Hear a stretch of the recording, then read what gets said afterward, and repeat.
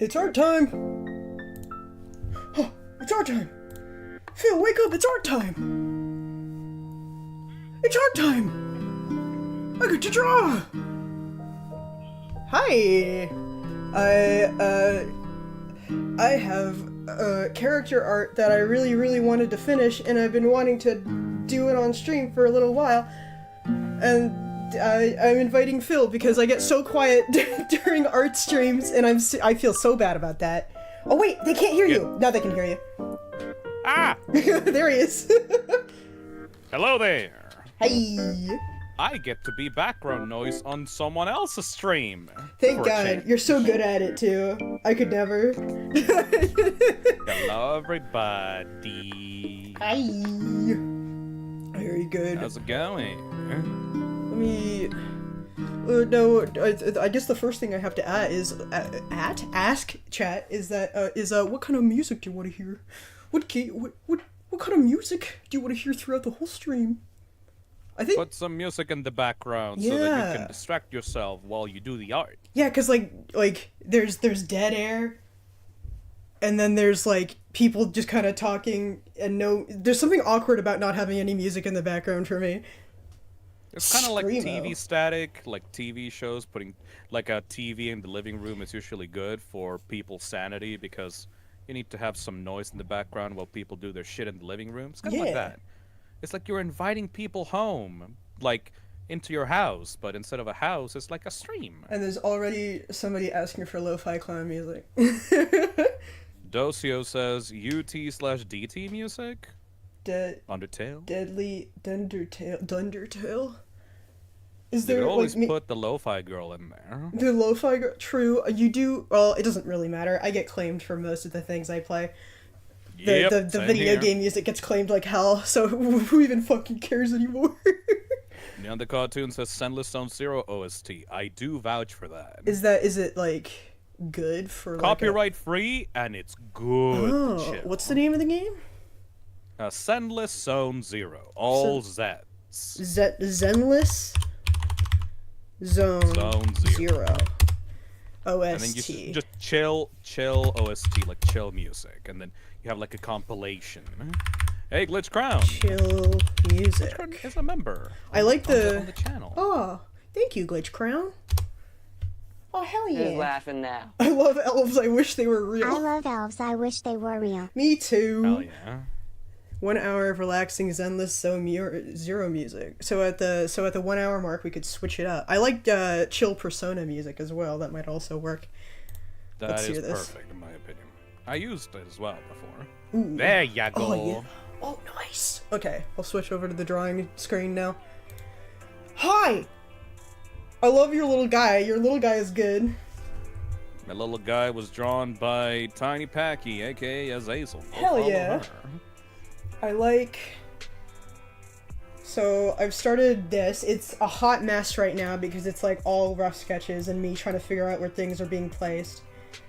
I think I'm gonna work on the other elf tonight. There's no way I'm finishing this tonight. There's no goddamn way in my hell. Nope. Depends on how much energy you get. It does depend. I know like a character can take a while, so we'll see. I also want to change the design on that stained glass window. I think I could do better than that. But yeah, let's see. You want here. to make it more complex? I want to like. I don't think I like that. Outer Wilds OST, maybe? Outer Wilds OST, maybe. I have not played I do Outer vouch for that Wilds. as well. That could also work. You should fucking play. I really should. I've been meaning to play it for years and I've never gotten around to it, which is the case for like everything ever. There's too much good shit going on. There's too much. Right now. What is At least happening? when it like comes to like media, like games, shows, and stuff. Like the world itself is like a shit place. Like all constant bad news in the world. But in terms of entertainment, like Arcane is like finishing off its like second season on Saturday. Like tons of good indie games and AAA games coming out. Like, Where's my good? as long as like you're a fan, as long as you're a fucking nerd, things are looking up.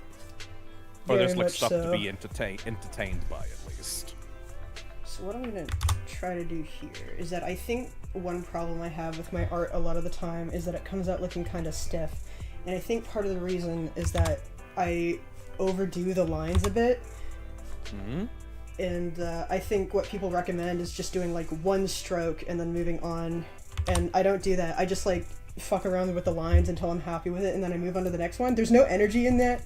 I lose the energy when I do it like that, and I found much more success in doing the same line over and over and until it works. Oh no. I have found that for expressions, like for like the faces of the characters, like you've gotten like way wilder than before. Yeah, I've been working on rolling back whatever it is that made me start doing like super stiff expressions. We've known each other for years, and seeing your art journey from like weird-ass Tumblr-esque FNAF fan art to like actual cool-ass like comic book / like super Western cartoon styled characters is so cool. That's exactly what I want to do. And I haven't gotten a chance to draw my own characters for a lot of the time because I've been doing mostly work for other people, and I haven't really given the time of day to my own stuff in a while. If I was an artist, I would probably also be doing like art streams. I think it helps with like keeping your ADHD brain busy while you're doing the line art and stuff. Oh yeah, I feel so much more productive when I'm streaming it because it's like I can feel people watching me. It gives you the social pressure. It gives me the pressure to not sit there and do nothing like I usually do on my own time. Is this the right size? I think it is. A little bit thick there.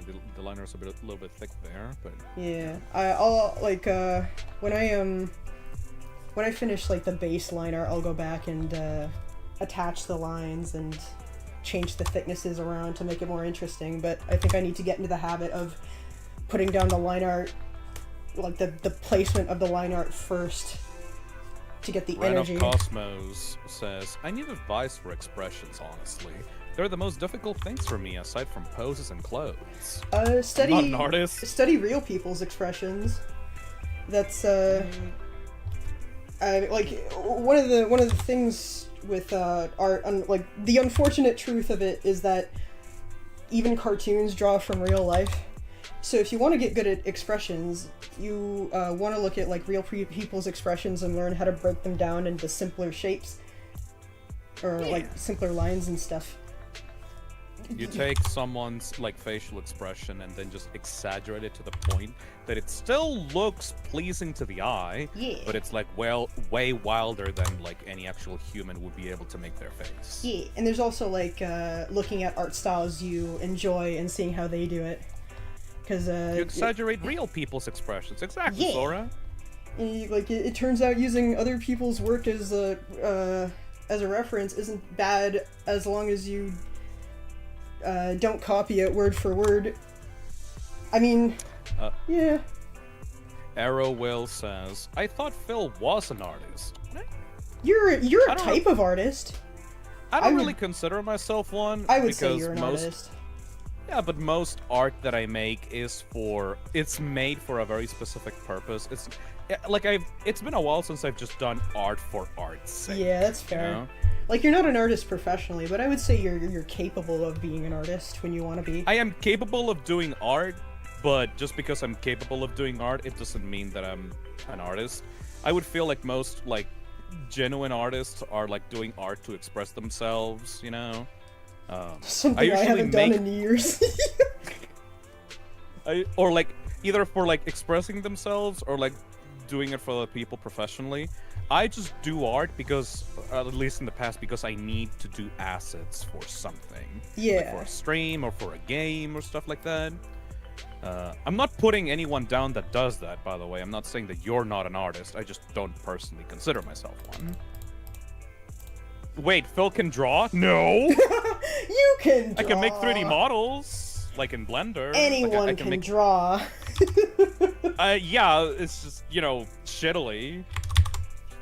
It's like, I make like a shitty ass I don't know, MS Paint drawing that is like really goofy like, and people think, oh my god, Phil, you did this so fast, how can you do this? And it's like, I spent 3 hours on this. Yeah, I mean, like, there's still a charm to it. I think that matters. That counts for something.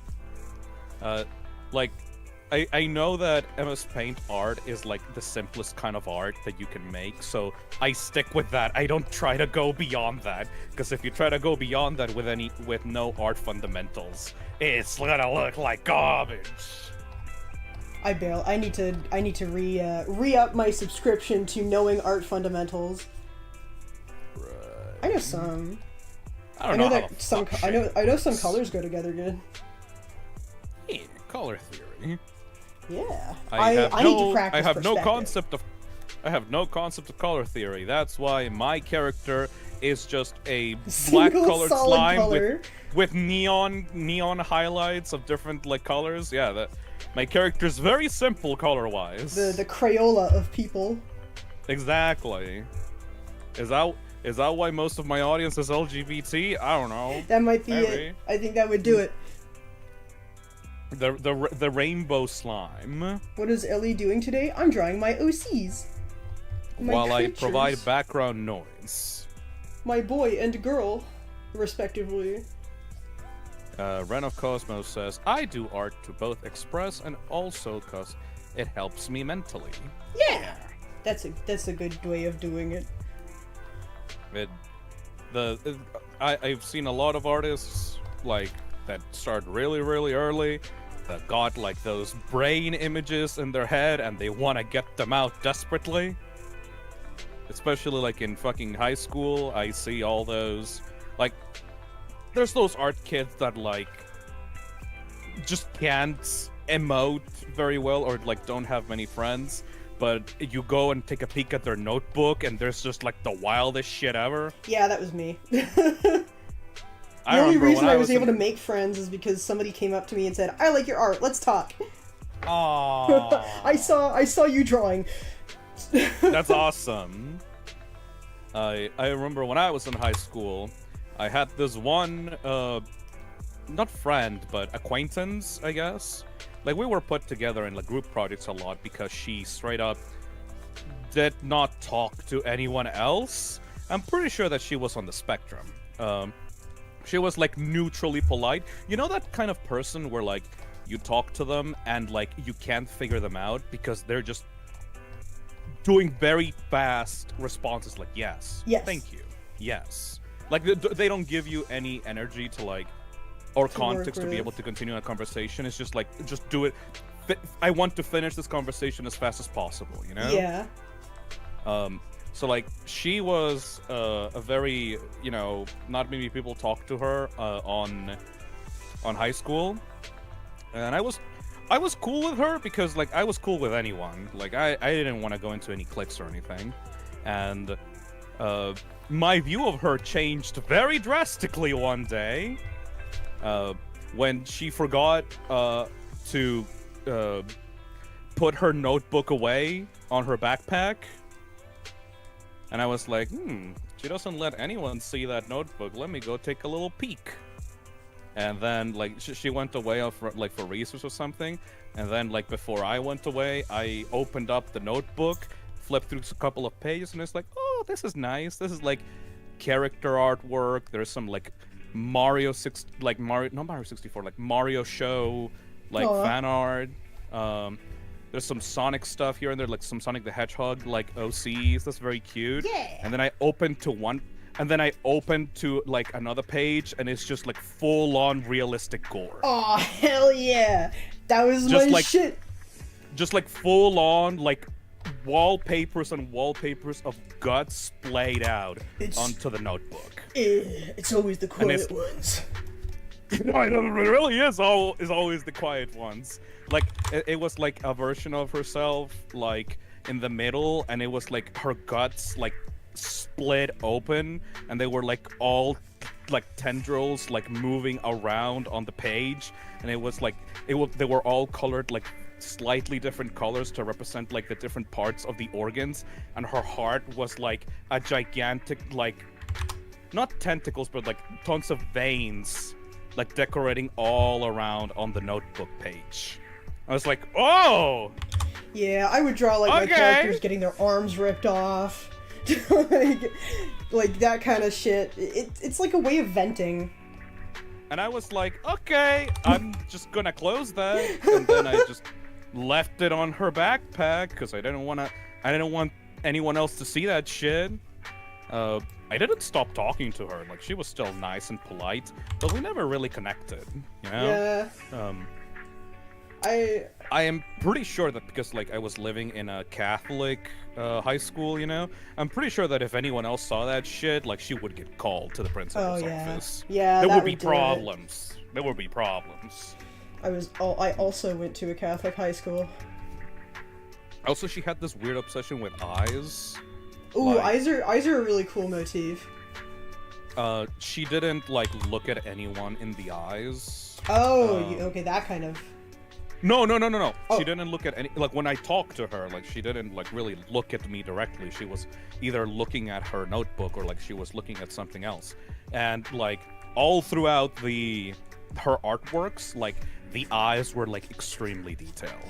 You know? Yeah. Like, the Sonic OCs, like, they had, like, tons of eyelashes and, like, little, like, you know the pink things, like, on the sides of your eye?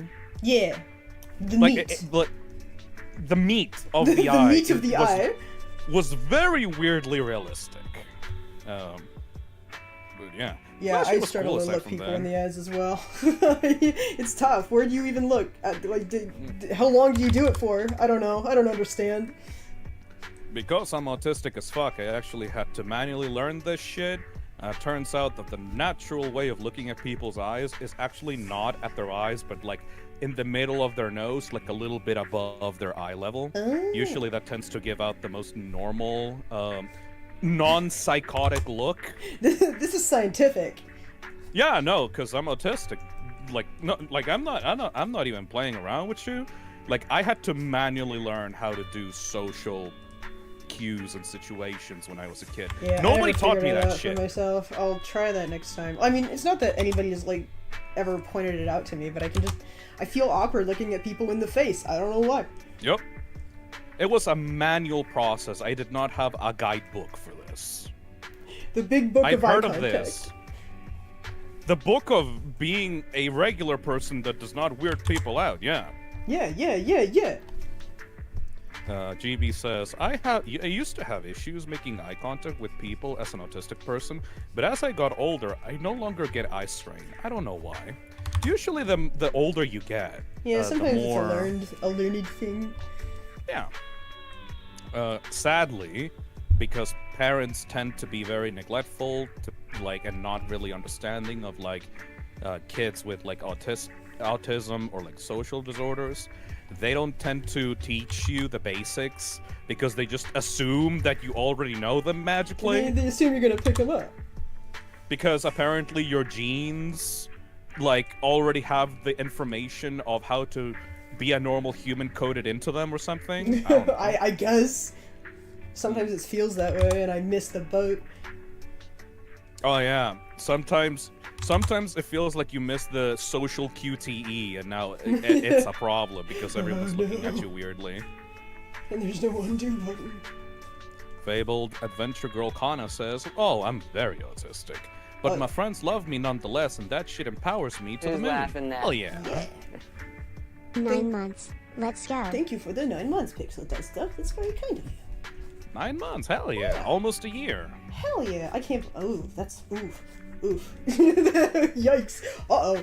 Almost Oh, no. a year, I've been boy. going that long? Oh, jeez. Oh, beans. It doesn't feel that way, It right? does not. It never feels that way. I saw people with, like, the golden butterfly that represents 12 months, and it's like, I guess I gotta make new badges. Yup. I made a lot of like badges just in case, and I never thought that people were gonna get to like the red glowing warning sign. That is I got there. fucking weird, man. Well, yeah, cause you're my friend. Yeah. But just random people that are interested in watching the streams, I thought that they would be You're like, my friend, you don't I thought they count. would have gotten bored by now, you know? Yeah, I genuinely do that appreciate tracks. the people that are sticking around. I do too. It's crazy. Like, even though my audience is a lot smaller, I like seeing the same people come back is like really, really nice. Yeah. Seeing new people around on chat usually is cool because it's like, oh, new people, welcome. New friends. But I also like I guess like a metaphor, like the regulars at the bar. Like, you know them, you know how they act, you can Holy trust shit, them. Addy Holy Shine. shit! Jesus Christ. Damn, alright, cool, thank you. Thank you for the $100 in memberships. Oh my god. Sam! Alright, everybody getting memberships tonight. Congrats. Congratulations, Shab the Vortian. Now everybody Testo can test. use the one where Grem looks like they're deteriorating. Thank you, Just a Shadow, Morg's commenting account, Joshua Jones, Late Tabby, Luna Dork. Oh, that's a lot. It's so many. Luna Dork, Scratch Guy 64. Money. And thank you, Little Jet Games. How's it going, Ellie? It's going pretty good. I'm with my friend. Friends. Oh, with my best friend, my good friend Phil. Congratulations, S5 for the membership, Tomato Toast, Foforo, Dante Crystal, Waluigi Boy, Ochara, Mortis, Void Sniper, Astro, Maestro, Astrolotl, and Natural Animal. So many people. Oh yeah. Didn't I say I was redoing Phil's avatar? I got distracted. That's fun by me. I had to remake it myself, which honestly was a very satisfying experience. I kind of like seeing the old one back in rotation. Hey Phil, in case if you missed my previous donation, you can What do up? another game to Phil for another stream if you want to finish the Piglet game. That could be cool. I left it unfinished, but I left it finished at like the best part of it, in my opinion. That game is cool. I love playing old PS2 games. I should do more of It that looked in the really channel. neat. I'm really happy to see like a Winnie the Pooh game going viral, because Winnie the Pooh was my first introduction to gaming. Not that specific game, Really? but Tigger's Honey Hunt was like my first video game. So I have a very special place in my heart for anything related to Winnie the Pooh at this point. You started gaming with the movie I started tie-ins. gaming with the funny Tigger. with the tie-in game. Yes. Oh, I also had the Mario Party clone for the PlayStation that I played like all the fucking time. This is really relaxing, actually. I don't just get to chill like this often anymore. Hell yeah. I mean, art streams are like that. It's not like you're gonna start talking like every single little bit of the process that you're going through. You're just like doing the thing that you're automatically used to doing, Yeah. but with people. I'm a terrible teacher, so if I were trying to like, okay, now I'm making the line square. I'm making the line square. I'm adding detail. I am a horrible teacher. I'd be terrible at it. My dad came up to me and was like, "You should teach art," and I'm like, "Fuck no, God no, hell no, Dad, you don't know. You're a good teacher, but I'm not." Speaking of which, like, I guess for some reason my mind is like in high school mode right now, but I just have this thought of like, I've seen so much bad shit in high school.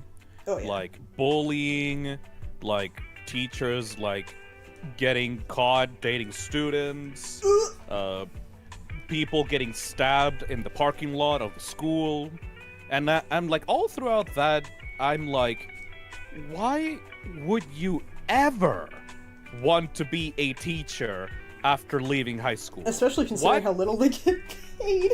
What possesses you to become the thing that you once hated? A desire to help the youth of tomorrow. Fuck them.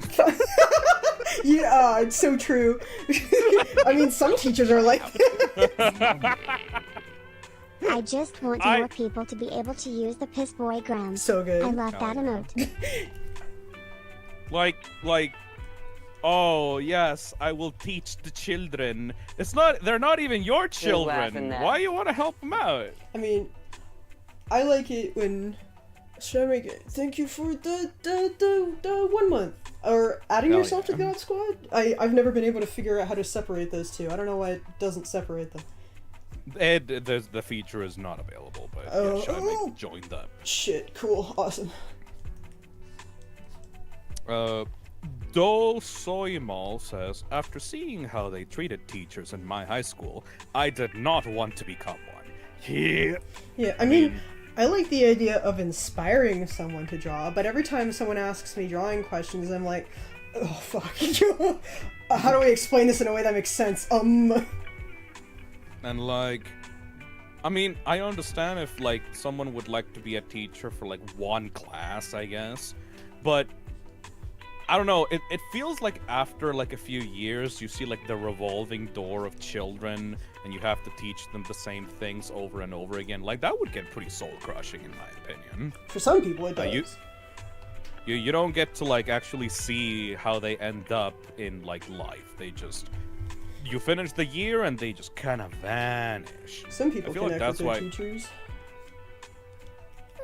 I've had pretty good relationships with my teachers when I was in high school, but I never like wrote to them or told them, hey, I'm a VTuber now.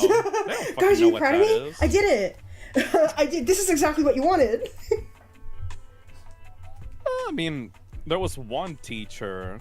I had like 2 English teachers that I like really remember, and like one of them was a cunt. Like, I hated her. I've had plenty of those. And she hated me. But the other one was like, hey, Phil, like, you seem like you really know your English. Like, you're probably gonna have a job, like, outside of the country by this point, because, like, you can, like, I don't know, open yourself up so much more in English than you do Spanish. Like, you're gonna do well, like, outside of the country. And now I'm like, you were technically right. Yeah, in a way. In a way, you have I am technically, I'm not technically outside of my country, but like I sure as hell am opening myself up to the English community, I guess.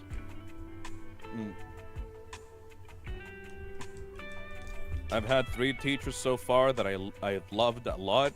Most people have like that 1 or 2 really cool teachers, and most other ones are like either killjoys or like actively hate you for some reason. Dude, I had a teacher. I went to a private school for a couple years, and I had like, in a private school, it's like, the reason it's private is because it's like, I guess, privately funded, so they can hire whoever the fuck they want. And my math teacher was a fucking wild dude. He was like constantly drunk.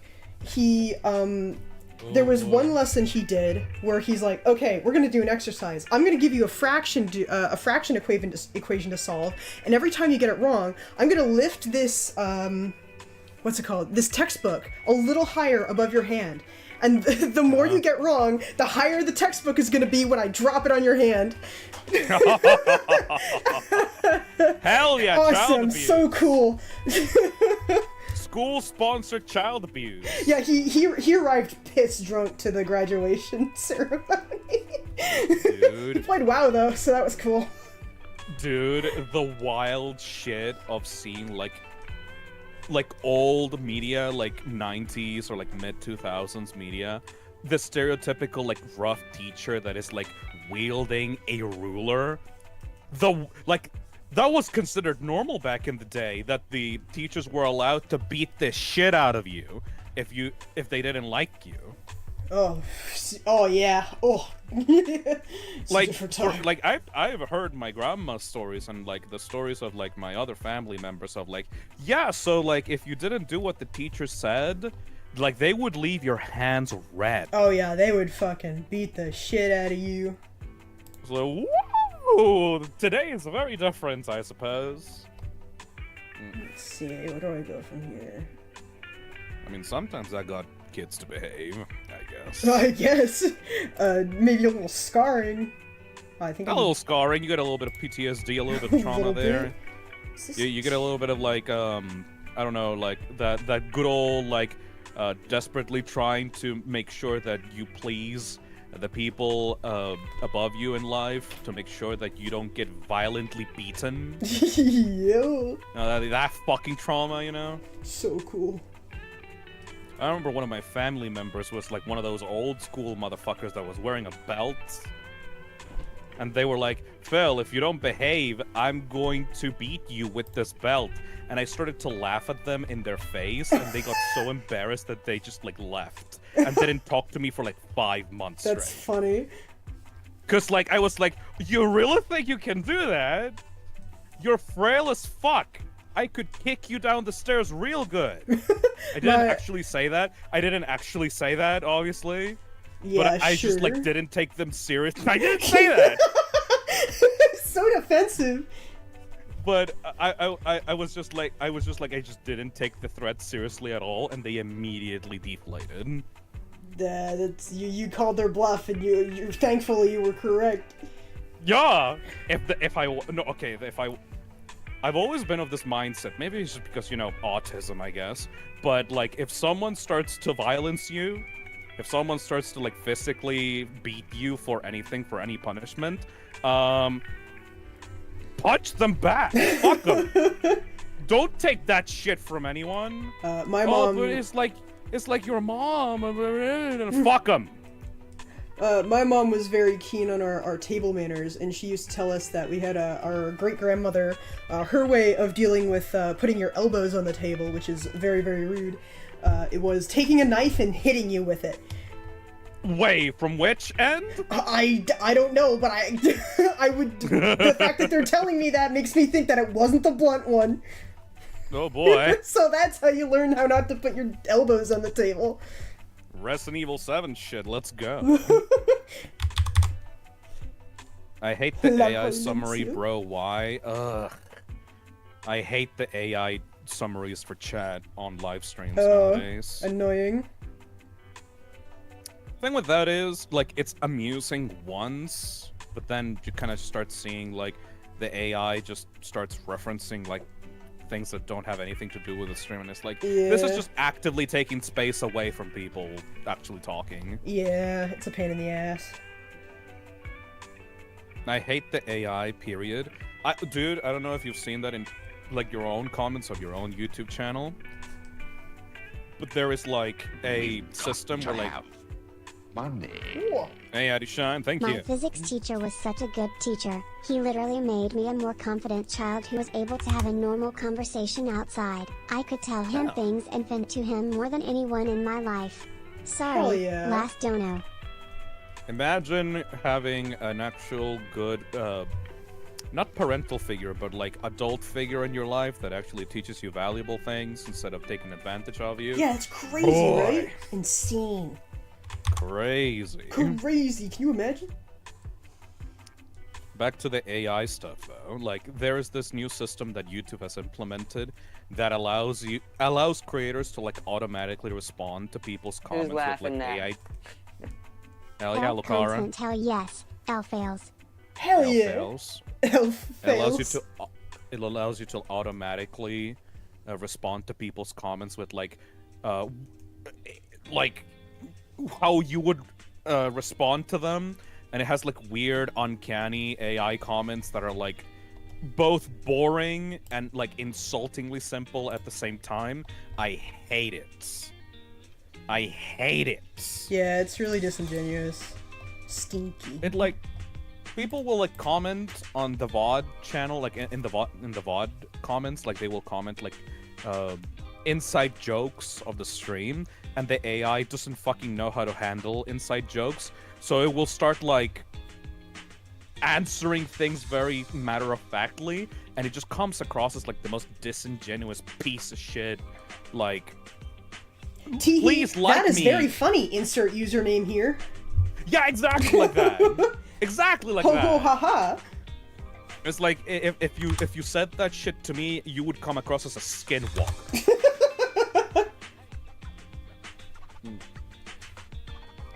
Seeing all the AI garbage as a graphic designer is very depressing.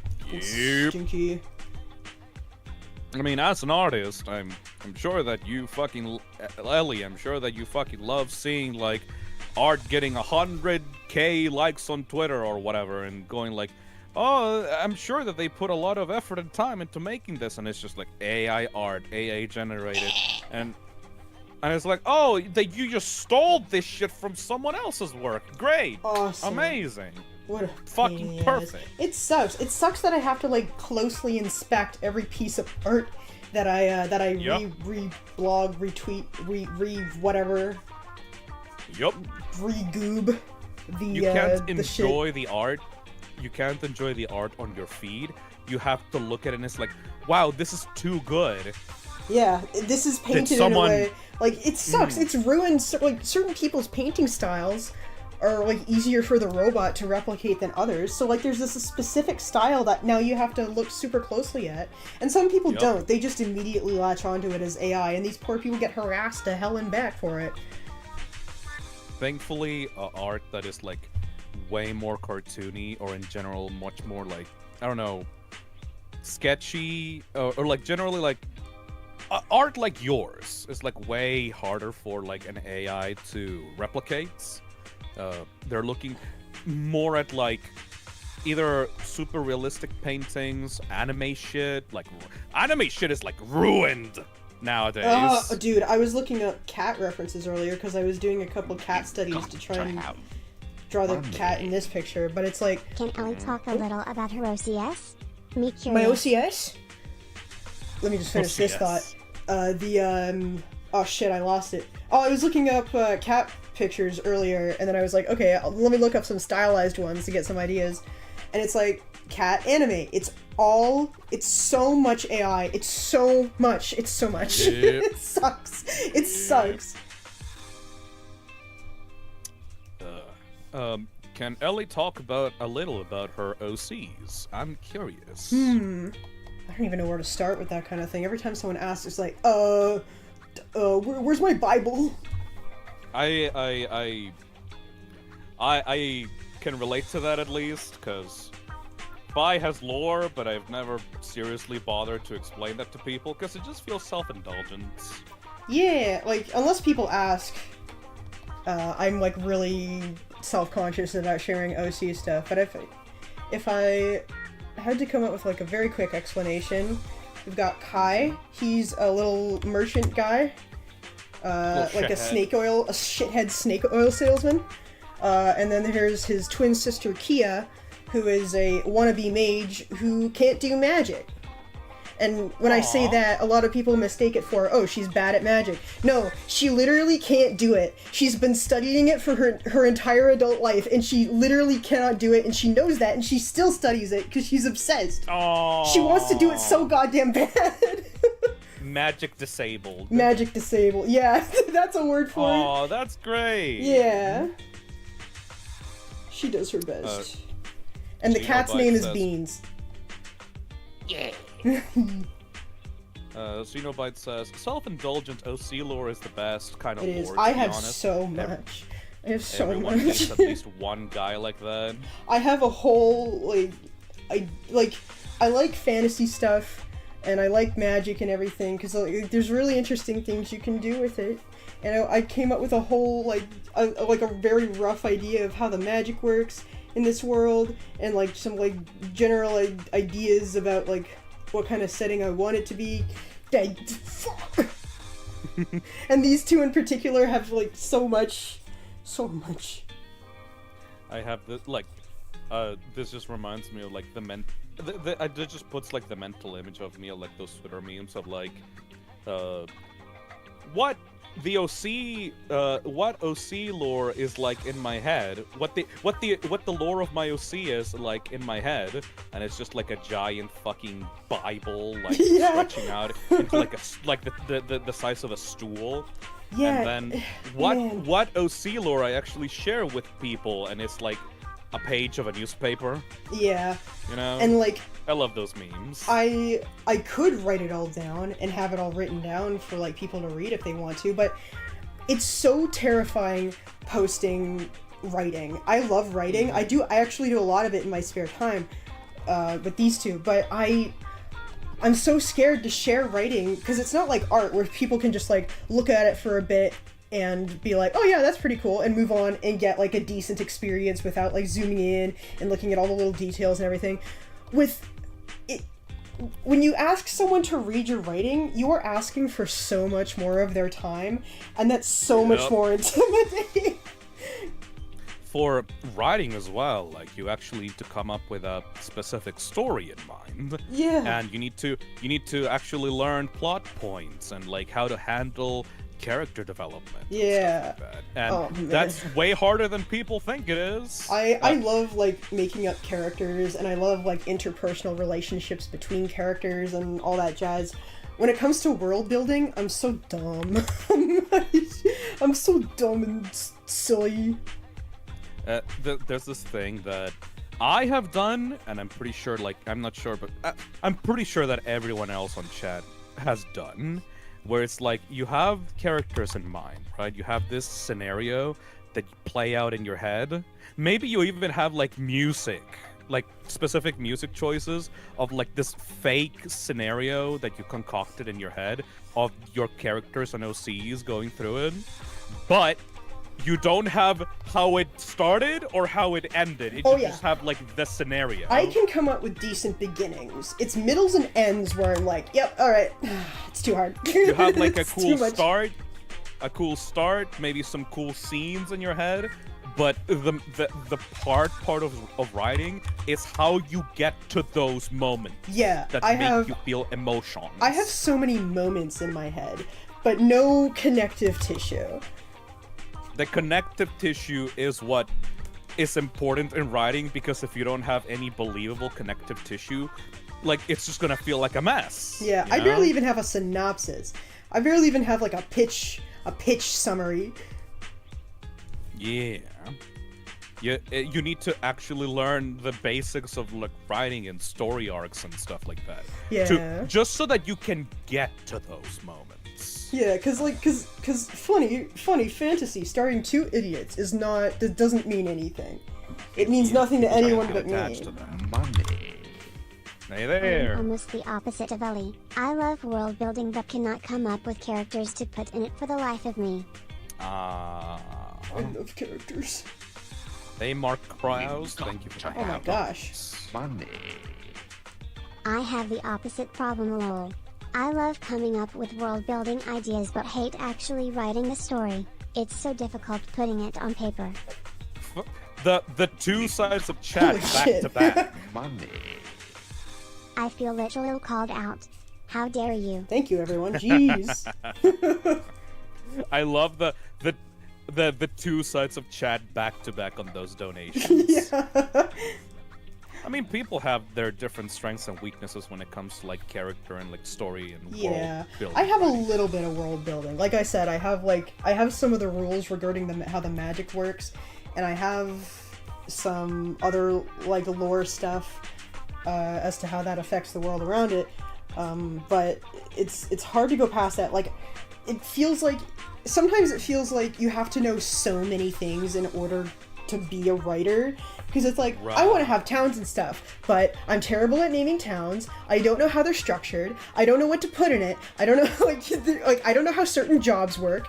Like, they're like there's so much. It's like I have to know so much. You can't put in your story. You can't put a hospital, even if it's a fake hospital, if you don't actually know how hospitals work. Yeah, that's why the magic is so fun to do, because, like, magic and supernatural stuff and all that, like, I can just make shit up. I can just do whatever I want. I can draw from real life a little bit, but it's so much more interesting if I take my own direction. And, like, it's cool like that. I like that stuff. I want to do monsters and I want to do magic. And when it gets to anything that needs real life knowledge, I might still make up shit. Yeah. That's a funny thing that happens sometimes in shows or, like, books or, like, movies, where it's very obviously clear that the author doesn't know how the fuck this thing works, but he wants to add it into the story regardless. Oh, yeah. Like, there are entire, like, TV tropes pages of, like, artistic licenses for, like, certain things. For example, I played on the channel, and, like, on my channel, I played, how was the game called? something quiet deep. I forgot the Chad. What was the name? It was like you were in the oil rig, and you fought against the John Carpenter's The Thing looking ass motherfucker. Stowaways the Deep. There we go. Thank you, non-creative. In that story, I will not explain to you the whole story, but there's this moment where this one character, before getting out of the oil rig and escaping the monster, he needs his insulin, right? Yeah. Because he's diabetic. And if he doesn't get his insulin, he can't get out because he will die, right? And later on, I watched and I looked through some videos and comments, and after like I finished that game, because the story was actually really cool. I really liked the story. And some people in like the forum posts described that doesn't make any fucking sense, because when you're diabetic, you're not gonna just die within like 5 hours if you don't get your insulin. You're gonna feel really shitty for a few days, but you can still survive. And I'm like, shit, I didn't know that. And then at the end of the game, because the dude didn't get his insulin in time, he died. You know? So it's like, it's just completely non-applicative to like real life. The author just made shit up because they wanted to use the concept of like getting a person's insulin as like a plot point in their video game. Yeah. So it's just this thing of like, sometimes authors fuck up because they can't know everything. And then there's science fiction writers who know the exact mechanics of like they don't know exactly how to build a submarine, but they sure as fuck know how to describe it. Sometimes you have authors in media that you can very obviously tell that they spend an autistic amount of time in Wikipedia trying to learn everything. Well, even before that, like, have you ever read like one of those classic sci-fi novels, like 20,000 Leagues? Do you know like yes, the amount of detail like they go into, and like some of them are so good at predicting future technology because they wrote it so good. Or so good is subjective. You can tell when like the author of the story has like a PhD in the shit that they're describing. That was like primo nerd shit. And then there's an entire chapter where he just talks about what fish look like. Yeah, like and then a squid does a thing, and then they go back to describing mechanics. I love these moments sometimes in like video games. Like, okay, I know very specific authors that do this. I think I talked with Maven about this on the Deadly Premonition stream. But it's like, yeah, they just went onto Wikipedia this one day and searched up like the definition, like how this one weird aquatic species of like parasite work. And it's like, don't you know that the Aquarius oblongata is like glows in the dark when they're feeling stressed? And then they just make like an entire like, they make like an entire fantasy creature based around this weird fucking fish. I love that they found on the ocean this one time. I want to make up fantasy creatures so bad. I gotta do more creature design. I love it. I love like there's this guys. one author, some motherfucker in like that wrote up Resident Evil 8. Was obsessed with like marine life, and then when they had to learn, like they had to write up the lore about how this Magneto motherfucker, like Heisenberg, how he has his magic like metal powers. They just put a note in the game that says, oh, you know, he got the DNA of like an electric eel who can control the magnetic field of like metallic objects. And I'm like, that's not how it fucking works. You just got that from Wikipedia. You saw the word magnetic field around in the Wikipedia article of an electric eel and just fucking ran with that shit. It's so cool.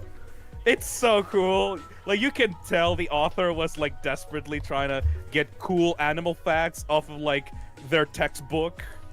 It's great. Oh, you know what I'm gonna need? I'm gonna need for the spine of these books, I'm gonna need some funny book names. Ooh. Some funny, silly book names. What would be a good, silly book name for these books? Why am I different? Why am I different? The art of balancing. That's my suggestion. Oh. Gravity and how it works. How to take care of your little feline. 3,552 cat facts. Oh, it's so small. How to be confident like your other twin. how to be like how to live up to your twin. Oh, a self-help book. Self-help book.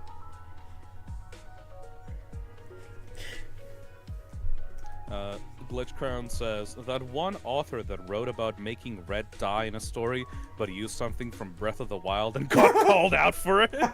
I think that was like a straight up like science book. What? No, Dang. was it a science book or was it like a fictional story?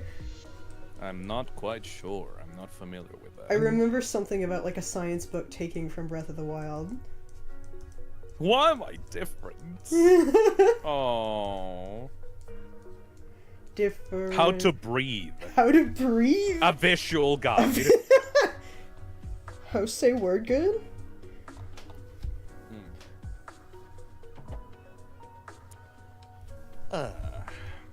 People still are talking about making OC lore. Hell yeah. We love OCs in this house. The problem with making an entire, like, explanation post about OC lore is that, like, people want it, but what they actually really want is an actual proper story with those characters. Yeah, that's if the you thing. just, like, I'm so nervous about, like, sharing story stuff about my own characters because it's like, well, I need to have something cool to back it up. Like, in order to get people invested, they gotta see these... I mean, some people have had pretty successful OCs without writing a full story, and it's just been, like, either, like, short comics or just a lot of art of them. Just, like, any kind of content. It doesn't have to be a fully fledged story, but there's still gotta be content. There's gotta be stuff that people will relate to. It's why I want to draw more OC art, because the more I do, the more likely I am to get to info dump. And that's my goal. From what I've understood of, like, OCs that get really popular online, usually what you gotta do is... essentially every single comic or, like, shitpost that you make with them has to stand on its own merits. Yeah. You know? If you reference something within the work that will straight up only fans will know, that will kind of alienate people, you know? You have to think about it from the perspective of someone that just saw that one thing. It's really good to showcase, like, their personalities in a clear way. Exactly. Like, they got people. Like, do you get it? Yeah, what makes something, like, really intriguing is, like, one thing of character design that I hear a lot from, like, people from Disney and all that is, if, like, your character's design and their pose and their, like, in general, if you're trying to showcase a character, their personality should be clear as possible without any words. So, like it, their visual design informs their personality. Yeah, it's why I've been so hung up on this asshole's design for so long, because I had a whole thing for him, but I looked at him and his outfit and everything. It's like, this really doesn't look like that thing. So I made him a bit more showy. I gave him, like, more gold stuff around his robes and everything, just to make him look more flashy, because that's who he is. Before, he was wearing a lot of browns, and that's not flashy. I have very bad memories, so I barely, like, remember the stuff with Kai, but from what I got from the design, it seemed like he was, like, more, like, in a thieves guild or something. Yeah, and he was a thief. But he was still, like, a flashy guy, like, and it's just like, this doesn't... I know thieves can be like that, but I really like the idea of him being, like, showy, and I think he'd do better as, like, a salesman of some kind. Like, he can still do thiefy stuff. Like, he can still pickpocket people once he's... like, if they don't buy something, maybe he just takes their money. Like, it's more like a showman type thing. Like a like con Dr. man. Facilier from, like, Princess and the Frog. Yeah, but stupider. but not cool. In fact, quite terrible. Like, a terrible Terrible at what he does. Terrible creature. Just an awful creature. He's trying to make up for, like, his terribleness by looking as cool as possible, but he actually sucks. Yeah, exactly. He's trying to... He's really trying to fake it till he makes it. I like that. If you genuinely, like, as a suggestion, I guess, like, I've followed these artists on Twitter that have, like, really, really popular OCs. And it's like, design-wise, you need to have, like, you know, a design that is, like, easy for people to make fan art off of, yes, right? that too. But their personality, like, it needs to have, like, I just learned what this character is 2 seconds ago, and the thing that I'm watching right now is like a cool showcase of their personality. Yes, you know? Exactly. Like, being able to latch onto a character immediately is super helpful. Like, I see this guy, and I know basically his whole deal just by seeing him. And that's really intimidating. Like, you don't have to know their entire backstory by looking at them.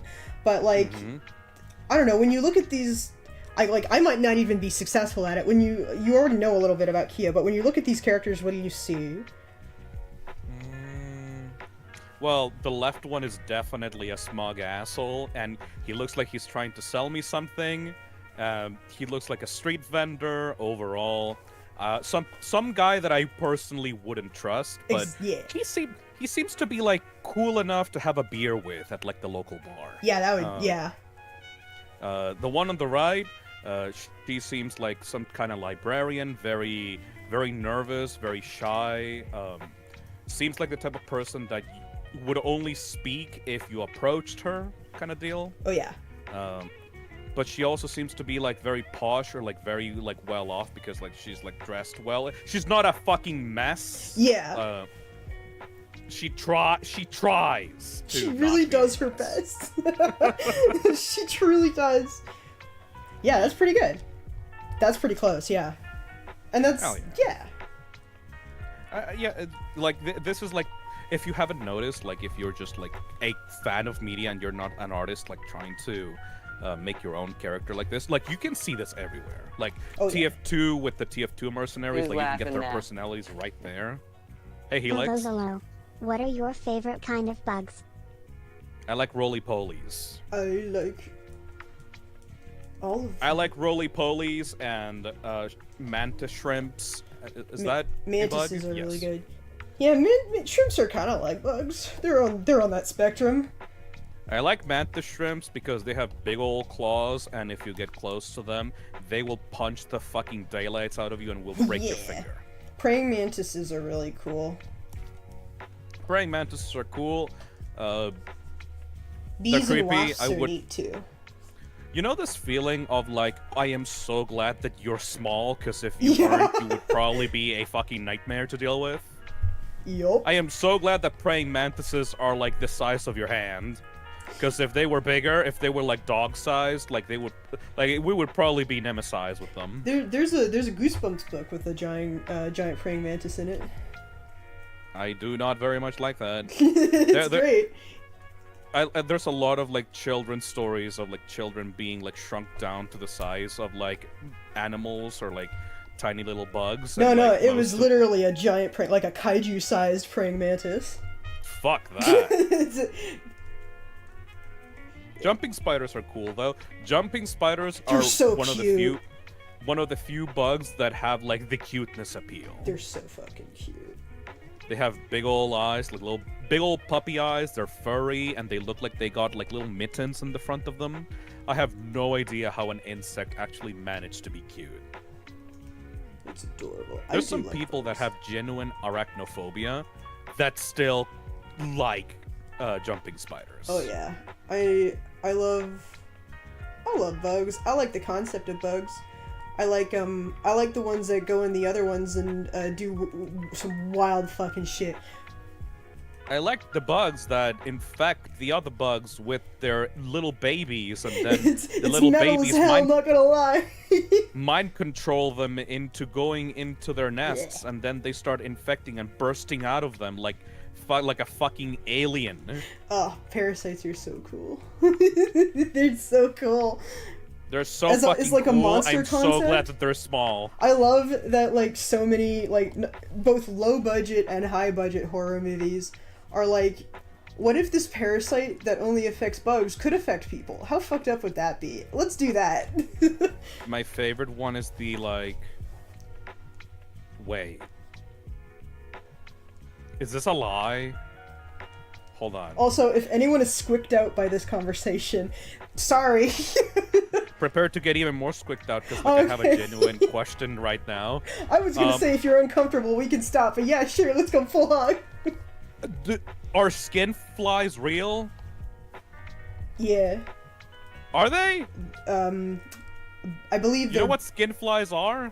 I believe there's bot flies, which will indeed infect you. Right. Okay, so they're real then. Yes. Okay, good. Those okay, guys are fucked up. Those guys suck. Okay, some so people bad. say what? Dosiomel says what? I believe so. Does he mean bot flies? I think that they're bot flies. Yeah, bot flies What are is the skin ones flies? that get Okay, so like when I was a kid, for those that don't understand what skin flies are, I mean, for me, like when I was a kid, they were called like moscas de la piel. This is because, almost like, worse than the fetish conversation we had on the Bugs live stream. I mean, no, I can go worse. It could get a lot worse than this, but it's Don't it's worry, like I am toward that. I am boosting. I'm like you're like the frog in the pod. I'm like slowly turning up the heat. On the water. But like, not genuinely though. Like, I'm not being like I'm not doing this for like shitting or like joking around. Like when I was a kid, my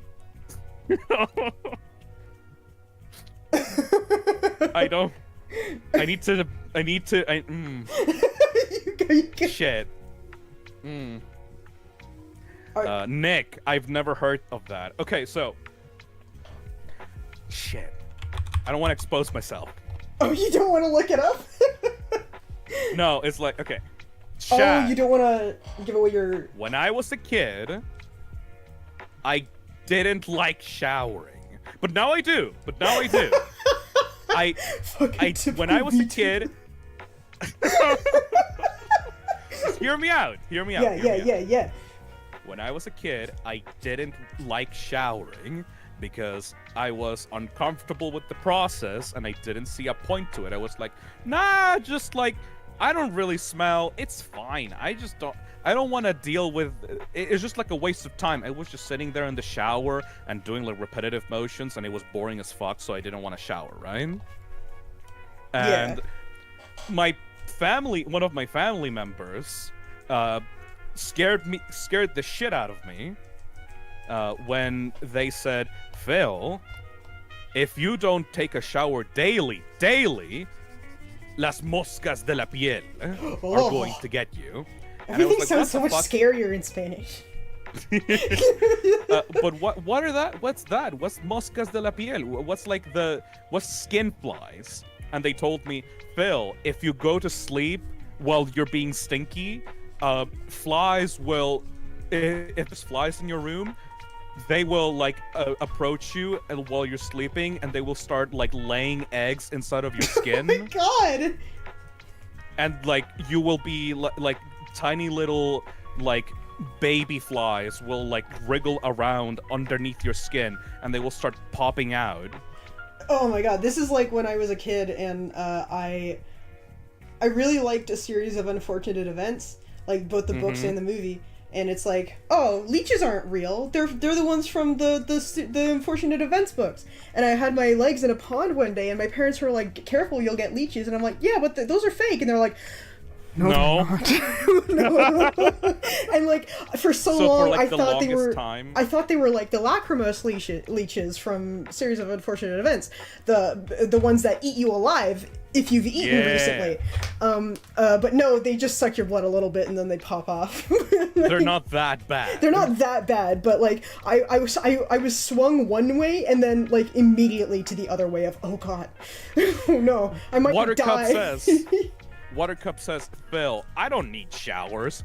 The 7 flies buzzing around him like York. No, so that's the thing, right? Dude. That's why I actually believed my family. Like, Because of the fly motif. I don't get tricked by that shit usually. Like, I never believed Santa was real because that concept was fucking stupid in my brain. But I genuinely believed the skin flies because I was like, oh, in cartoons and shit, you always saw, like, when characters were stinky that the flies were buzzing all around them. So I was like, shit, they're trying to get inside of their skin. They were trying to get them. They were going to put babies on their skin because they're stinky. That's fucking wild. And I was like, insane. And like for a period of time when I was a kid, I had like a death fear of like flies in my room. Oh no. Like I had to like make sure that there were no flies in my room when I went to bed. And eventually, okay, bot flies are kind of like similar to that, I think, maybe? I don't know. I don't know what the fuck bot flies are. Bot flies are nothing like that, but they do do it. Not under those circumstances, but they will just do it. I think being clean might help? I don't know for sure, actually. Maybe, and like, I don't want to that's look it how up because I'm scared of the images. I don't want to... That's how my family at least sold the concept to me. Just like all flies will want to burrow into your skin. I mean, that's the best way to tell a lie is to have a little nugget of truth in there. Yeah. Isn't imagination beautiful? Dude, I had fucking nightmares about that. I had fucking nightmares that flies were like going to like hold me down in my bed and start like making eggs on my face. Did chat give any book title ideas?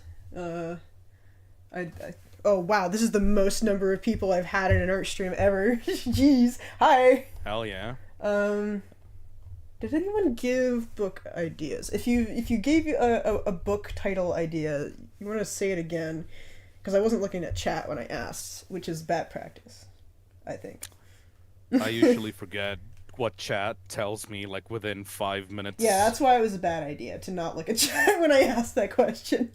How to read. How to read. Says. She reads all. I was thinking of giving her glasses, which occultism for idiots. How to breathe. A visual guide. A visual guide. Oh yeah, I remember that one. Lamau, so tunnels aren't the only thing that Phil fears? Well, that was like the fear that I had as a child, you know? Like, magic and how to avoid it, reverse psychology. Like, now that I'm a stinky adult, like, I don't give a shit. Like, I kind of got over it after a while. Oh, no, wait. You know how I got over that fear? Also, the music stopped. Oh, did it? Oh, shit, yeah. Oh, wow, it's already been an hour. Jesus Christ. Okay, it's already been an hour, let me put on Persona 3 chill music. You've got to have. Hey, Mark, thank you for $5. Speaking of nightmares, I've had several FNAF nightmares, and one of them gave me an idea for a fan game set in an Afton robotics animatronics factory.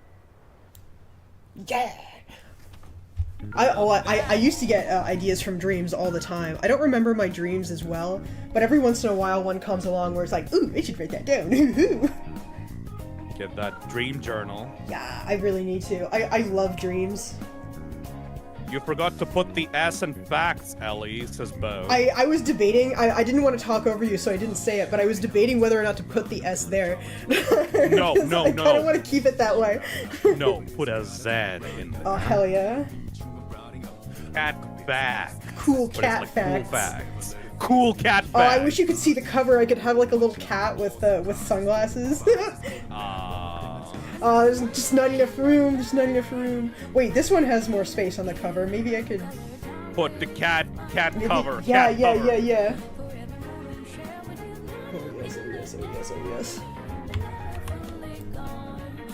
Adding us. Oh my god, this music makes me so happy. Holy fuck. I gotta continue my Persona 3 playthrough. I wish I had the attention span to play long games, gonna be honest. Oh, it's so good. It's so fucking Most long games I usually leave unfinished. Like I still haven't finished Subnautica, and I feel really bad about it. Oh yeah, I mean with those kinds of games, it's like it's a survival crafting game.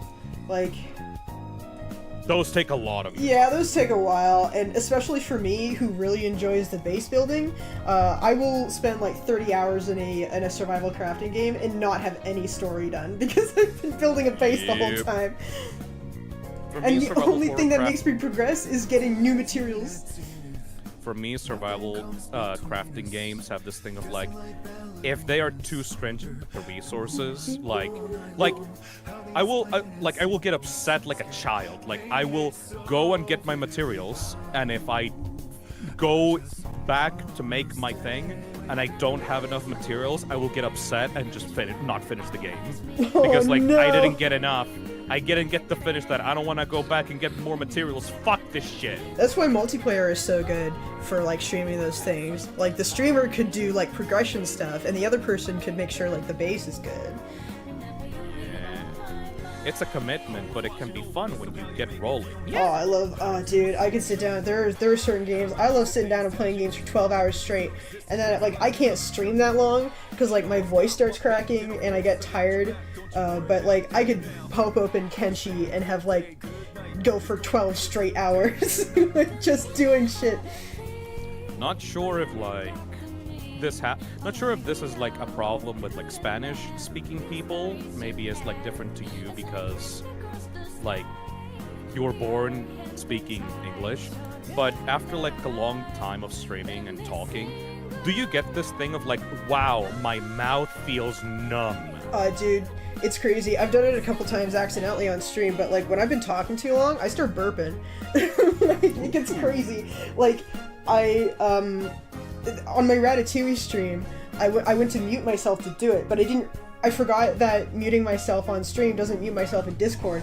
So Bonzi heard me rip a real loud burp, and like nobody else heard it. Nah, that's content. That's content, though. Oh, dude, it goes crazy when I've been streaming for too long, especially because that's a weird physical response to talking for a long time. It's really strange. I don't know why, and it's really embarrassing. That's weird. It's really strange. I need to get used to doing it. I gotta start doing it without worrying about muting. Who cares? Yeah, no, like people, if you have good like comedic timing on the burp, then that's real good though. Like it doesn't work if you're talking about serious subjects on stream, but if it's like a joke, you could totally like have one in the chamber, you know? Like if you got a burp in the chamber, you can just say some stupid shit and end it off with a burp, and people love it. The How to Read book is got that shit locked in the chamber. Bo says, "Hey, can you turn down the music a little bit?" Oh, I can. Yeah, my face is like, whoop, I went backwards in the video. Whoops. I think it's like it gets a little hard to hear us because the dude is also talking. Oh yeah, because it's the rapping. Yeah. He do be rapping. Okay, so yeah, that's I'll really turn hard it. for people. So let me know if that's better. Differentiates like the people talking. Yeah, I didn't even think about that. Vic says, "Hey Phil, how did you learn Spanish? It's hard." Well, I mean, like. Yeah, Phil, I did in Spanish. Yeah. I mean, I looked at some very funny kindergarten books, I guess. I had a really good teacher. It was called my grandma. I don't know if you know, but I have the Latino blood inside of me. Maybe I sound too white for you. I don't know, but I do know the Spanish. I had to learn English, motherfucker. That's the fun part. You don't. Yeah. I mean, Spanish is fun because we have this weird rule where we like give genders to objects and concepts. Oh yeah. I struggle with that so much because you don't do that in English. No, it's so funny seeing Americans struggle with that shit. I have such a hard time with it. like Americans will start like naming like objects like weird genders, and I'm like, this guy doesn't know what the fuck You would he's think talking I'd be about. somewhat good at it because I think French does it too, doesn't it? Yes. Yeah, so like if I'd paid attention in French classes, maybe I wouldn't be so dumb. But I don't do that. Okay, Ellie, like pop quiz. What gender is the Verb moon? Olympics should be one of the books. Verb Olympics. should be one of the books. Oh jeez. I think What gender is the table? the moon is a woman. You're good. Good. Yeah, I remember that. I don't know what table is in Spanish. Tables are ladies. You gotta. I gotta know the name in Spanish, you know, because like lady. I think I'm like vaguely remembering the rule because I did take Spanish classes as a kid because like I saw an ad for Spanish classes in the note. No, that's not what it's called. Uh-oh. Okay, between a bicycle and a car, which one is the lady? The car, the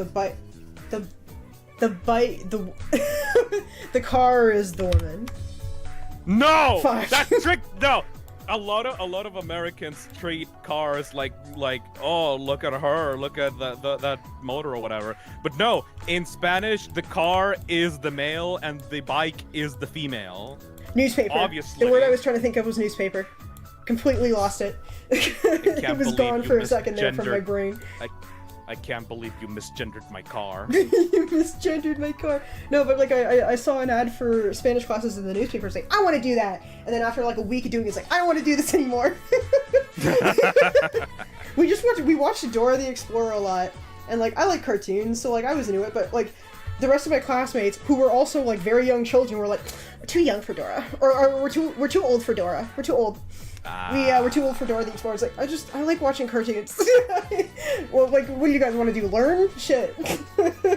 Bo Jade says, now we need a hot car husbando and bike waifu. Fun fact! Fun fact, Ellie.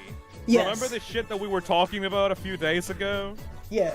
What? Remind There me. is this game on Steam right now called Date Everything. Oh yeah, yes, you showed me that. And it looks It's coming out on February 14th. Ooh, oh, that's cute. That's like Romance Day. It is being published by the same guys that released Worms Armageddon. That's wow. And- I didn't know that. I thought it was an indie game. Oh wait, is Worms indie? I mean, it is an indie game, but it's being published by Team 17. Oh. And like in this game, it's like it has like this Tumblr art style, has like really sexy characters, both men and female. And the plot of the game is that you're just some sad shithead that received like a pair of glasses in the mail, and apparently those glasses make you hallucinate normal household objects into like hot anime people. That Like sounds your very fridge is an good. anime girl. The map, the globe map is like an anime girl. Your fireplace is an anime girl. Your vacuum cleaner is like this super fucking like hot guy with dreads called Hoover. It's great. He looks like a Power Rangers character. God, that's so funny. I It- love that kind of shit. Can you date a pillow in that game? Dude, there's like over 100 dateable Oh my characters. God. The game is literally called Date Everything, and you're stuck inside of this house, and you have to date every single thing. That sounds amazing. That's so goofy. I'm sold. Hell yeah! That's the good shit. Alright, this line art's looking good. About this game, Date Everything brings an Yeah, this looks exciting cute. new twist on the dating simulator genre. Your BFA in customer service unfortunately goes to waste as you lose your job to AI. But a mysterious stranger sends a gift. Magical glasses called Date Viators, which make your house come alive and dateable.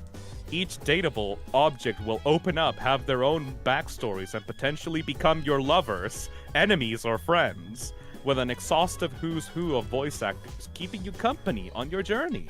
My favorite kind of like Tumblr sexy man type persona is like the laid back, like chilled Like, either laid back and chill, or massive piece of shit, but still kind of laid back. Speaking of laid back or chill, you can literally take your fridge. Oh, There's hell like yeah. your fridge is called Freddy, and he's like a giant muscular werewolf man with a giant furry coat. You just said werewolf. I'm all in, baby. No, look at this shit. I sent to you the thing on Discord. I'm all in. I was already in. Look at that muscly, sharp-jawed werewolf motherfucker. I don't know what noise I just made. Yes! He's making puns about bread. He says, I like Oh, he's a big Yeti because butts, he's chilly. and I cannot lie. Oh, he's a Yeti. I thought he was like... Yeah, but that's pretty close. It's still a monster. I thought he was a werewolf. I'm still in. Yeah. A werewolf would be preferable, but that's still pretty good. It's just like that, like... You watched wow. Twilight, didn't you, Ellie? You just pegged the you just... Yup. And I loved it. And then I was like, I pretended to hate it because everybody else hated it, but I secretly loved it. There's something about media for teenage but girls. I love this shit. It's so good. Exactly. There's something about media for teenage girls that gets such a bad rap. So like teenage girls were gaslit into thinking they had bad taste for years, and it's like, it's not good taste, but it's like whatever makes you happy, man. If you want to fantasize about like your hot vampire boyfriend who might kill you, go ahead. Because it's like, in theory, nice. Nice.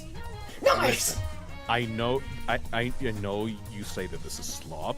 I know that it's pretty probably slop. It is because slop. like It's slop. It's sloppy as fuck, but I love it. It's so fucking good. It's so fucking good. I've grown from that mentality because like when I was younger, I had this objective feeling of no, only things that are actually good can be popular. You know? I had this feeling of like, you're cheating if you are something that is not objectively good and you are succeeding. If it's popular, it's good to someone. And it's as appealing entertainment to someone. yeah, as entertainment, it's really the best you can hope for. Like, sometimes you don't need like the most high class art. I don't need it yeah, to sure, be good. Sometimes like, I just for need example, it to be like, cool. Arcane, for example, is like a show that's like really high quality, 10 out of 10. Every single episode is a masterpiece, like master like artistry and on display. It's like the best thing ever fucking made for like a video game adaptation. But sometimes you just gotta like you want to watch some you want to watch some Max the Monkey, you know? Yeah. You want to see some like slop on your YouTube shorts. You wanna dance and like sing along to the nugget. I wanna see the werewolf take off his shirt. Nick says we have to watch Arcane tomorrow. Yeah, we do, Nick. But also consider, what if I just sit around on the couch watching like 50 YouTube shorts about Max the Monkey trying to like ask for help about his fucking school problems, though?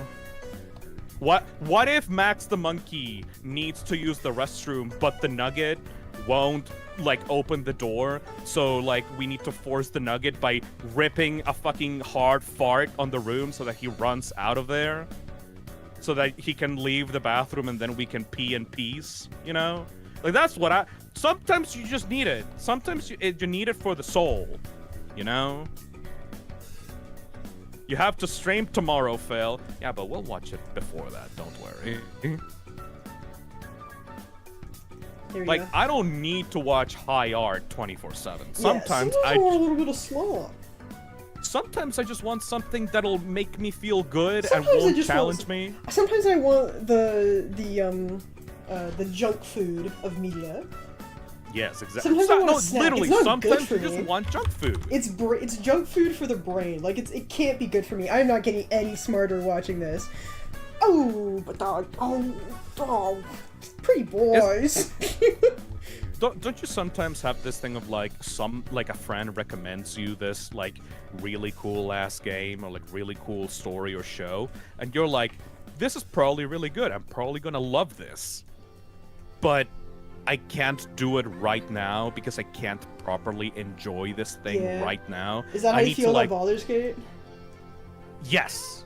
Like, it's how I feel about Breaking Bad. I have not watched Breaking Bad yet either. Oh, yeah. It's like, I'm not in the right headspace. I still have to watch Twin Peaks, because like it feels like everything is based on Twin Peaks, and I kind of want to watch Twin Peaks sometime. It's an acquired taste, in my opinion. Well, I gotta at least try it. And Nick says, yeah, like me when I recommended you Oyasumi Pun Pun like 3 years ago. Okay, but not really though. Like you need to be in the right headspace to want to consume something like meaningful and depressing and complex. Are you talking about like I was talking about Twilight. Is it Twilight you want to watch? Do you want to watch Twilight? Do you want to watch? You want to watch Twilight? I mean, I didn't. I did enjoy the first book actually, but I read all three. 4? Wasn't I think it was 4. Twilight is one of the only few books that I've actually properly read, and I did it out of spite. And I actually kind of got really into it at some point. It is like, it's so fucking sloppy, dude. Yeah, but like, he wants her. He's so fucking bad, dude. Like, you don't understand, like. And that is why that's why it's a fantasy, is because like, yeah, he could kill her and that's like bad and everything, but damn, he wants her so bad. Like, I'm a loser in high school, nobody likes me, and then but this hot guy likes me, but he's got a secret. Fucking guy. He's got a secret that'll make my life exciting for real this time. That is like super popular in school. Like, he starts like notice me, and it's like he's starting to like protect me and stuff. My life is like, cool, and I get a hot guy. Holy I don't have to do anything to change myself if this hot guy is falling for me, you know. I'm gonna puke real quick. Who I am, even though I'm boring and never blink. Come on! You gotta indulge a little bit on that fantasy, you know? That could be me. And then after I get to know him, and I get to know how he's like secretly super like delicate and emotional on the inside, I also get to know his dirty little secret. And turns out he actually kind of wants to kill me though. Oh shit! Like, but it's like his vampire like senses and feelings, and it's he's fighting his true nature just to be with me. He's not only fighting the world and like the vampire society. And he's doing society. Such a good job. He's fighting his own like nature, you know? He's doing such a good job. I'm proud of my boy. He's like fighting tooth and nail for me. For me. Of all people, I never thought. You motherfuckers don't get it. You motherfuckers don't get it. It's like, okay, chat, imagine, okay, there was this thing that I like read on 4chan about like, oh, if you don't get Twilight, just imagine like the roles being reversed. Like, imagine if you're a guy and like there's like a hot, tall ass vampire woman that like can overpower you in seconds, and like she protects you from like your school bullies, and like she could crush your head with a single like strike, but she's desperately trying not to, just because she loves you so much. And like everyone on the thread was like, never mind, I get it. Thank you, Roxas. That, like, I had to admit that to myself when I started thirsting over Asterion. It's like, there's a pattern here, and I'm tired of hiding it. Aw, she's fighting nature for me. That's my Blorbo. He's an asshole. He's such an asshole, but he's willing to change for me. I can fix him. And like after I finished reading that book, I'm like, I will never admit I like this. And now I'm here. The world has changed, Phil. The world has changed. Society has advanced. I was like that closeted fucking Twilight fanboy of like, yeah, Twilight sucks. This is horrible. This And, is like, why I make characters like this. This is why he exists. Is because I'm into it. Nick says, "Damn, I'm kind of into it." Like, yeah, no, yeah, like, dude, right? you like on the outside, I was like, no, yeah, Twilight. So, you know how I was coping with that fact? You know how I was fucking coping? I was coping by saying like, okay, I will say, but I'm just referring to the movie. You know? It was kind of easy to blend in though, because like I did enjoy the memeing on it. I did think a lot of it was pretty funny. Like, Yeah. I can laugh at the thing I like. It doesn't mean I like it. That doesn't mean I don't like it. Sometimes I just think it can be funny and goofy. I'll admit that. There's some objectively wild shit in that series. It is buck wild. I mean, that is not a healthy never got to relationship. That is... I never got to the other books or like the other movies, but apparently like there's this fucking werewolf that like has been wanting to get with this girl for like ever since she was a child. Like that werewolf was waiting for that fucking girl ever since she was a baby, and that's super fucking creepy. And like nobody will, like everybody will, they will never stop talking about the fucking groomer werewolf guy, right? Oh, it's so funny though. But it's like, isn't it romantic? Like he's been waiting for her for such a long time. No, and it's everyone like... else is like, what? No, that's not it. It's not that he was waiting for her. It's that like the way werewolves work. Oh. My favorite dynamic is Asked Hardy and Nextderg. Yes! Two people in a mutual I can fix him relationship. Yes! Yeah, that's it. Two-way, I can fix them. Yeah, it's a two-way one. It's crazy. Oh shit. What was I talking about? The way werewolves work in that world is that like they imprint, like when they find like their destined love, they imprint on that person and they literally cannot think of anyone else. Like they're just like they are chained to the hip with this person. And because werewolves' aging is slowed, they live longer. Unfortunately, sometimes they imprint on children. So they are literally grooming these children. Like, and it's I don't think it was considered that way when it was written. That's even worse than what I thought. It's so bad. That's even worse than what I was informed of. They are genetically... All werewolves are groomers. It's in their nature. It's bad. I don't like the werewolves in that world. It's awful. Like, they're hot, but then you think about that, it's like, ugh. Ugh. But that hot vampire guy, though. Oh, but the vampires are so much better. Like, fuck Jacob, dude. That was the author's Mormon background seeping through. I'm not sure if you're just joking around, if that's a real thing. I mean... Jesus Christ. Yeah, I wouldn't be surprised. Like, I didn't say these were good pieces of media. Isn't there some racist shit in that thing too? I think that you're confusing it for Harry Potter. Oh no, oh absolutely there is. But what? Like, Word? well, I mean, it's the I think more of the werewolf stuff. It's all the werewolves, dude. The werewolves are the problem. Just remove the werewolves. My werewolves are problematic. Which is a shame, because I usually love werewolves, but those ones are bad. Those ones are bad. Man. It sucks! It's... see what I mean? Like, you were so right. It's so easy to shit on Twilight, It's so easy. Because it's like, there's so much to shit on. But Yeah. it's also like... Oh, but the other parts are so funny. The instincts to shit on it are like always there. This is why I'm not crazy about it these days. Like now that I'm a confident adult, like I'm not watching Twilight literally every day like I was in high school. But I can look back on it on certain parts of it and be like, that is funny. Emerald Source says, okay, this is a lot to take in. Slowed it down a tad. Okay, so about racism. There's this thing that people are like feeling really bad about, which is like there's a lot of fans of Harry Potter out there, right? Like, I luckily never grew up with it. I read it a bit in the past times, but I read like one of them. I read the first book because it was actually like forced on me by my school, and I then watched the movie of it instead of finishing the book because I'm an asshole like that.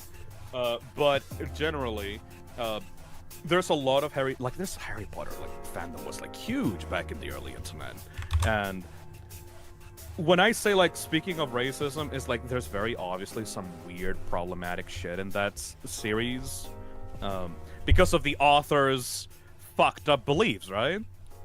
What do you think of that? Not only enjoying slop, not only enjoying something that is objectively that, or people complain about a lot, but something that is actually problematic. I don't know. You know? Everybody here has any of that, any guilty pleasures in the way of oh no, this story genuinely has some problematic themes of it, but it's I grew up with it though, right? The relationship you heard of is worse. The child he imprinted on was justified in story as she's a half vampire that physically ages rapidly in a matter of weeks. Yeah, no! I remember. No. And her name was so dumb. Did you know her? Do you know her name? What's her name? Renesmee. Fuck off. And it's the combination of Bella's mom's name and Edward's mom's name. It's so, that's not a real fucking so name. Corny. Fussy Goat says, I unfortunately read Warrior Cats. Cenobite says, Black Butler. Oh, Black Butler. I've not seen Black Butler, but I've heard tales. It's this thing of yeah, I enjoyed this thing when I was younger, and I didn't notice the weird, racism or problematic content. Yeah, and it's oh, I remember that thing. It's so funny, and then you think about it more. It's oh, wait a second. The boomers enjoying their Looney Tunes cartoons, and then suddenly Bugs Bunny starts doing blackface. At least they the reason those are still in print is because they're a piece of history, and yes.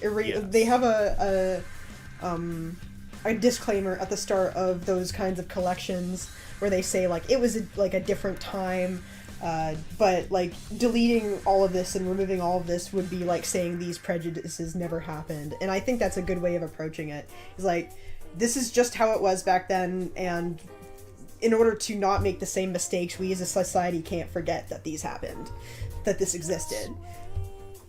There's then you move on to the things that were made during the early 2000s, and it gets way muddier.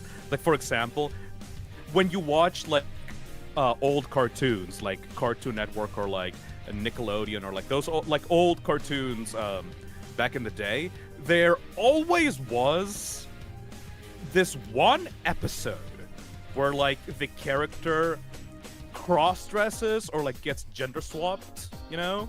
Yeah. Or you have this one character that acts very fruity or changes their gender in some kind of plot point, and they're always treated like weirdos, or they make fun of them for it.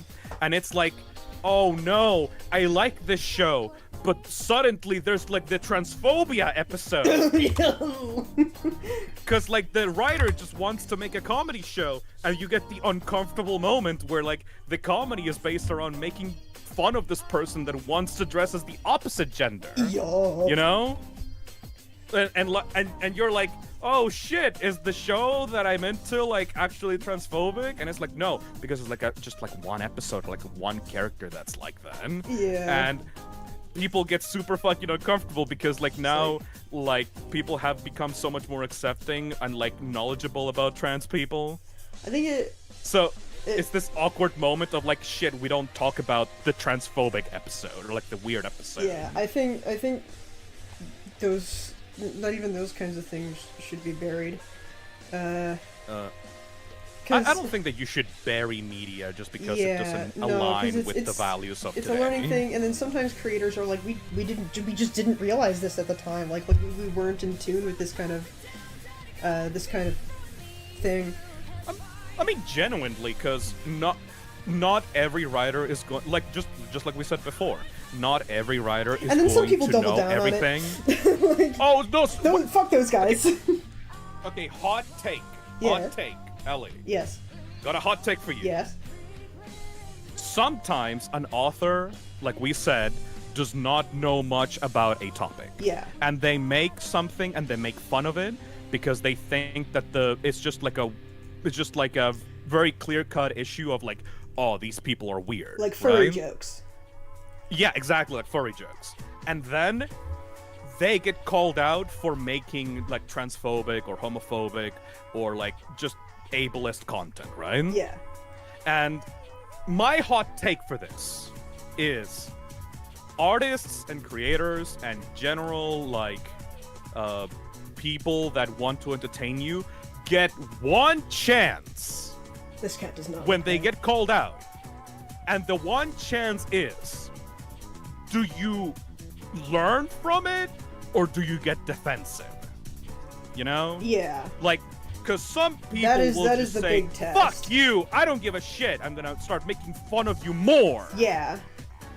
And it's like, ooh, because, like, yeah, sure, old stuff, old comments that you made in the past, or like old, weird, fucked up episodes, you could understand because it was a product of their time. Yeah. But if you try to defend that as like, it was good, shut up. Yeah. I didn't really do anything wrong. You guys are just too sensitive. Yeah, it's like, oh. It was just a joke, guys. Like, you don't want to accept responsibility for like the weird shit that you made before, or you think that it's still justified, but you can't say it anymore. You know? Like, that's when. Hang on, this pose is bothering me. I think it's totally justifiable if like a writer for like a SpongeBob episode makes like a weird character, like a weird transphobic joke, because like you probably just like saw this like in like out of context and just wanted to like make fun, make people laugh, you know? Because at the end of the day, you just want to make people laugh. But if you're trying to double down on it and you truly genuinely believe that you were trying to give a good message and like these people deserve ridicule, then it's like, no, dude, you lost the plot, dude. Yeah. J.K. Rowling, stop talking, stop tweeting, stop. Stop! You're already dead! Yeah. It's just a prank, bro. The prank is slurs. Yeah, I threw that out as a joke, like, on the Deadly Premonition stream. But I will say it again, it's like some people genuinely believe that you can't be funny without offending a minority. Mm-hmm. And it's like, no! There's so much out there. Like, you've seen, like, Dropout, right? Like Dropout clips, have those been recommended to you at all? I have no idea what that is. It is, it used to be College Humor, and then College Humor went out of business, and then it was taken over by a different guy, and he turned it into a streaming service that's just like comedy sketches, and they're like super hyper inclusive. Like so many of their cast are like have like they them identities, and like they have all kinds of different races on the show, and it's just like generally like it's all about. Not all about it, but it's turned into a sort of a pinnacle of proving that you can be funny without being offensive. Right. And it's so good. It's so good. There's a show on it called VIP, and the premise of it is that like there's like a host, and then they take one of their comedians and they put them in just like insane makeup and costumes and everything, and they have to make up a character on the spot and then do an interview as that character. And I've died laughing so many times. It's so good because the host plays it completely straight, and she's so good at it, or they're so good at it. Like a good amount of comedy online, and like not online, just like in general stand-up, is making fun of yourself. Yeah. You know? Like self-deprecating humor is the proof that not all humor is about putting other people down or making fun of and them. not even just self-deprecating humor sometimes. Like they're just it's a very positive funny. Very like understanding that you know it's a comfort, it's okay it's to be weird, food. I guess. Yeah, it's comfort food. That's great. The improv bits from Anything Dropout is so good, says Xeno It's Vibes. so good. I love it so much. I just remembered there's Doctor Who's Silence in the Library, where Donna's husband was initially supposed to be a trans man. That makes his line, "Am I real?" just hit so much harder. Aww. There's some like old stuff that is like weirdly good trans representation. Some like some not even like, all of it, not even all of that is like on purpose. Sometimes nice things exist. Sometimes there's authors that maybe were a bit grappling themselves with those sorts of issues, and they had to let their emotions through somehow, you know? Like, sometimes there was this artist on Twitter. I don't remember their name, but they made a lot of comics with a certain... Okay, you know when like you can very well tell like an artist is going through some shit based on their artwork? Yeah. Like they have like something on their mind constantly that they're trying to work through. Yeah. This artist, a lot of their joke comics were about them having to essentially be real men. A real man, right? Oh, why are you not a real man? Oh, why are you being such a pussy? Why are you being so girly? Or like jokes about not being able to achieve the masculine standards set by the world, right? And it was like a constant thing until people like people started realizing, wait, is this person like struggling with their identity as like a man? Like, what's going on here? Yeah. And eventually, like a few years ago, the artist realized, oh wait, I'm trans. Oh wait, I hate being a man. You know, like I was channeling that emotion into these comics of like making fun of myself for like not living up to male standards. Turns out, I don't want to be a man. Yeah, sometimes there's like patterns in your OCs where you're like, I think there might be something shit going on here. I think there's something going on. That's happened to me so many times. The egg cracked. Like that's these two have done that to me. Like I believe I've realized something. A lot of your OCs usually come from within yourself, like parts of yourself. Yeah. Sometimes you don't even realize they're part of yourselves. I have things I hate about myself in both these characters. Man! Yeah, no. And good what is things. this fucking joke thing that artists do of like, this character represents my insecurities, and I'm about to make them suffer. Yeah, I'm gonna work through some shit by torturing something that isn't real. This OC represents my own insecurities about the place that I'm currently in my life. Anyway, I'm gonna torture them until they cry. It's like there are some people who are like, people should take away your OCs if you're mean to them, because like you're basically abusing them. That has been a real thing, and it's like if you're doing this kind of thing, it's usually because you're working through something and you need an outlet to explore it.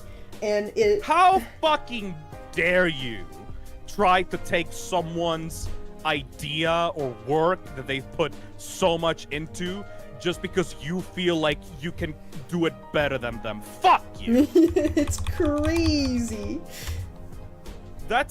This is something that they've been working for like maybe years of their lives. They invested so much time into them. How fucking dare you think that you know what's best for their character? You want to talk about like moments that you have in mind that are never going to manifest because you can't think of how to connect to it? I want this guy to lose an eye. I want this eye to go gone. And I have a reason for it. And it's like, I don't know how to That makes sense with the mask! Yeah, the mask. Exactly! I've never been able to say that at all. I've never had an opportunity to say that, but that's why the mask is like that. Yo, it's foreshadowing. It's foreshadowing. Or body parts. That's so fucking cool. Yeah! And like I like when a character like an OC like changes like design slightly by losing like body parts or something. Like their personality also changed. Yes. Like that. Now like, they become got new more shit to wary. They become more traumatized, or like maybe like their personality changes based on those experiences. And then their friends help them nurse them back to health emotionally. Like because friends are great. Physical changes. Yeah. Like a character changing like their hairstyle or like losing an eye or like gaining a personal item on their body that they always carry around with them. I fucking love that shit. Yeah, my thing with Kai is like, and he's existed like this before Asterion. Like, Asterion came out and he's like, oh god, he's so close to Kai. He's like so, like there's so many things about him that are like really, really close to my own character. But it's like, I want him to start out as like a fucking untrusting, like kind of a dipshit. Like, one of my ideas is like, the thing between the two of them is that they were separated really early on as like children, or maybe even at birth. And then they found each other again later in life. So their whole thing is that they have to work through the fact that they don't really have any other family. They only have each other, but they don't get along at all. Because they don't fully know each other because they weren't raised together. Yeah, exactly. And they have to, so like, fucking cool. They have to get to know each other and like kind of like there's things that one can teach the other and like vice versa. And it's like, I love that kind of shit. I love like found family and just like, oh. You should watch Arcane. Maybe I should. Ah, fuck. Foreshadowing designs, yeah, Lori. I love this thing of like, in a show or like a series where like something is constantly like hinted at toward the character, like Finn with the arm in Adventure Time. Like constantly like like imagery of like them like almost losing an arm, or like future version of themselves not having an arm, or like alternate versions of themselves having like robot arms. It's like, it's gonna happen, it's fate. Or like a Dipper in like Gravity Falls, where like the shapeshifter tells him like this is the shape that you will end up like, this is the last pose that your body will end up looking like, and it's like this terrifying, traumatizing death pose. And he makes that like pose Dipper later on when like sky. he almost dies. And when he almost dies, he makes the exact same pose, and you're like, oh shit. Oh shit. Oh fuck. It's so cool. That's fucked up. Yeah, no, I love that kind of stuff. I love these two so much. I have so much. There's so much in my brain. I don't know why I love these foreshadowing elements so much. It's like the author telling me, hey, this is what's gonna happen over and over and over again. And for some reason I'm like, is it gonna happen? It's like, I don't know why it's so I invest so much in like the author dropping these hints of something that might happen in the future. And it's like, obviously it's going to happen, because otherwise why would the foreshadowing be there? But the moment that it happens, it just feels so satisfying, you know? And sometimes it can happen like sometimes you're like, you have an OC or something that initially has this element and you don't really think about the element that hard, but then you have like a really cool idea for like the story of this character, and you make that thing make sense for their design. Exactly. Like for example, like personally, I'm future proofing. Like for Fi, the Toxic Slime, like the character that I'm using right now, like when we designed the character with Ellie, like the first version of the character, it was like, yeah, no, have this mouth in the hair, and it's like, it's cool because it's like a weird little side profile of like a mouth, like a monster mouth, like add this like monstrous element to it, right? And we didn't really think much about it beyond that, right? But then I was theory crafting about my character and what things could mean, right? Yeah. And I had this thing. I don't know if I told you, Ellie. I'm not sure, because like I don't share my fucking OC lore even with my friends. Neither do I. But I had this thing of like toxic sonos, wounds and like damage that they've received in their previous life and their human life, like big scars or like physical damage to their body. End up becoming openings. And it makes some really good body horror stuff. Like if you, for example, if like you became a slime and you had like a big scar all across your chest, like it would turn into like another mouth, right? Yeah. Or like if there was some kind of like trauma associated with that scar. So I thought, oh, for Fi, before they became a slime, they were brutally beaten to death. Yeah! And their head Good was shit. cracked open, and they were left to die, like on a sidewalk or like in a room. Think of that next time when you get your GamerSups cup. Like I have this like image in my head, like this singular moment in time of like before Fi was turned into a slime, they were brutally like killed by having their head cracked open like an egg. And that trauma of them barely alive, barely conscious, like all like about to die in this like empty room, that was the last thing they saw before turning into a slime. And so they have this visual of like the cracked open head turning into an actual like full of teeth, like secondary mouth on the top of their head, you know? That's what I love. It's like you can take your OC and start like imagining shit for them. Tiny little details that you just thought were cool before, you can develop into something a little bit more meaningful that had like story to them. Yeah. You know? I also want to say, I can't believe it's only been 2 hours. I feel like I've been here forever. Like, we've been talking so much, but it's like, it's so nice to have you here talking. That helps me so much with this. Like, oh my god, I can focus. I'm streaming and my friend is here to not make me worry about people getting bored on stream. Oh, I'm in 7th heaven, dude. You can focus by having me distract you with dumb bullshit. Yeah. Funny how that works, but isn't like, it? oh man, it took me 2 hours to do just this, but also it only took me 2 hours to do this. Yeah. But you didn't have to like get bored and like Walk not being away. able to continue, so you just like walk away or like watch a YouTube video on the side, and you just like you do like one, 2, 3 line art, and then go back to like a 30-minute YouTube video. Oh, dude, and then that's... finish that video, and then 1, 2, 3 line art. I've like realized recently, like I've been on my ass for the longest time about not being able to do something in like one sitting. And then I started taking my time on art more. Like I stopped being like I stopped having the mentality of, if I don't get this done in one day, it's a lost cause. If I don't get this done, like, oh, if this isn't done after 2 days, oh, I've wasted, like, oh man, like, I get so on my butt about not working on art, but then when I actually take my time, it gets so much better, and like, taking breaks is important. It is, like, sometimes you need a day to think about it, and then you come back with, like, more ideas, and the art is better for it. Like, it's like, oh, I don't have to worry about rushing it. But I've rushed it for so long, because, like, I do commissions for people, and then people would compliment me on how fast I went, so I got this mentality of, like, I have to go fast or people will be mad at me. Okay. This is something that I've noticed from other artists as well, and it makes me feel so bad every time it happens. And like because it's like you can't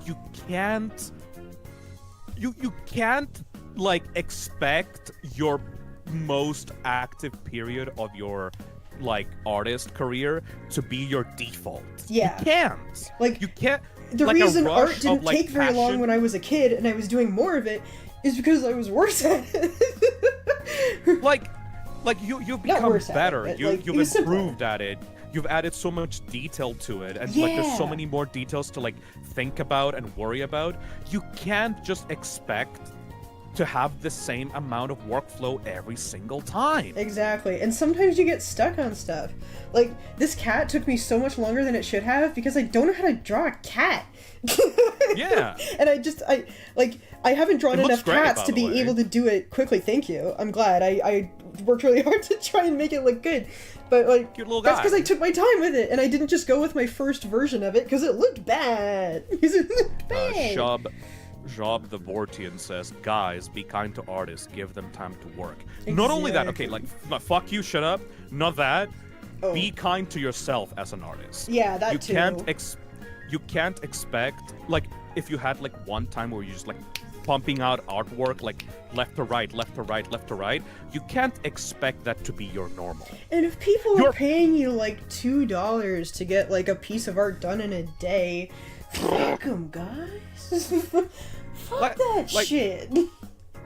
Like, you can't just be like, oh, I did this once, therefore I'm expected to do this every single time. Yeah, I've learned... You're just gonna burn yourself out. I have learned over doing freelance for, like, many years. Like, when I started getting more clients, more repeat clients that I really enjoyed working with, and I was actually, like, doing more stuff, I started to realize that I do have limits, and I work better when I am conscious of those limits. And sometimes the limit is, I'm truly not in the mood today. I sat down, I did try to draw, but it's not working and I can't stay still, so I'm going to watch Netflix all day and eat ice cream. Absolutely and justified. Exercise. Exercise is so very fucking important. When I started exercising, I am fortunately in the position where I can get a personal trainer, because my mom helps split the cost because she also does it. I have a personal trainer come to my house 3 times a week and help me exercise, and it's like, oh, thank God someone else can do the thinking for me. Someone else can make the schedule. I don't have to worry about it. Someone else is responsible for forcing you into doing this. Yeah, and if you can get someone to do that for you for free, like, even just to remind you, like, set a reminder on your phone or anything like that. Unfortunately, setting phone reminders doesn't really work for me. But if it works for you, set phone reminders for like at least like 30 minutes a day. And you will be so much happier. Social pressure is wonderful for forcing yourself to do shit when you have ADHD. Yeah, my mood has improved so much since I started exercising. Because I would sit in a dark room all day, getting, like, no sunlight, eating junk food, and I wondered why I was so depressed and anxious all the time. And I've been getting better since I started taking better care of myself, and it's like, oh, so that was the secret the whole time.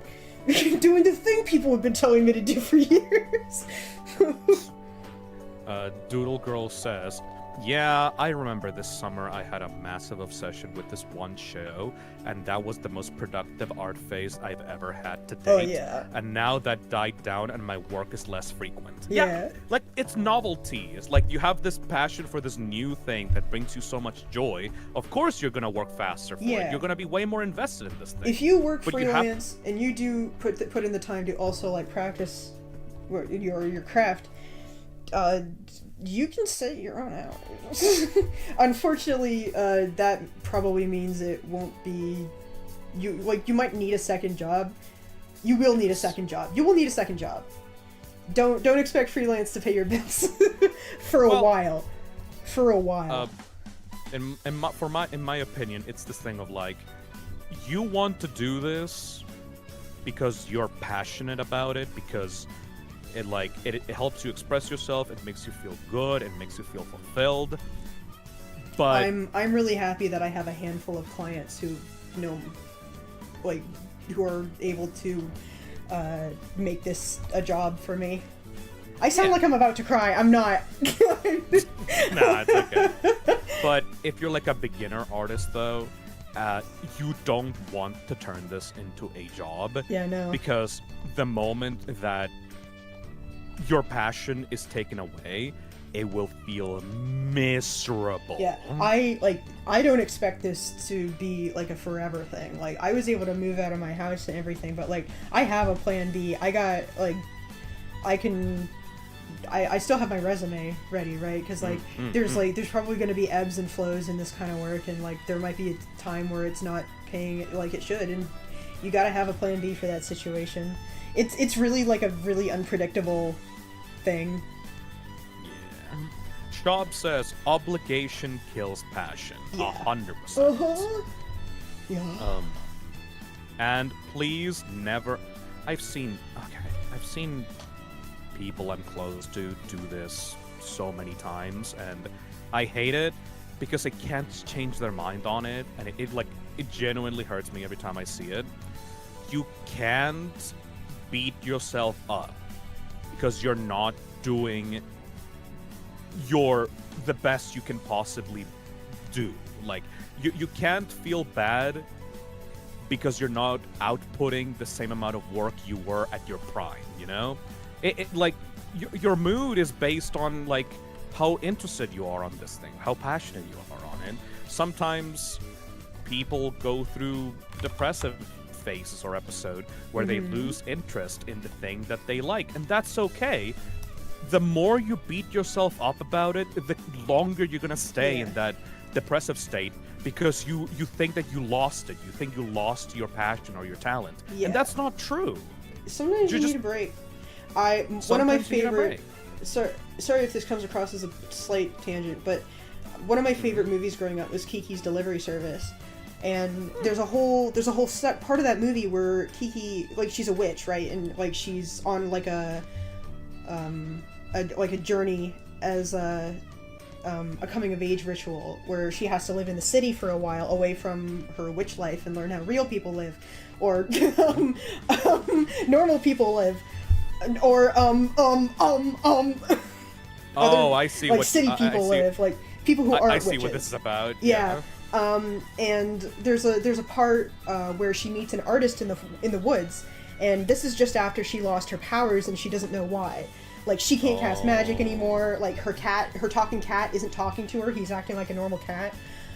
So she's really bummed out about this, and she feels like she's failed and like she's done something wrong. And then she meets this artist, and the artist is like, "Oh yeah, I get times where I can't paint. Like, there are times where sometimes even my passion, I need a break from even my passion. So like, you need to do other things for a while to get that passion back." And that's what works for her, is like her powers come back after she takes some time to spend like more time living without them and like interacting with the other people around her, and just doing other stuff for a while. And that's always stuck with me. Really good message. Yeah, that is always stuck with me, and it only really clicked with me that it stuck with me very, very recently, where I was thinking about it. It's like, oh shit, it's been under my nose the whole time. Metaphors, bitch. I gotta take breaks, and I have to let myself take breaks. And I will say this: there is a difference between taking a break and procrastinating. Those are two very different things. You have to let yourself relax.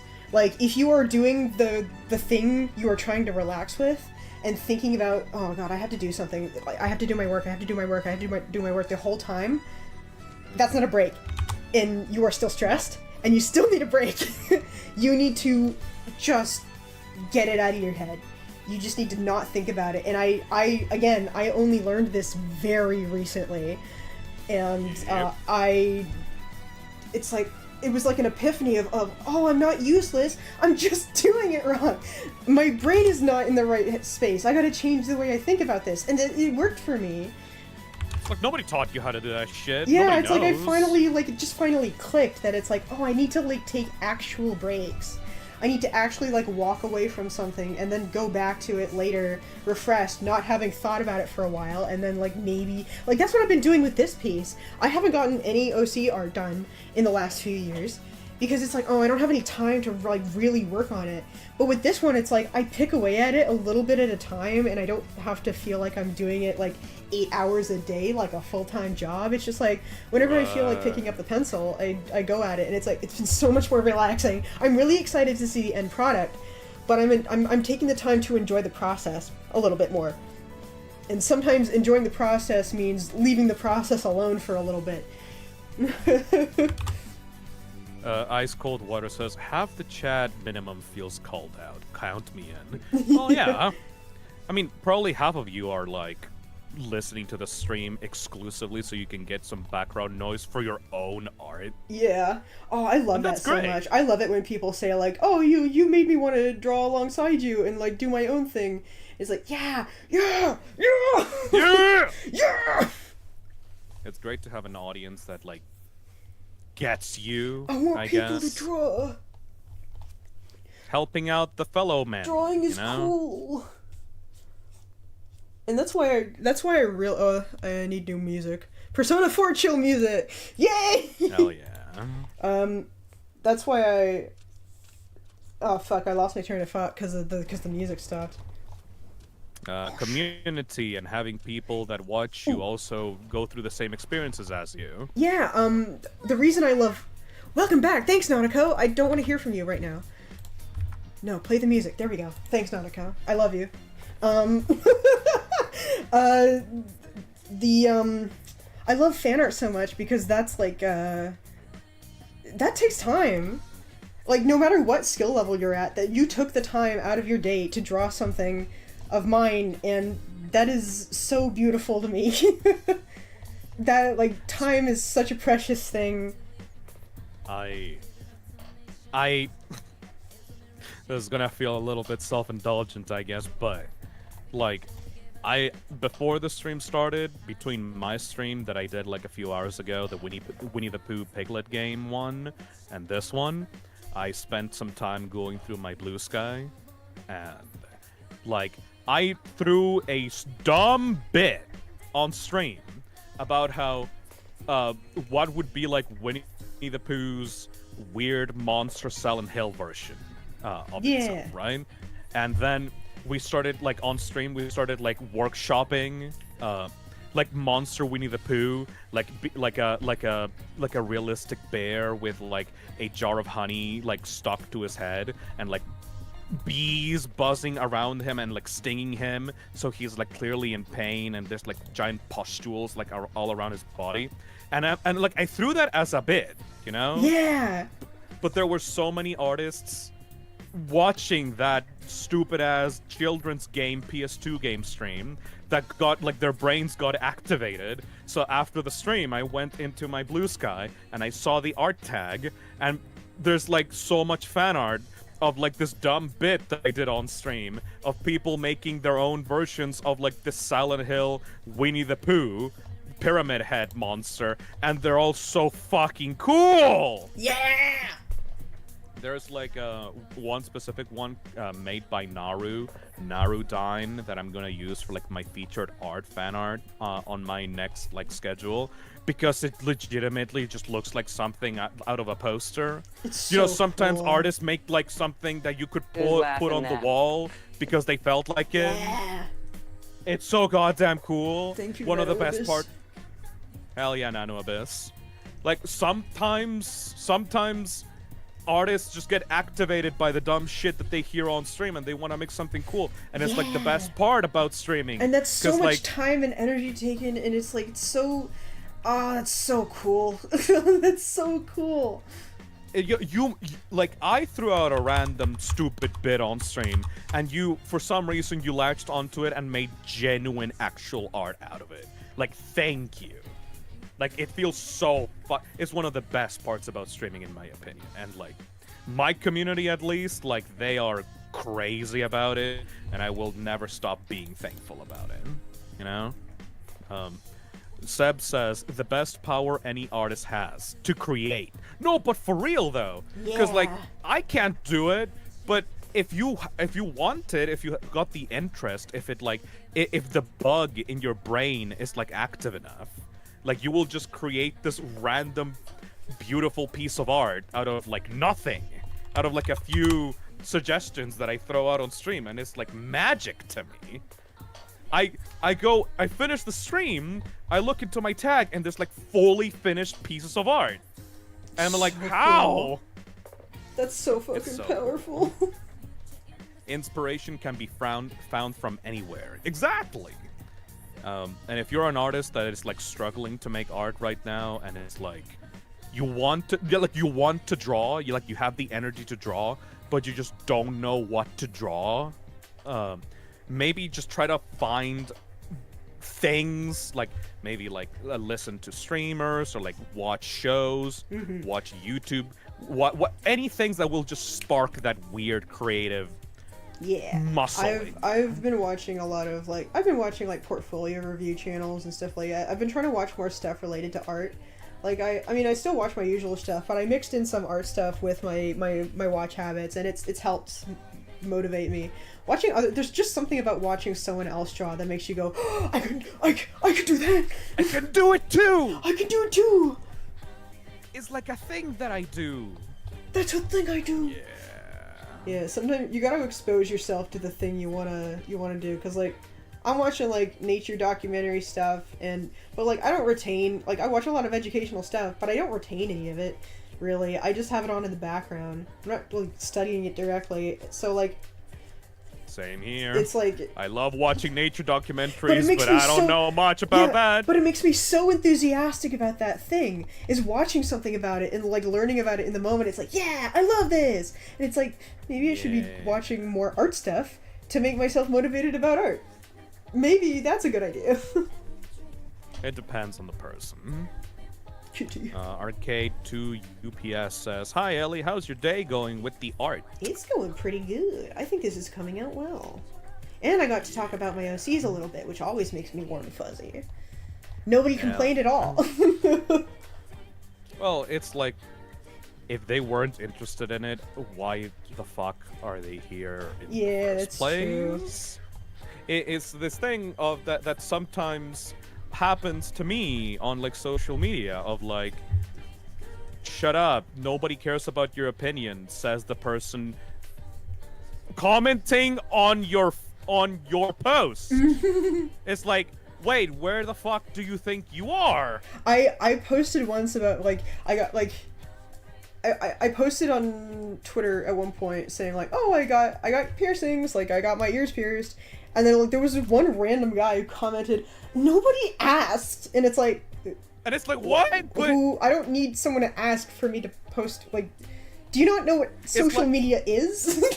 like you don't use any hashtags, you don't intrude into any and this was on like, conversations. this was on a smaller account too. This was on a side account I had at the time that had like 10, 30 followers maybe, because it's just where like I was a little bit more like, yeah, doing stuff that nobody cares about because people on my other account follow me for art, and that's okay.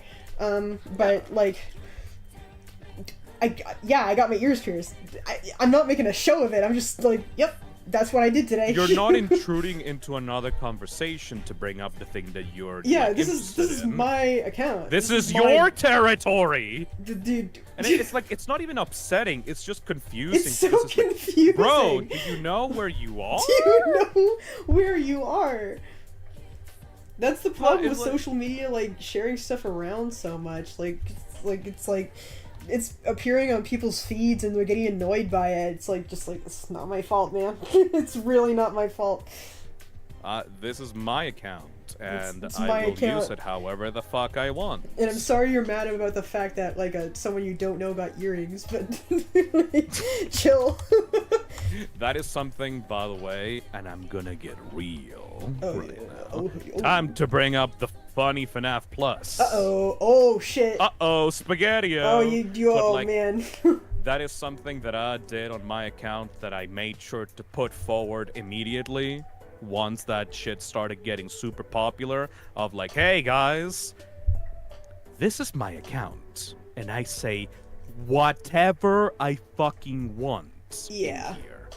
And I know that you're interested in the Plus thing, but I made an account for that. You can follow that. Yeah. You know? Exactly. And then when somebody like comments like, but what about the FNAF Plus? I can kill them. Yeah. Like you can I have the justification to kill them. I don't know why they have to care so much that you just like the button is there to curate your experience. And like if you don't want to talk to someone and you don't really want to be like what they're assuming you are, you can. That's what the void is for. I'm sorry. Yep. I always found that weird. I can talk. I know that you follow me for like art or like game or like whatever like you as a creator are. Like maybe you got really popular off of like a webcomic, right? And like I guess but if you're treating that account as your personal account, you don't owe anybody shit. And now what you're doing is less soul crushing, so you're more willing to just post about it. Oh yeah. You're more willing to curate your image for it because you care. Well, yeah, because like people follow me for me and not for some other extraneous thing and they're not demanding that is not even something mine from in the you. first place. Like it sucks to be like demanded of something so hard, especially when like you're not really built for it. Not built for it. That's not the word I'm looking for. Just like I feel like I shouldn't be the one talking about this actually, because you're the one who. But I'm interested in your viewpoint, motherfucker. Oh, are you? It's your stream. Okay. What the fuck? Then I will talk about it. It's like when you're not like in the right headspace, let's say, to be in the public eye, in front of so many people, when you don't even really know or don't have the opportunity to be someone that you're happy with. Does that sound accurate? Oh, like, okay, yeah, like, the whole thing of, like, hey, you're now the official mascot of the McDonald's Corporation. Oh, great, cool, oh, yeah. And now you're, and let's say, like, you're the new spokesperson for the McDonald's Corporation. And you're supposed to be friendly and happy and make sure, like, obviously, like, children are like follow McDonald's, right? You have to act like Ronald McDonald and be friendly and nice all the time to these people because they're your customers, Phil. They're your customers. Like, you can't say anything bad about them. And I'm like, I don't give a shit. I just like McDonald's, and I have not received anyone's money because I have not sold any burgers. I'm just doing my shit. Fuck off. I didn't sign up to be the actual spokesperson of McDonald's. You're just putting that responsibility on me. Fuck off. Yeah, it's, you know? It's rough. It's hard. Like, when you get something you didn't initially ask for or anticipate, like, yeah. You started with the idea of, like, hey, you're doing this cool thing. Here's some support for it. Anyways, bye-bye. And then you get saddled on with, like, 10 more responsibilities that you didn't even fucking know or asked for. Yeah. And then you ask, hey, can I get some help with this shit? And you don't get a response. Yeah, You just have to figure it out by yourself. And I'm like, what? Wait, hold on.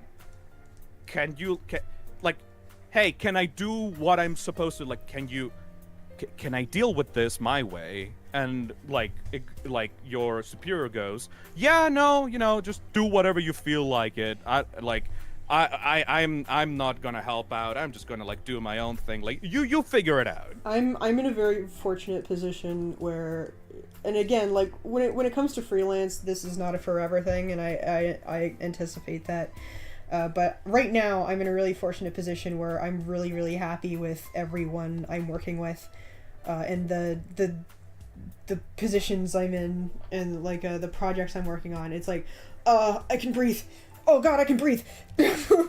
You can breathe. I can breathe. I can do like, I really enjoy doing like quick, snappy, like one thing after the other. I find that really, really fun. I don't like working on the same thing for too long, I think I've found. And you can breathe, and you don't have to force a smile to make sure that you don't lose opportunities. Yeah, I'm really happy right now. But yeah, because you know what the death of me is? What's that?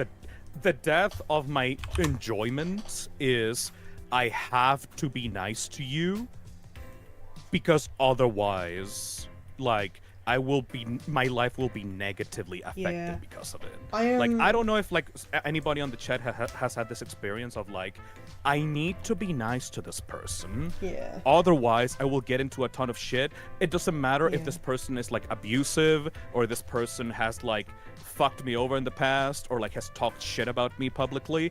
I need to be nice to this person. Otherwise, like I might actually just lose my house. I'm really bad shit like that. Yeah, I'm very happy to be getting along with everybody I'm working with right now.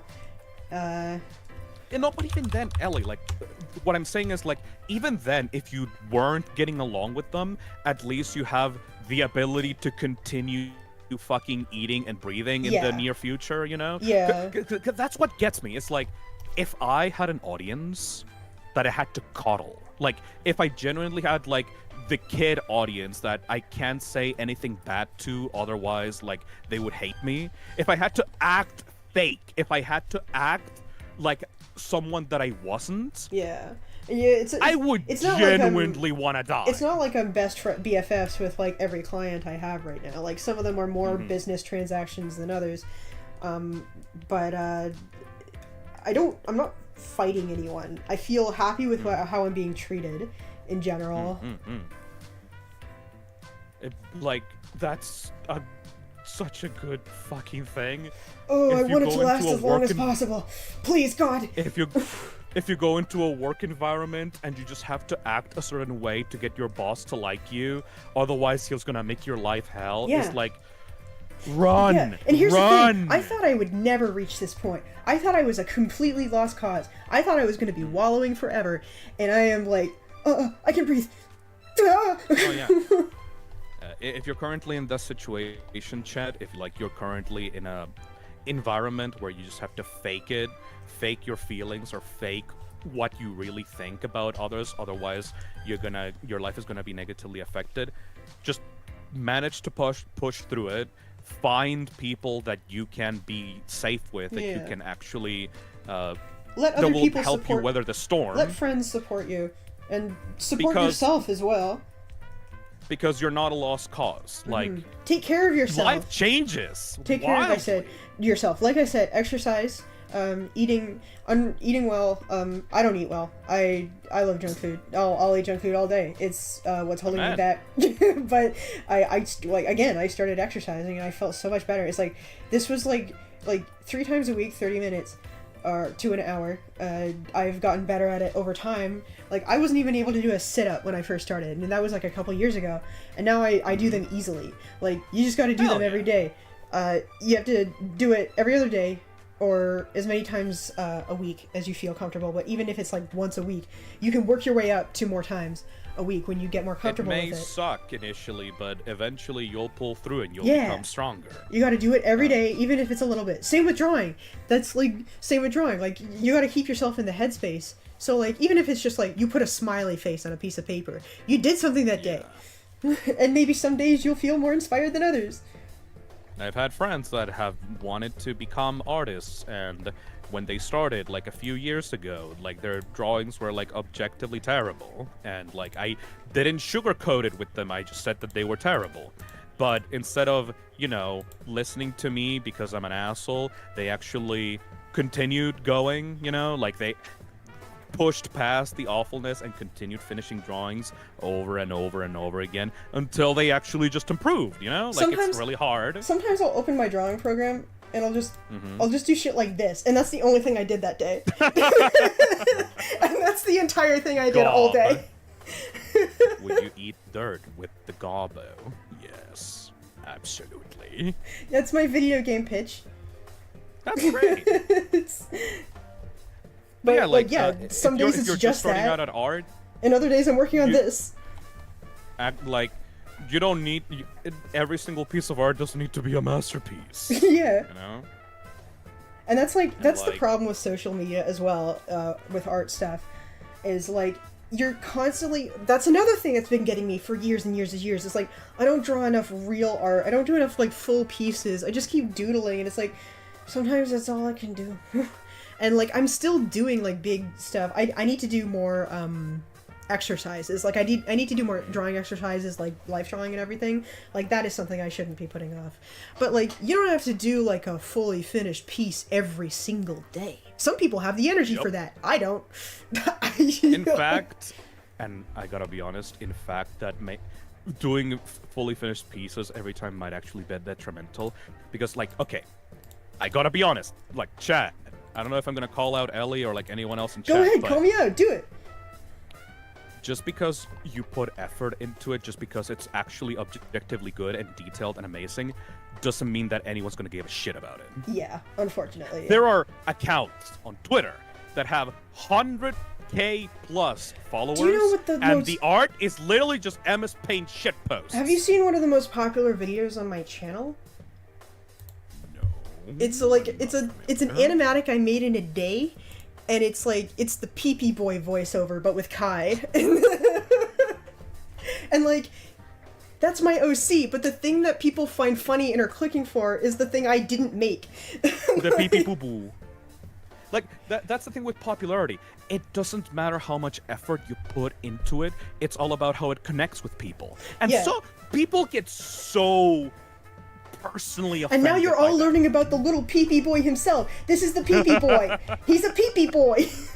Look at that little pee-pee boy. Look at that little fucking Like, pee-pee boy. some people can get so personally hurt by that, feeling like, oh my god, I did this thing and nobody cared about it, even though I put my entire effort into it. It's like, yeah, no, people don't give a shit about how detailed an art looks.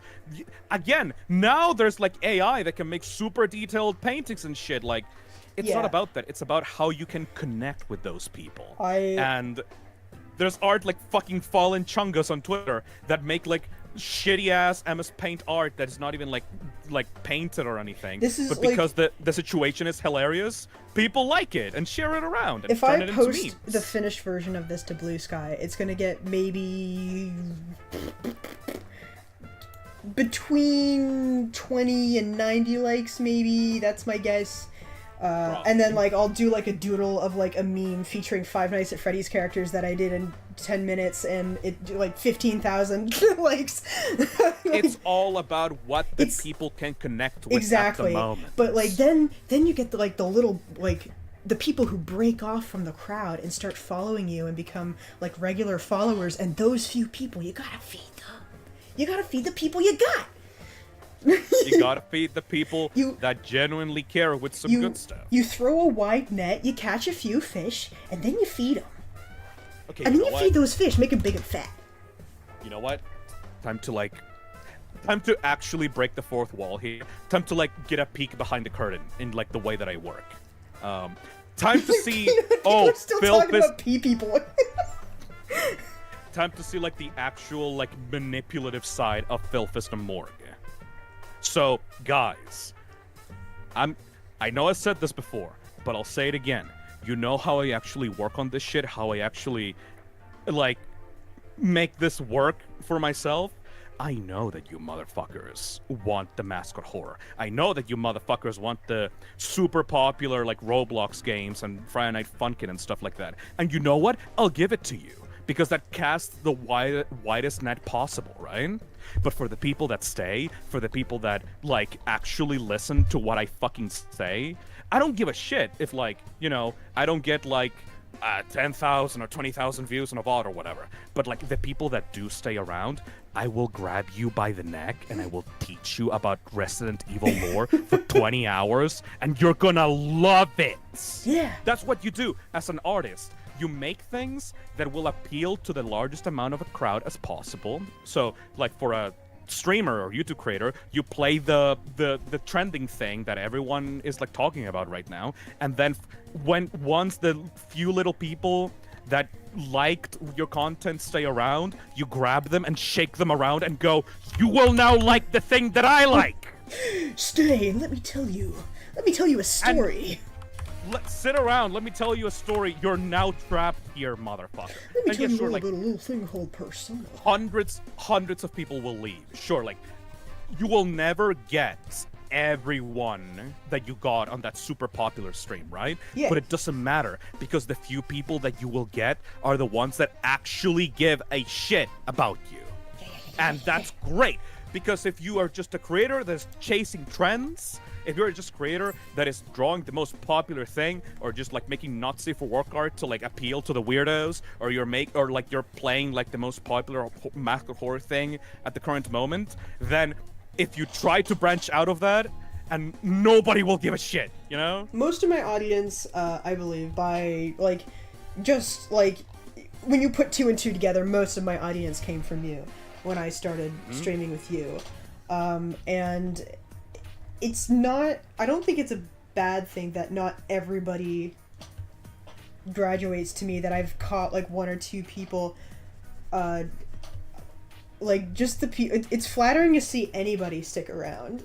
And it's like, it's so nice to have, like, to see repeating people, even if it's like one or two at a time. Like my Persona streams don't do particularly well numbers wise.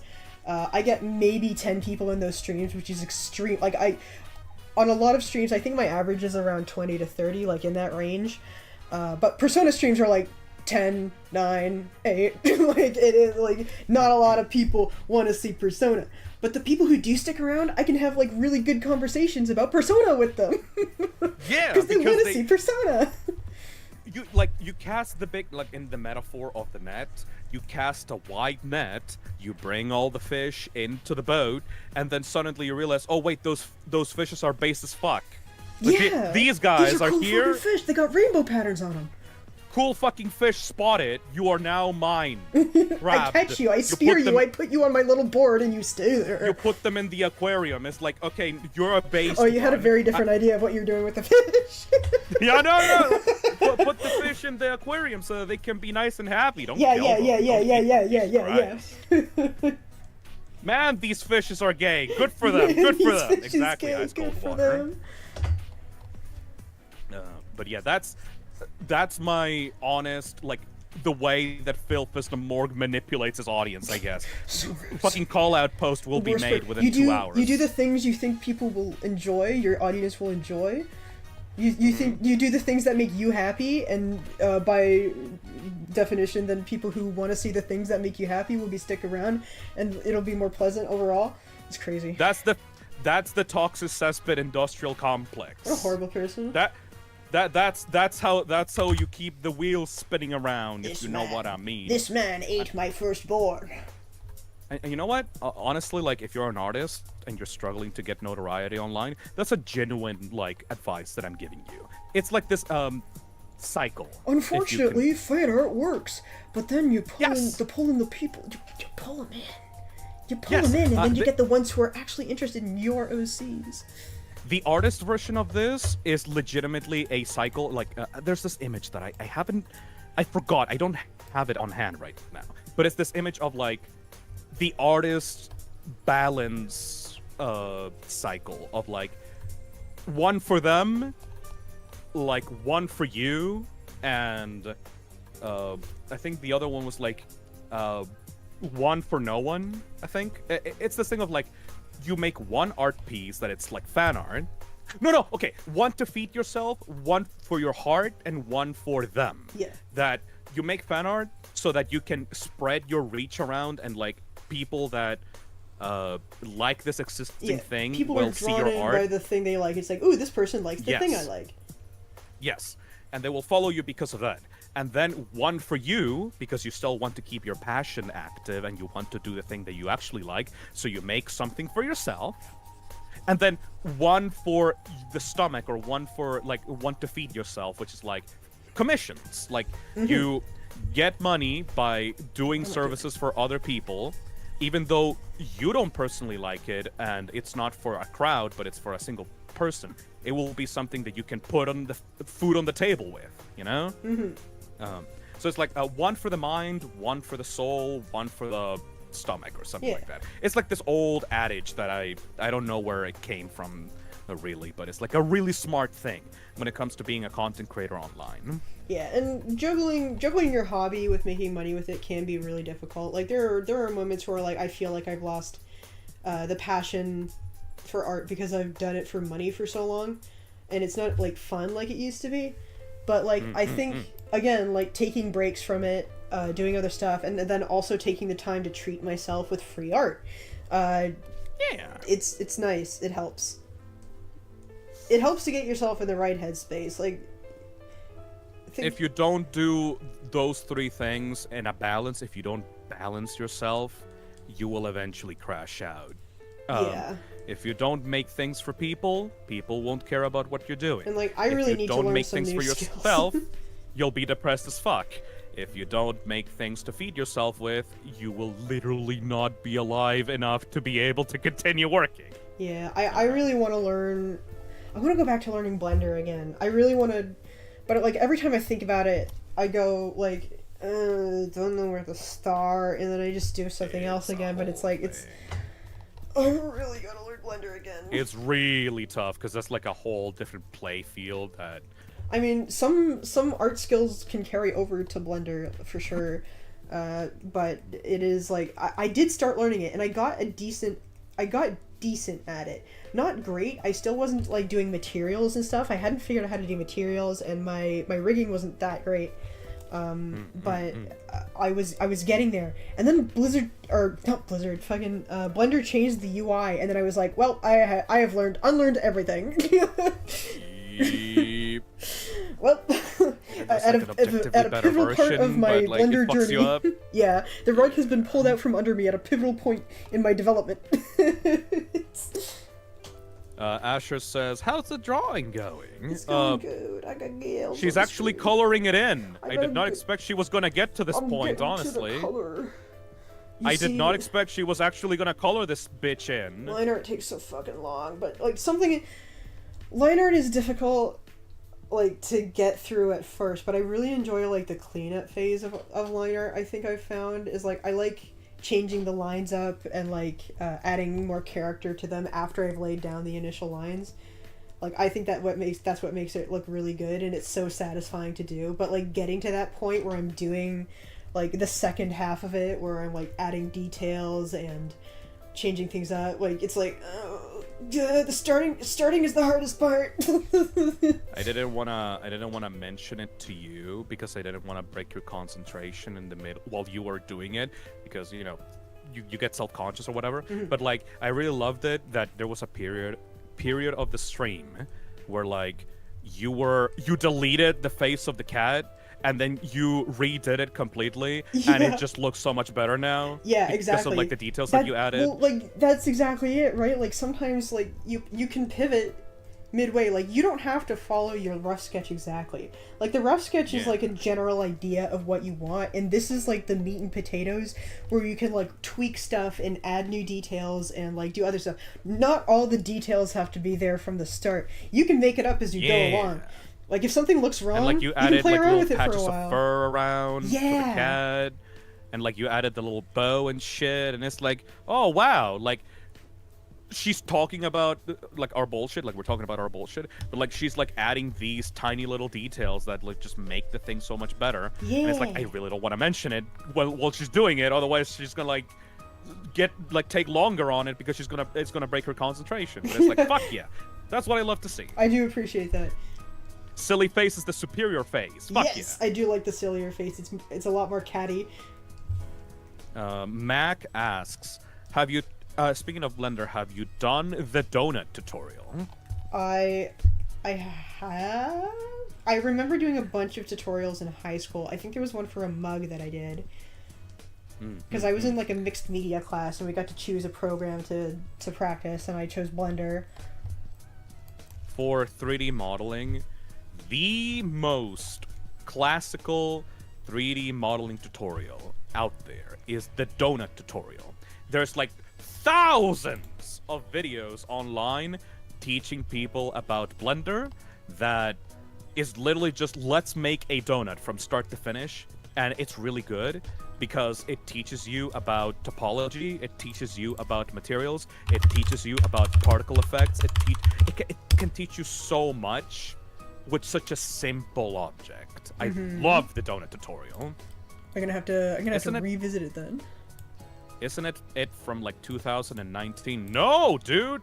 The donut tutorial has been here since like the early 2000s. Like, this shit was like before Blender even. It's like a classical tutorial piece, like a way to get people into the spirit of it. You know that fucking meme of like how to draw an owl? Draw 2 circles, step 1. Step 2, draw the rest of the fucking owl. Yeah. It's like as classical as that. Yeah. Reading glasses. What do reading glasses look like? Let me see here. Let me get some.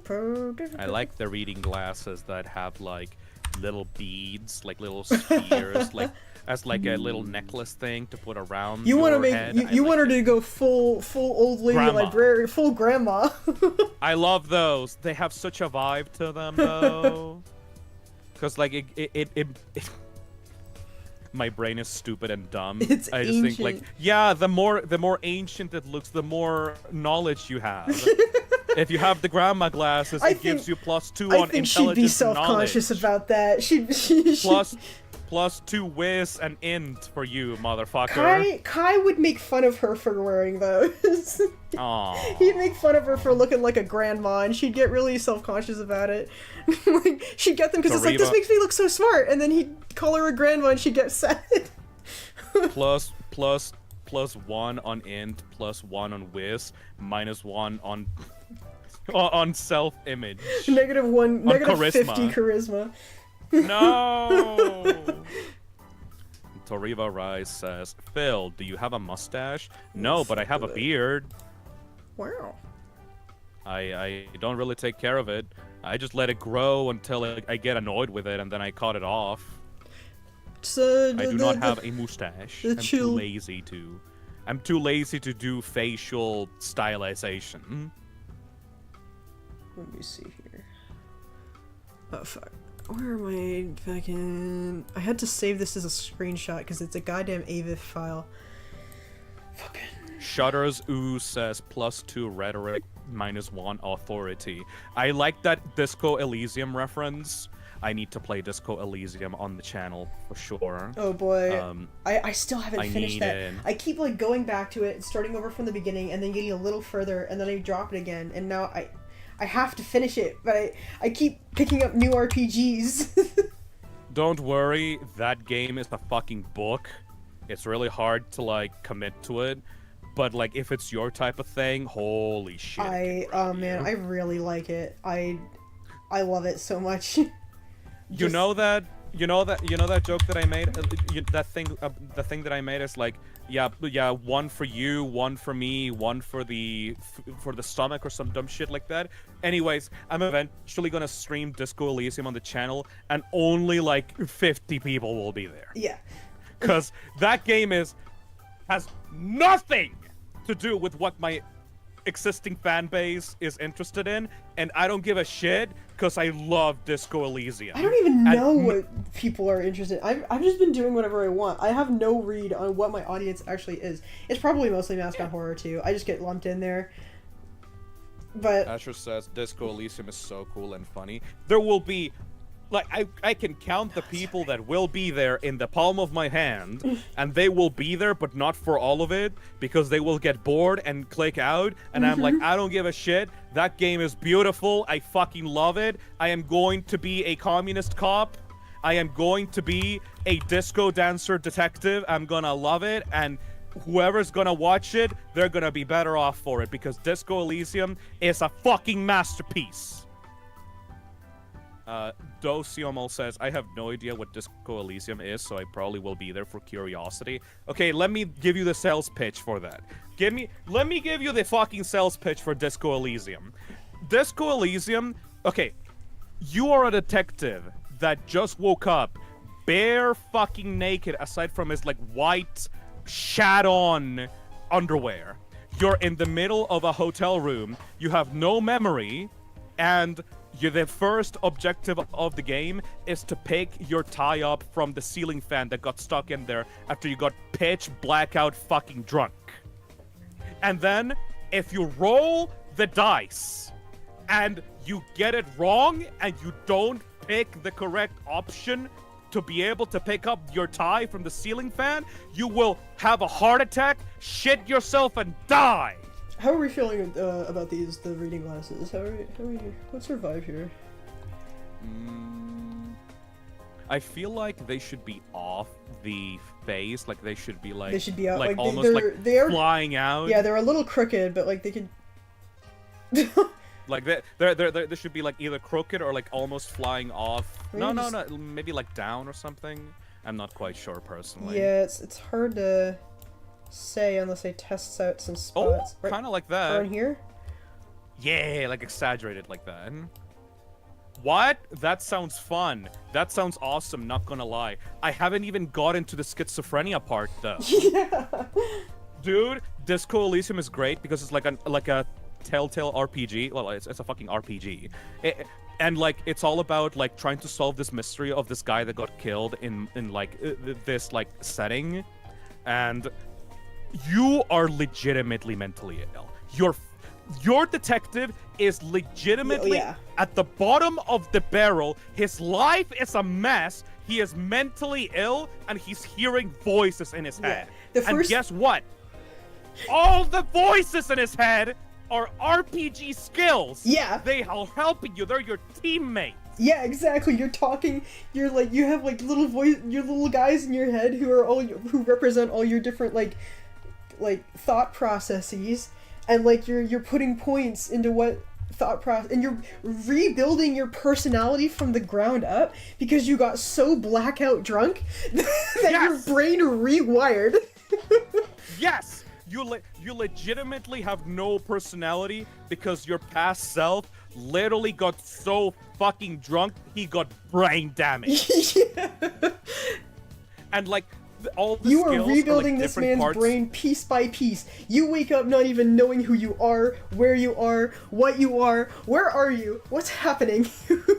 It's like awesome because like you have to deal with the voices in your head, and it's so fucking cool because like you get experience throughout the game, right? And like throughout the game, you get these moments where you solve quests and stuff, and you can upgrade your characters, right? Upgrade your character, and like when you put points into the different skills, they start talking to you more. Like, you have to balance it, because otherwise, if you put all of your points into one specific skill, you will become legitimately deranged and mentally ill about that one specific hyper-obsession in your brain. Like, if you become obsessed with, like, encyclopedia, for example, then the encyclopedia part of your brain will start rattling on and on and on and on about a useless shit about the backstory and lore of this world, and it's like legitimately interesting info. But if you max it out, it will be non-stop. You won't be able to think or talk to anyone because you're just become this autistic nerd about every single piece of history in Martinez. It's great. If you put a lot of like points into electrochemistry is that part of your brain that like it wants immediate reward and attention and like good chemicals inside of its brain. So it's like drugs, alcohol, sex, like anything that gives you immediate release and comfort in your brain. That's part of electrochemistry. And if you upgrade electrochemistry, you will constantly want to have the fuck with every female that you see on the street. You will constantly want to get high and take cigarettes and alcohol, and it will like boost your stats whenever you do that. Like it boosts your stats if you get drunk, right? Yeah. And it will get a bonus every time you upgrade electrochemistry. But if you upgrade it too much, electrochemistry will be like, I need some fuck right now. And it's great. I love Disco Elysium. Good. It's so interesting. What a fascinating character. Yes. And like the whole time, the detective is such a piece of shit, but also like the most relatable character in the fucking world. The whole time you have like this guy who's clearly assigned to be your partner by the police department you work for, and the first time you meet him, like he's like being professional and shit, and then like you have to admit to him, I don't remember a single thing about who I am, and he's like, what? Kim Kitsuragi is the best. And the whole time you're doing all this weird shit, and like he is following you around everywhere like a puppy because he has no choice and he takes his job very seriously, and like you're doing all this crazy shit, and it's just the whole time it's like, what the Kim fuck? Kitsuragi, Kim motherfucking Kitsuragi is the best. Because he is like, okay, number one, he's legitimately a good cop. Like he's so good at what he does, and he's stuck with you. He is so logical and intelligent and smart, and you're not. And you're the worst stupid. part... You're a dumb piece of shit. And he's so fucking cool that it makes you want to be better for him. And you can know? get better, and like he can start to respect you, and like this guy's your bestie. Yes, there's the thing, like, many players of Disco Elysium have had this sentiment of like, I wanted to become a murder hobo. Like I'm a D&D player. I wanted to be a murder hobo. I wanted to not care about the story and like be the worst piece of shit imaginable, right? But then I got introduced to Kim fucking Kitsuragi, this like amazing, logical, sweet man that like genuinely just wants the best for you, and like he is like Asian. He's like Asian in the story, so he gets like massively hate crimed on constantly by other assholes in the story. Yeah, because this place is like really intolerant. Super racist. It's bad. It's a bad place. And like, but he is so kind and amazing, and like he just wants to solve the case. And like every time that he sees you doing some crazy shit, he doesn't try to stop you forcefully. He's just disappointed in you, and that's the worst. Because like if he was fighting you, that would be like, you know, fuck you, Kim. I do what I want, right? Yeah. But he doesn't. He's just disappointed in you, and that's so much worse because it's like, I don't want to disappoint him. He's so cool. Like, he's the best. And like technically you're his superior. Like in the story of the game, like you are a higher grade police officer than somehow. Him. So spoilers for Disco Elysium for Don't why spoil it's it. somehow. But the thing is, you can be a total asshole to Kim, and you can be racist against him, but he can't call you out on it. He will just be disappointed in that you're not being the best version of yourself, because if he tried to go against you, like that would be on his record. He would be a problem, right? Yeah. And it just makes you feel like I give you moderator. I can't disappoint Kim. I can't. He's such a better cop than me, yet I have the power to make him feel bad. I don't want to disappoint him. He's so cool. To anybody who has moderator privileges in chat, if you see somebody, if you know about Disco Elysium's story and you have and you see someone spoiling it, kill them. Whenever I get to stream Disco Elysium on the channel, I will just have like a no spoilers policy on this. I am jealous of Twitch that Twitch has like emote mode, which like people can like only emote. They cannot actually spoil shit on chat with text messages. And that's like, I'm very jealous of that, because like I wish I had emote mode sometimes for like really heavy, like spoiler heavy games. But yeah, no, it's like this thing of like, I feel like I don't want to disappoint this fictional character.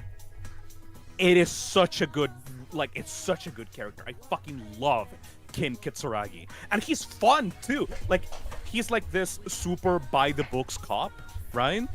He's like super, like, trying to like follow the rules to solve the case.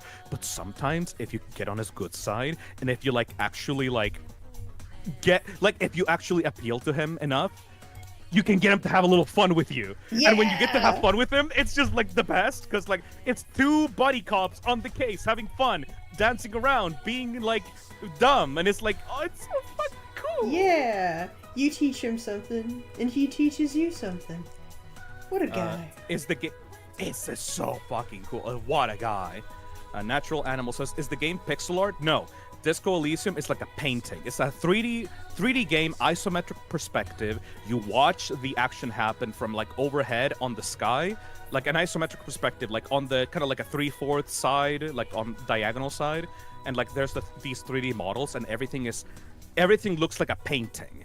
Everything from the character, from the 3D models, the way that they're textured, to like the environment looks like they could be in a fucking like in a museum, you know? It looks the aesthetic of it is so fucking cool. I've never seen any other game that looks like this. It's so gorgeous.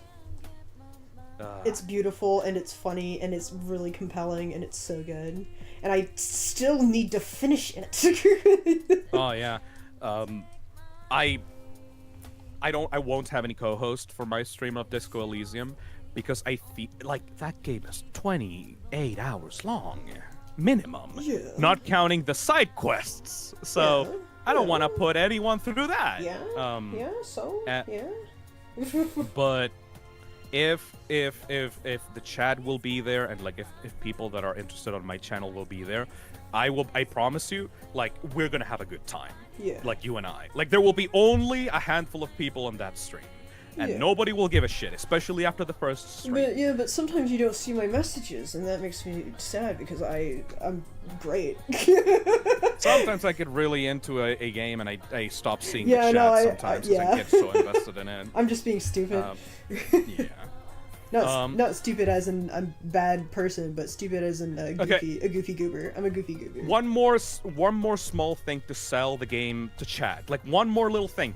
And I know this might sound like I'm spoiling you, but no, I promise this is not a spoiler. It literally happens within like the first 2 minutes of the game.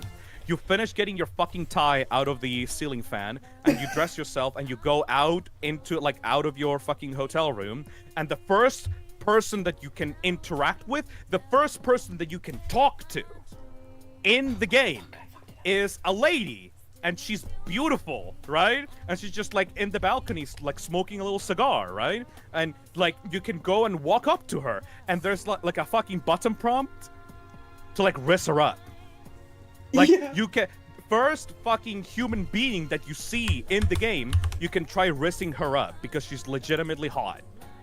And most people go for trying to riss her up, and if you fail their dice roll to get that dialogue option to play out, the character will fuck up so hard that their brain synapse will break, and the only thing that they'll be allowed to say is, I want to have fuck with you.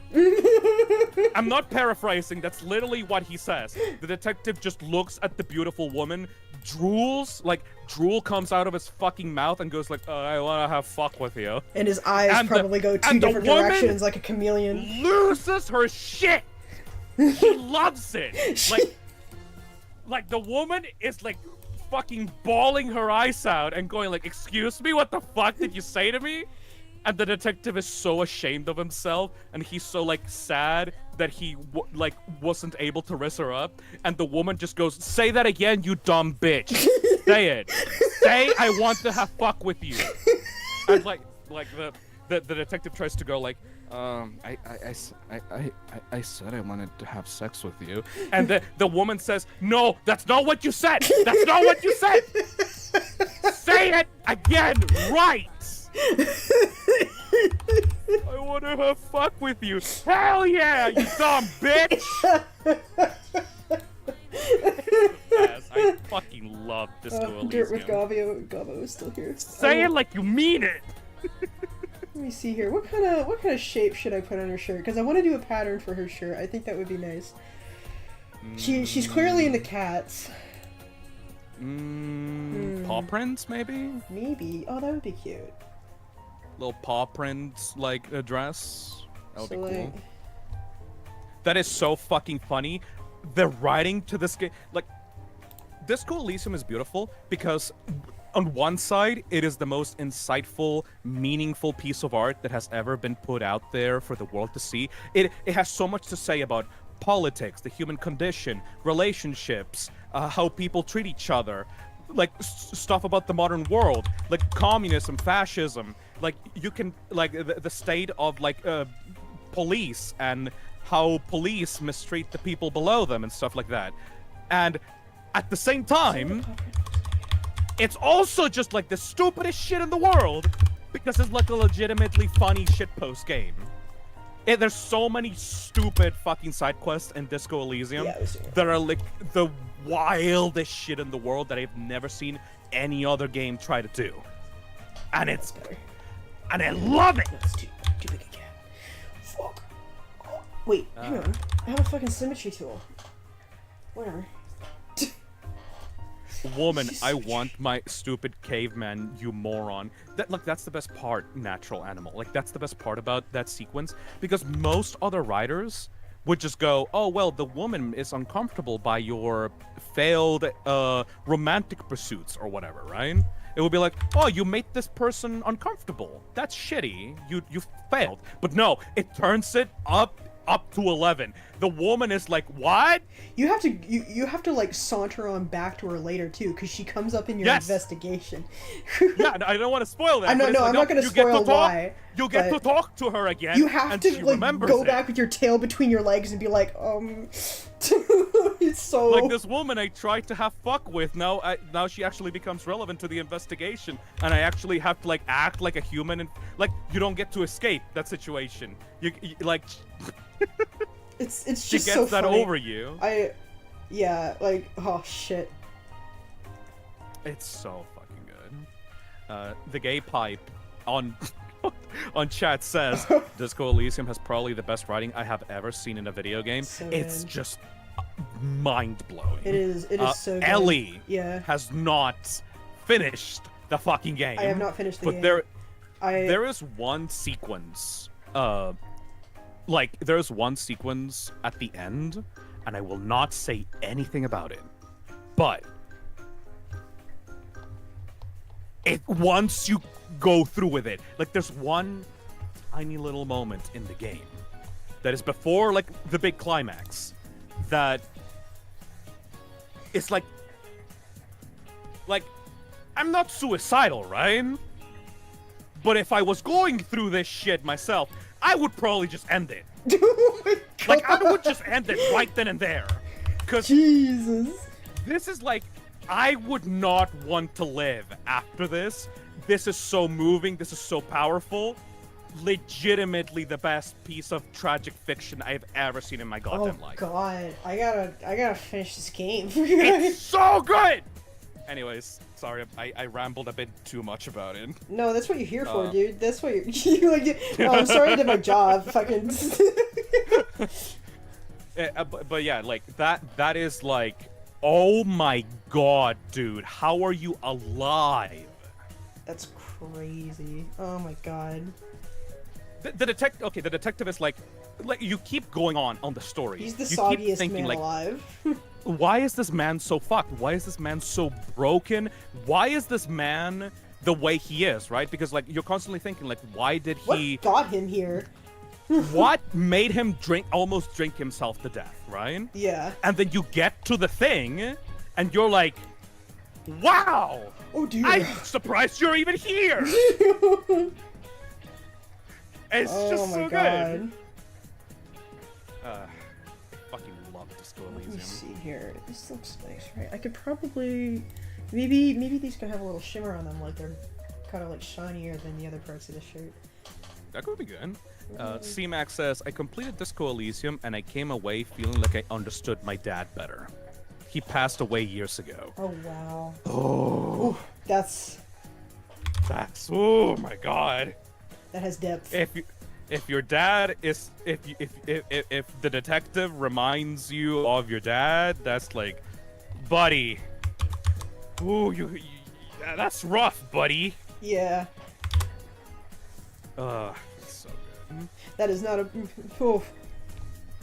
I will one day do it. I will one day do it. I will like after like the charity stream, after like the FNF P rank stream, after like the hot pepper spicy food challenge stream, after like the Undertale lore stream, after all of that. Holy shit. I will play Disco Elysium and it will have like maximum 1K view on my channel, and I don't care, it will still be one of my favorite streams because that game is just so fucking beautiful. Why are you making a furry pride flag? You'll find out. Stick around. That's called viewer retention. I didn't notice it. Like you were adding different colors to the thing. It's like, is that a furry pride flag? What's going on here? Sorry, I just completely disassociated from the screen share. Sorry, what the fuck? Oh, I'm doing a pattern for her shirt. Oh, okay. I got it. Okay. Yeah, that makes sense to me. Yeah, okay, that makes sense. I'm trying to find a. Ooh, that's a nice color. Ooh. Oh fuck. Nice. Yeah, Goldie. And then maybe some darker parts around the edges. The gay pipe says, don't worry, all the diehard Disco Elysium maxers will come to watch all 20 hours of your stream. Okay, good, because like the Disco Elysium community is not going through a good time right now. Oh yeah, Disco Elysium has had some like gotten worse than it deserves. It got it the worst it's ever been, really. It's the most disco way a fucking product could have like gone after its release. Yeah. Just real can fucking, I get into that just backstory? a huge bummer. Yeah, you go on. Yeah. Okay, I need to get into this backstory because like this is like legitimately depressing. So like, Disco Elysium is a huge game, right? Yeah. The total amount of words in that game surpassed like 4 fucking full novels, right? It's a huge game. Yeah. is the amount of writing it's is insane. It's crazy. The developers of this game live in a very funny country, I'm gonna say, and they have very particular political views about the shit that went on in their country, you know, specifically communism and the rising fascistic trend that almost fucked up the entirety of their country. And the thing with that is, they were very passionate about their game, and they wanted to, they wanted to shit on every single, political view, right? If you're, a leftist, if you're a liberal, if you're, a right-winger, if you're a fascist, if you're, a communist, it doesn't fucking matter. The game will destroy your own belief system. Whoa! Because at the end of the day, if you're a shitty person, it doesn't matter what you believe in. You will just use it to justify your own injustices and selfishness, right? Yeah. So, you should probably add, some opacity, make the pattern a little bit more, yeah. Yeah, something like that. But, because of that, the game was very heavily, controversial in the place that they live, right? And they had to get outside source for the game, so they got into a deal with a publisher, a Western publisher, right? So the thing with that is, once the game actually released, it took I don't know, a fucking decade for it to release. I don't know exactly how long it took, but it legitimately drained them monetarily, spiritually. It took a long fucking while. This was people's entire lives for a good decade. Yeah. And then, after it finally fucking released, and all of their efforts were rewarded, and the entire game was, amazing, and everyone loved it, and it was a huge financial success, the publishers took their shit and fired everyone in the development team in Sao. Yarp. Because they were artistic auteurs that had very hardline stances on their beliefs, so they were problematic for profit, so they immediately shut them out and kicked them to the curb, and now the publishers now own the Disco Elysium IP. What a fucking And now they want to nightmare. make sequels! They want to make a Netflix show based on Disco Elysium without any of the input of the original creators. That's gonna go well. That always goes well. that always goes super well. It's crazy. That's great. Oh, And so cool. It's amazing because there's a line in the game that talks about this. Even the developers themselves knew that this was a risk and this was probably going to happen. There's a line in the game that talks about capitalism and how all critiques of capitalism eventually are subsumed by capitalism because it's like a machine that eats up creativity and spits out profit, right? Yep. So the game talks about the dangers of putting your own work into the capitalistic machine and then getting spat out with none of your work being respected and then only being used for profit. That's exactly what fucking happened to the developers of the game. And now all the developers splintered out outside of the development team are now making their own Disco Elysium spiritual successors. Fucking God. communism, everyone is going and splintering off in their own different ways and making different Disco Elysium likes. And it's just beautiful. It's this poetic beauty of the game that you worked on for your entire life predicted exactly what was going to happen upon the release of your fucking game. It's insane. It's so ironic. They might have just done it on purpose to make a point. Yeah. You know? Jesus. It's so good. It's a tragedy. I fucking love that I'm game. gonna add a bit more to this and remove the shine and see how that looks, because I don't know if I like it. Maybe I'll expand I it do a like the little. spots. Yeah. It hides the print a lot better actually. Yeah, let me expand this as well too. To have money. Hammermania Happen says, Wooly on Castle Super Beast put it best. What happened to Disco Elysium is the most Disco Elysium thing to have ever happened. Yeah. Exactly, Necromancer. It's the most on-the-nose commentary about itself. Hammermania says, so basically, if anything indie tries to become part of an actual company, it'll get fucked over by capitalism. Yes! Fuck capitalism. It's just.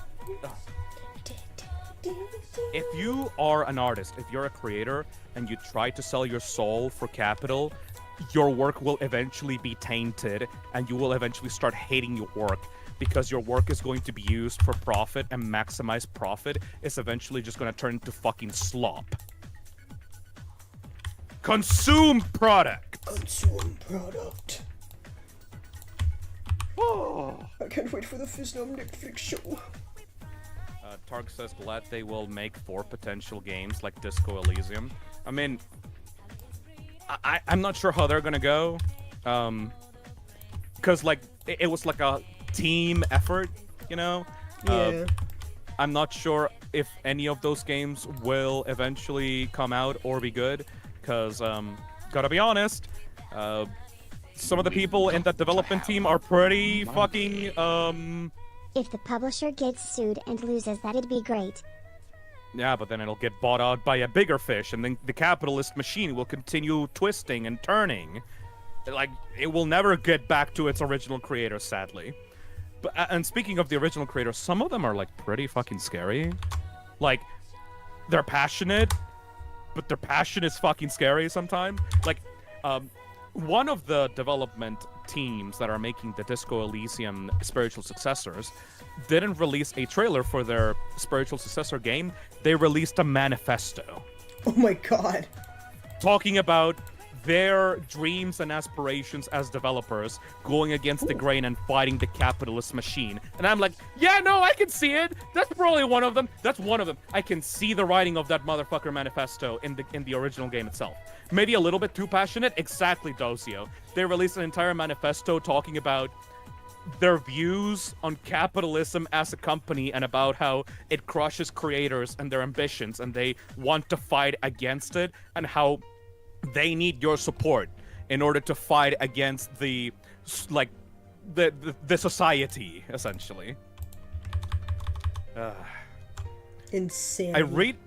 It's kind of pretentious, not gonna lie. Yes, it is. Disco Elysium can be pretentious. It can also be really, really fucking funny. That's why I'm so scared about the potential, like, sequels to this game. Because you need the pretentious bullshit, but you also need the funny. I would never be interested in playing a Disco Elysium game that didn't have the detective, you know? Yeah. My tummy making the rumblies. Sorry about that. You I had dinner. Maybe I need water. I need water. Because I don't know if someone heard my tummy rumble. If people could hear my tummy rumble, that's what that was. Hey, Phil and Ellie, have you ever listened to Magdalena Bay? There's a duo, and they are a duo, and they make insanely good music. I have no idea what Magdalena Bay is. Let me. Oh, how do I? Hydration. Make sure to hydrate, Ellie. Says the chat. I need agua. Agua. Agua. Agua. Here we go. Now I'm gonna do a little something here. I'm gonna convert this layer to an image material layer. Then I'm gonna go here and I'm gonna check the setting that says tiling, and then I can just put this up here, and then I can fill in the little gaps. And oh my god! That looks really fucking cool. I love making patterns. Hell yeah. It's really thoughts on Your one and only says thoughts on BioWare. Yeah, nah. Those are my thoughts on BioWare. Yeah. I've been enjoying the new Dragon Age, but I'm just a sucker for fantasy RPGs, and I need more of them, and I need to eat them up. I will never fucking forgive them for Mass Effect. As a sci-fi fan. I like fantasy. I've never played a Mass Effect. I'm still not spoiled on what happened in Mass Effect 3. I just know people are mad. Dude. I still gotta play it and see what the fuck is up. I mean, yeah, I won't spoil you, but it's like, I was there. I was a Mass Effect fan since the first game. I played all their fucking games on the 360, and then Mass Effect 3 comes out. I reached that ending, and I was like, I want to kill something.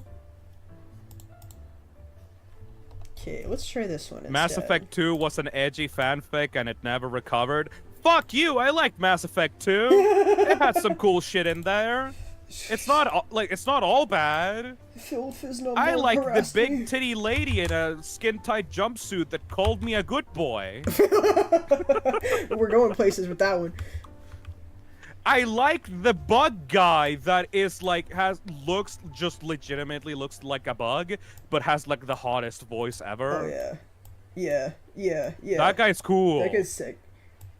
I like the woman, the alien woman that is like covered head to toe in a fucking hazmat suit, because if she gets any contact with like alien germs, she will just fucking die on the spot because their species is like very like germophobic. How did I fuck up the tiling? Is it not quite right? The hazmat suit is hot. I'm sorry, where can I get this game? Play Mass Effect, you asshole, it's on Steam. I don't think I quite All the did this. games are on Steam.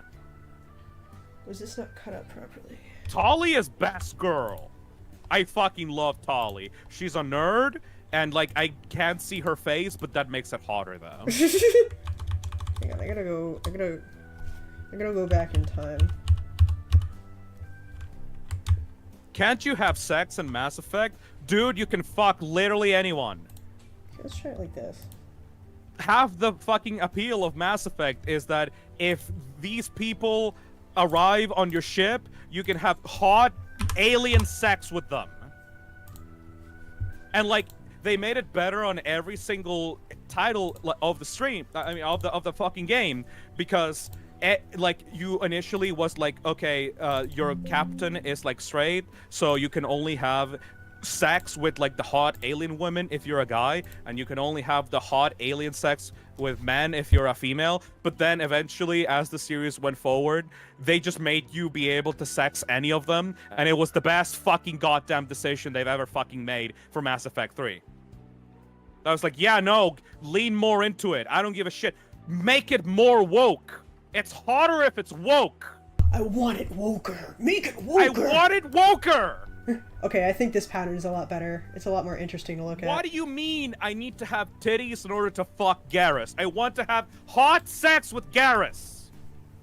Exactly. In Dragon Age, exactly, Ashers. In Dragon Age, characters have sexualities of their own. I don't know if that's the case for the new Dragon Age game, but I know in Inquisition, each character had their own preferences, and like, I guess there's something to be said about like some people want to just be able to freely do it, and other people like want the extra depth of the character having like actual sexualities. But I like the first time I saw that, I was like, oh, that's really interesting actually. Like from a role-playing perspective, I like yes, sometimes it just happens. Sometimes, I mean, there's characters that I would also appreciate having characters that's like, this is my my type. Oh. I'm attracted to this type, and if you are not my type, we will not be able to romance. Yeah, like, but like that's you can cool still for, like, you can still get to know them.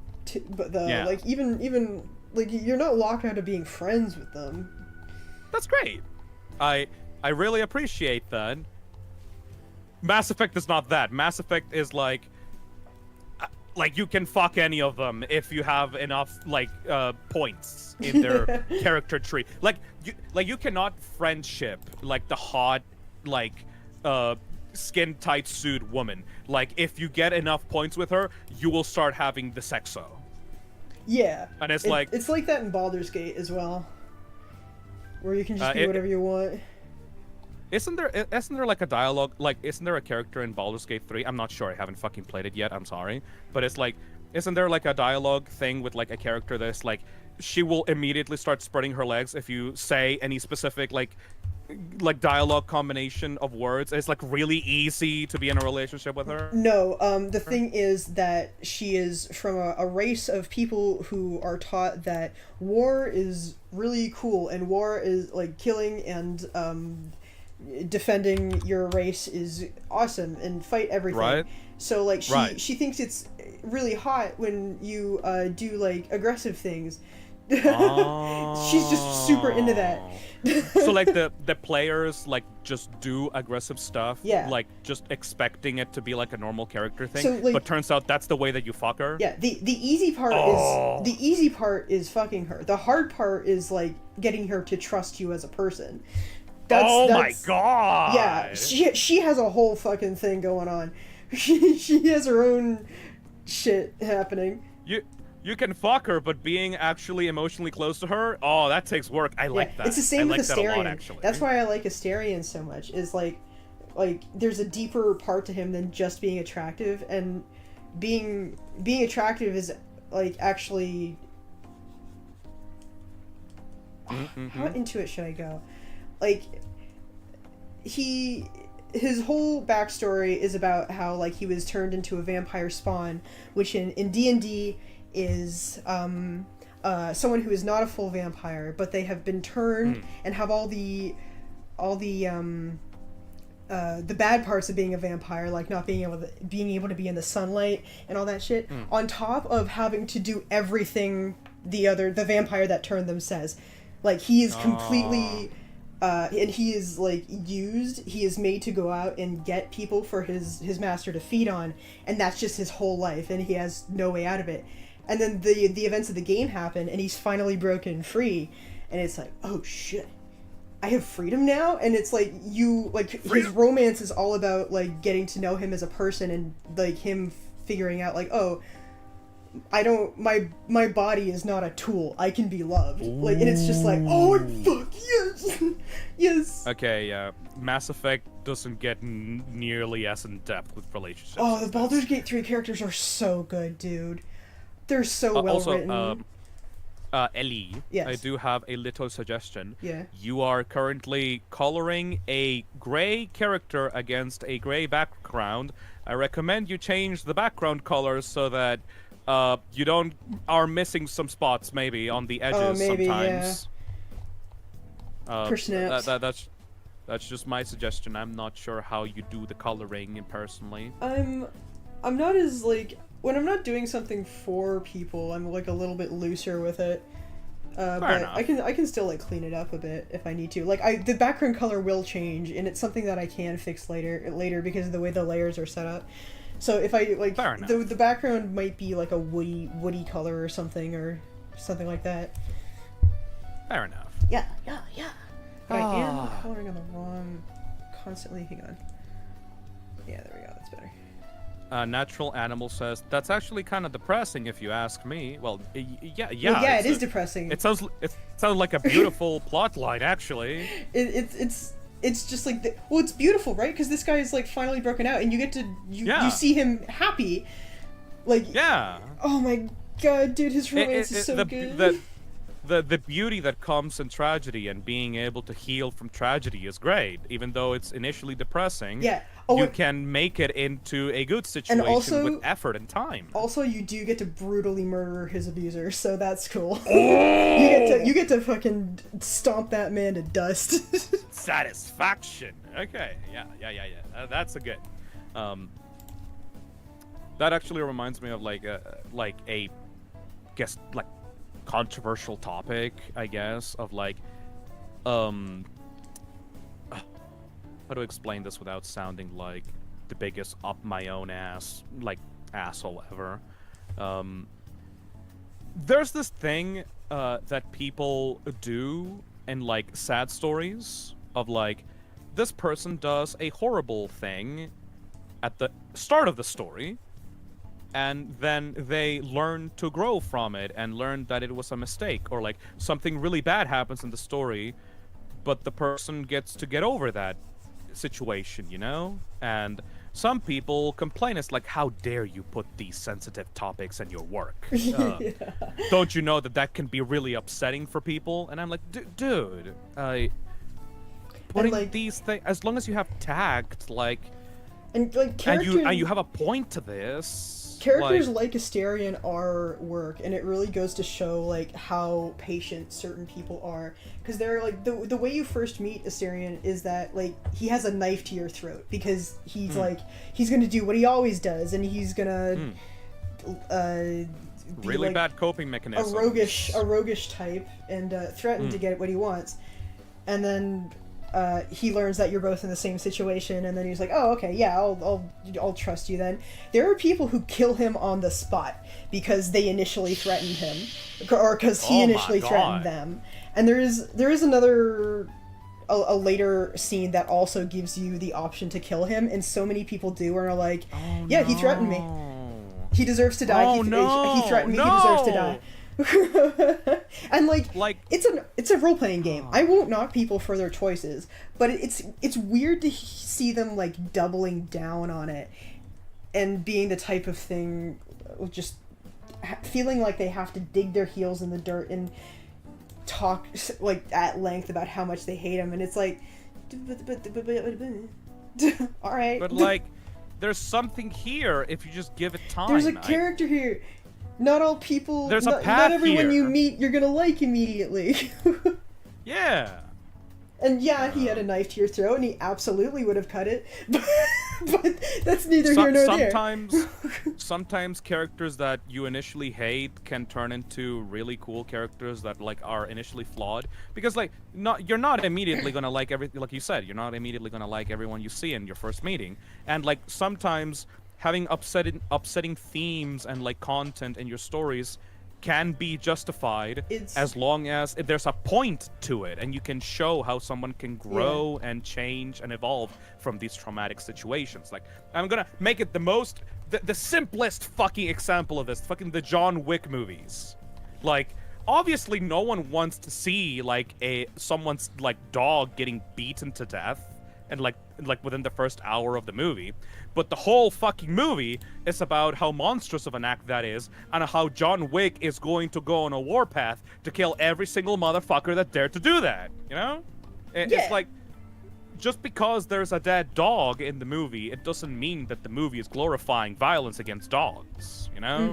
It's about how these horrible experiences can affect a character deeply, and how they will deal with those emotions. Yeah, and I've never had a video game character break up with me in a way that made me go, "Oh, I fucked up. Oh, I really beefed it this time, Jerry." Like it's like a thing that I did that afterward I thought about the kind of character he was and the background he came from, and I'm like, oh yeah, it makes full sense that he would break up with me and never give me a second chance after doing that to him. Oh. Like, it makes complete sense. I had to restart. Did you restart? Yeah. Did you restart? At first I was like, okay, I'm gonna make do with the choices that I have made. I'm gonna make my bed, and I'm gonna lie in the bed that I made, and then I messed up again later, and like. I won't spoil it. I won't spoil like where his story goes, but I did a thing that it just completely changes him as a person. Like, he is not the same person anymore, and that's where I was like, I have to restart. I ruined like that. I did not. I really like that. I didn't fix him. I didn't fix him. I made him. I broke him. He is 10 times worse now. He's an awful fuck, it's so good. Oh. C-Mac says, reload it like that one Disco Elysium check. You know the one. I mean, there's multiple ones, honestly. If you fuck up in Disco Elysium and you try to be cool and you fail a check, you can just come out like the biggest piece of shit racist that the entire country has ever seen. And this wasn't like near the start of my playthrough. This was Act 3 of the game. This was the last act of the game that I did that, where I decided I'm going to start the game over from the beginning because I feel so uncomfortable with the decision I have made. It's like, it's been so long since a game made me feel like that. It's beautiful. That is so fucked up.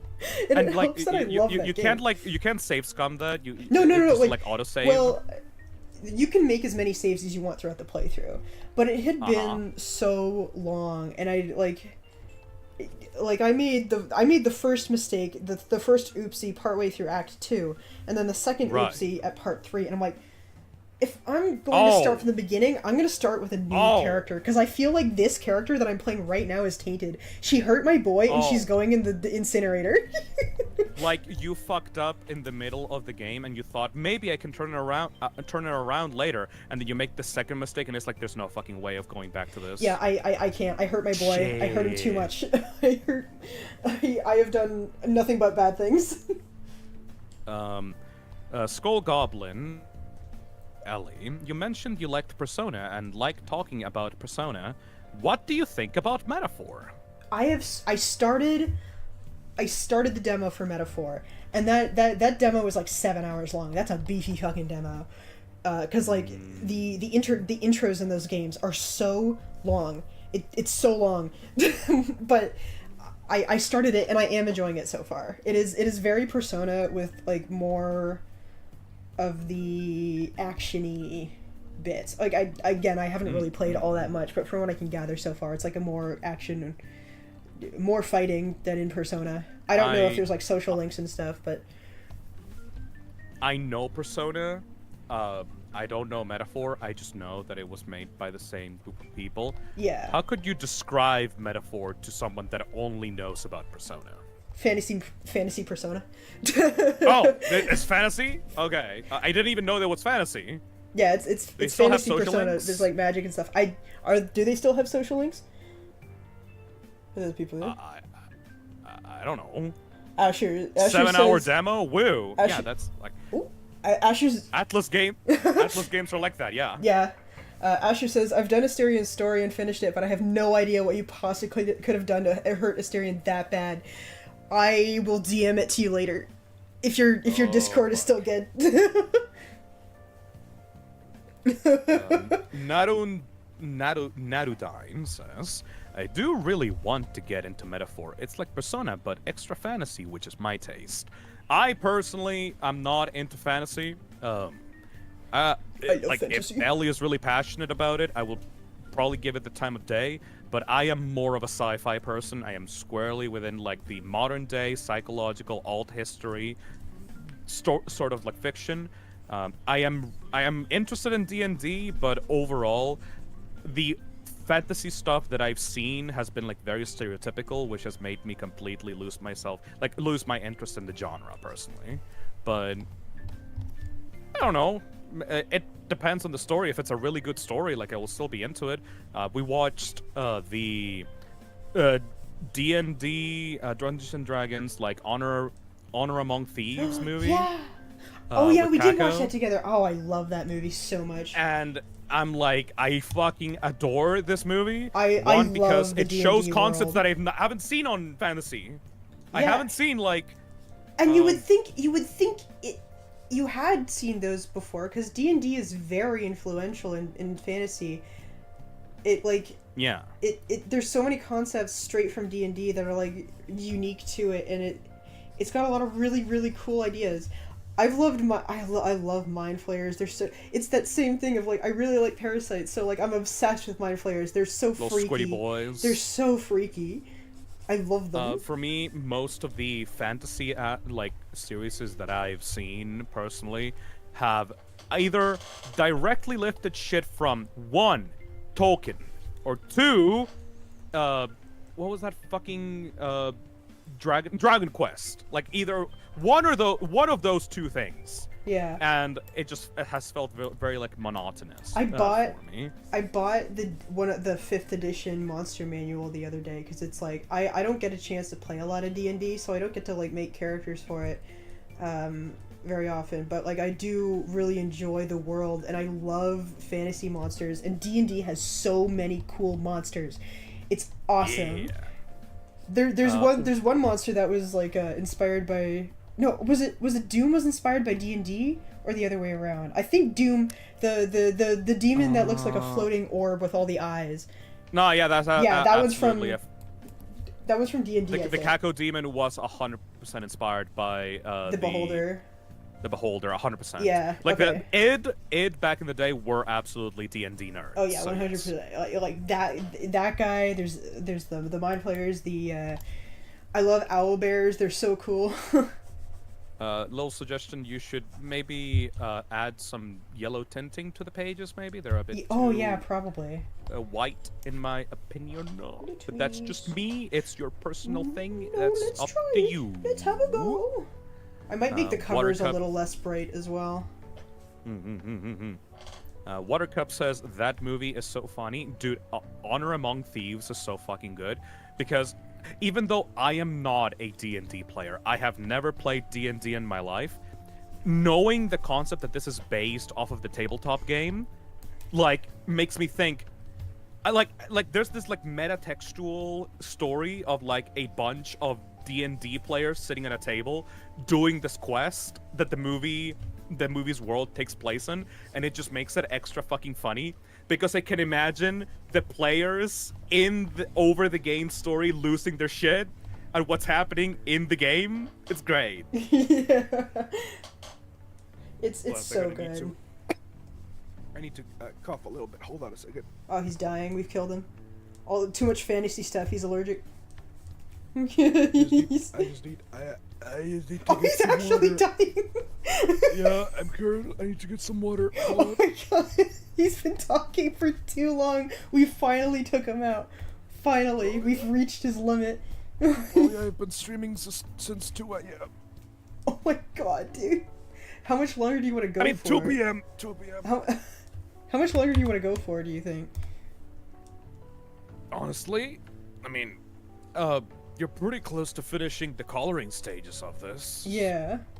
I'm not expecting you to finish the shading, but the coloring seems pretty cool. Yeah, it's getting there. I sound like an old man. He's fucking dying. It's okay. Don't worry about me. I'm worrying. He was screaming about Disco Elysium earlier, sir. This isn't surprising. Fair enough. Fair. Okay, hold on. Let me drink some non-specific energy drink that I don't need to mention the name of because I'm not getting paid to shill it on this channel. Yeah,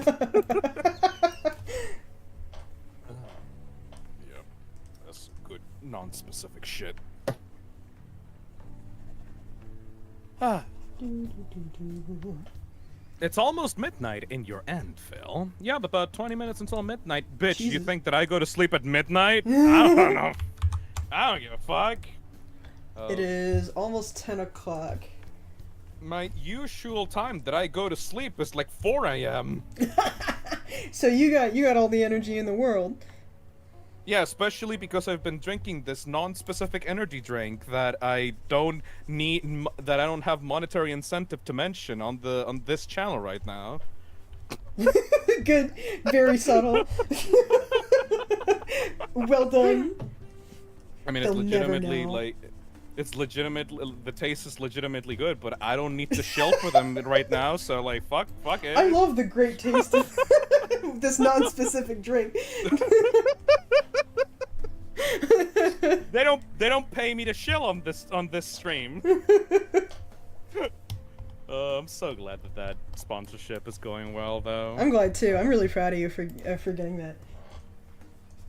I'm really proud of them for being so open to shitposts, because I don't receive sponsorships on the channel because I would probably fuck them up immediately. Oh yeah, I'd be honestly. terrified about that.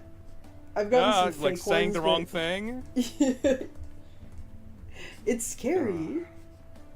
Yeah, it's scary because like you're promoting something, so if you accidentally say that it's shit, or like if you secretly think that it's shit, then you will get in legal trouble, you know?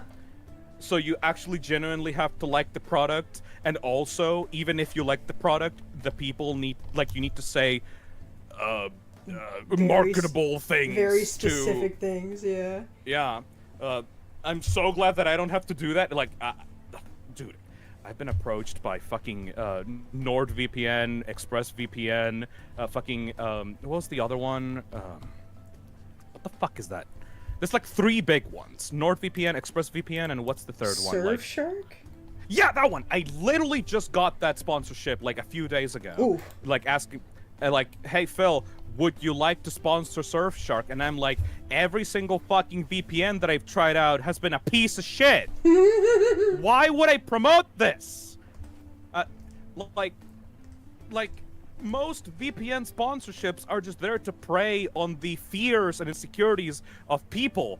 Like, oh yeah, military grade encryption. Go fuck yourself. Like, that's just such a fucking buzzword. Military you know? grade is such a funny buzzword too, because it means cheap garbage. Yes. Like, military grade is not strong. It is made to be mass produced so it can be shipped out to all the soldiers. It is not. It's not a mark of quality. Not even that, but like, I know what military grade encryption is. Hey, motherfuckers here in the chat. Hey, you wanna know what fucking military grade encryption is? Go into the browser of your fucking, go into the browser, like any site on your browser right now, copy the URL, and paste it onto like a text file or something. Hey, does the beginning of the link start with HTTPS? Because if it does, then that website has military grade encryption. It's literally just a default encryption method that all websites already have. Why are they trying to sell you on dumb shit that all the websites already have?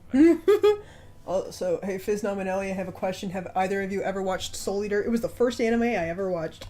I have not done this. I had such a crush on Death the Kid. He was my first fictional character crush. Is that the little boy with the scythe? He's the one with the twin guns, and he has OCD, and I liked him because he's a massive boy failure. I will probably watch it in the future. I don't know. It's good. I like it. Watercup says it's like selling water to a fish. What the fuck? Okay, so that's the thing. Okay, I'm just gonna ramble on. I'm sorry, Ellie. Like, I'm just gonna ramble on. What do you think you're here for? I'm just gonna ramble on about VPNs and VPN sponsorships. Like, I genuinely wanted to give VPNs a try, right? Because, like, I graduated from college as a software engineer, and I was specialized in cybersecurity, right? Yeah.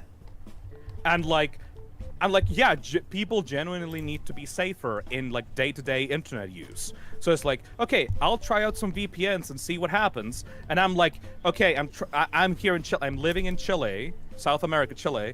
Time to connect to, like, fucking, I don't know, Germany or something. Mm-hmm. Could not fucking connect. Could not fucking connect! Okay, where do I go? Netherlands, couldn't connect. Oh, fuck me. Go to the US. Can't connect to any of the servers except California. What the fuck? Her ear is too big. Fuck! It's like, okay, I need... the only fucking VPN services that work, like, they just spoof my location and put me in fucking Canada or the US or maybe, like, I don't know, England or something. Okay, fine. Okay, so the options are much more limited than I thought. Okay, does that actually do anything for me? No, it just helps me, like, oh, you want to watch fucking Netflix? Like, English Netflix? Fuck no, I don't want to do that. I don't even have Netflix. So it's like, the fuck? Like, why would I need this service? Oh, because we're gonna make you paranoid and scared, and we're gonna tell you that the fucking this music is really hackers, good for this conversation. The hackers are gonna get your information, Ellie. They're gonna get you. They're gonna get your passwords, and they're gonna hack you and take over your computer. Woo! It's like, give me a fucking break, dude. But yeah, it's like, if I had to take a VPN sponsorship, I would be actively selling fear to my audience. I would be telling my audience that they are not safe, and the only way to make them safe and feel safe is by giving me money. And I hate that. I genuinely fucking hate that. Yeah, that's fair. You know? And like, if I say, like, hey guys, I don't actually use this product, and I actually feel like this product is manipulative, you should probably not fucking use this product. Why the fuck would I sponsor it? No shade to people who take the sponsorships. Oh yeah, it's big money. Yeah. I've gotten some fucking figures on my business contact, and those figures are like, oh dude, I could fucking, I could buy a car. I could buy a sports car with this shit. You know? Yeah. Like, if I take this, I'm set for like 5 years. You know? Yeah.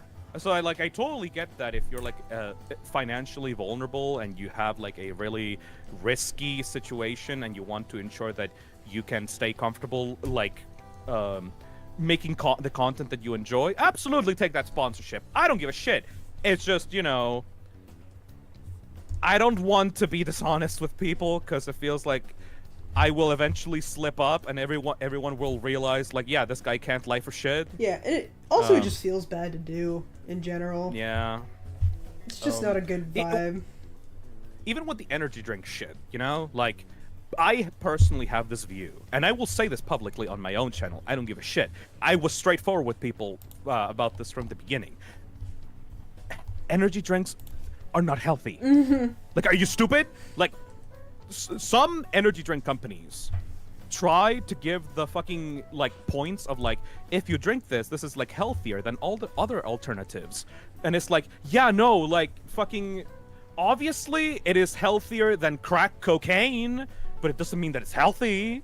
Like, if you have health problems, if you have, like, if you get jitters from, like, caffeine, if you, like, genuinely feel like shit after drinking energy drinks, please don't drink them. They are bad for your health. They are there to give you, like a boost of energy when you need it, or, like, if you really like the flavor, you know? But they will never be fucking healthy for you. Mm-hmm. And people that peddle that lie that these drinks are, like, healthy for you and will help you with dieting or whatever need to fucking stop. Yeah. It is literally because it's tasty. There is nothing that is tasty that is, like, healthy for you. There's no cheap magical item that will be healthy and tasty at the same time. If you like the flavor, drink it because you like the flavor, which I do. I genuinely like the flavor, but I'm not gonna serve you horse shit and tell you that it's gold. Yeah. Ugh. What is this? Seb says, "Oh, I hate when energy drink companies try to like sell them as healthy. Like, Lamau, no shit, whore. No, you aren't. Fucking fuck Mr. Beast for that shit. By the way, What is this?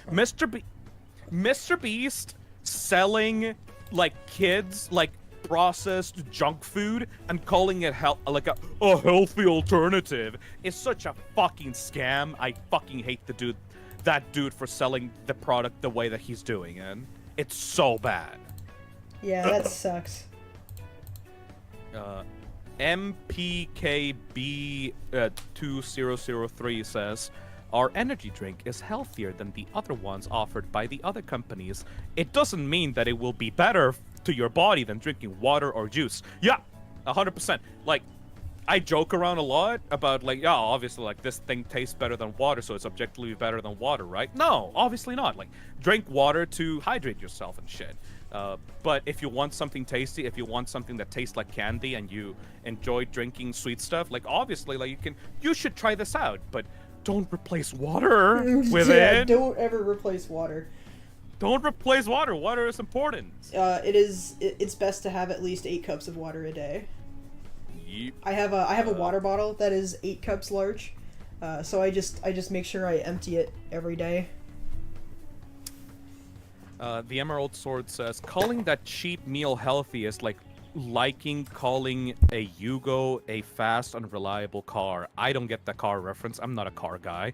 Lori Gitchy says, "You could say that they're in the thick of it." Fuck you. God, I hate those 3 assholes so much. What color should this be? I guess it could stay red, but I don't know. Make the ice green! Sorry, I like green. I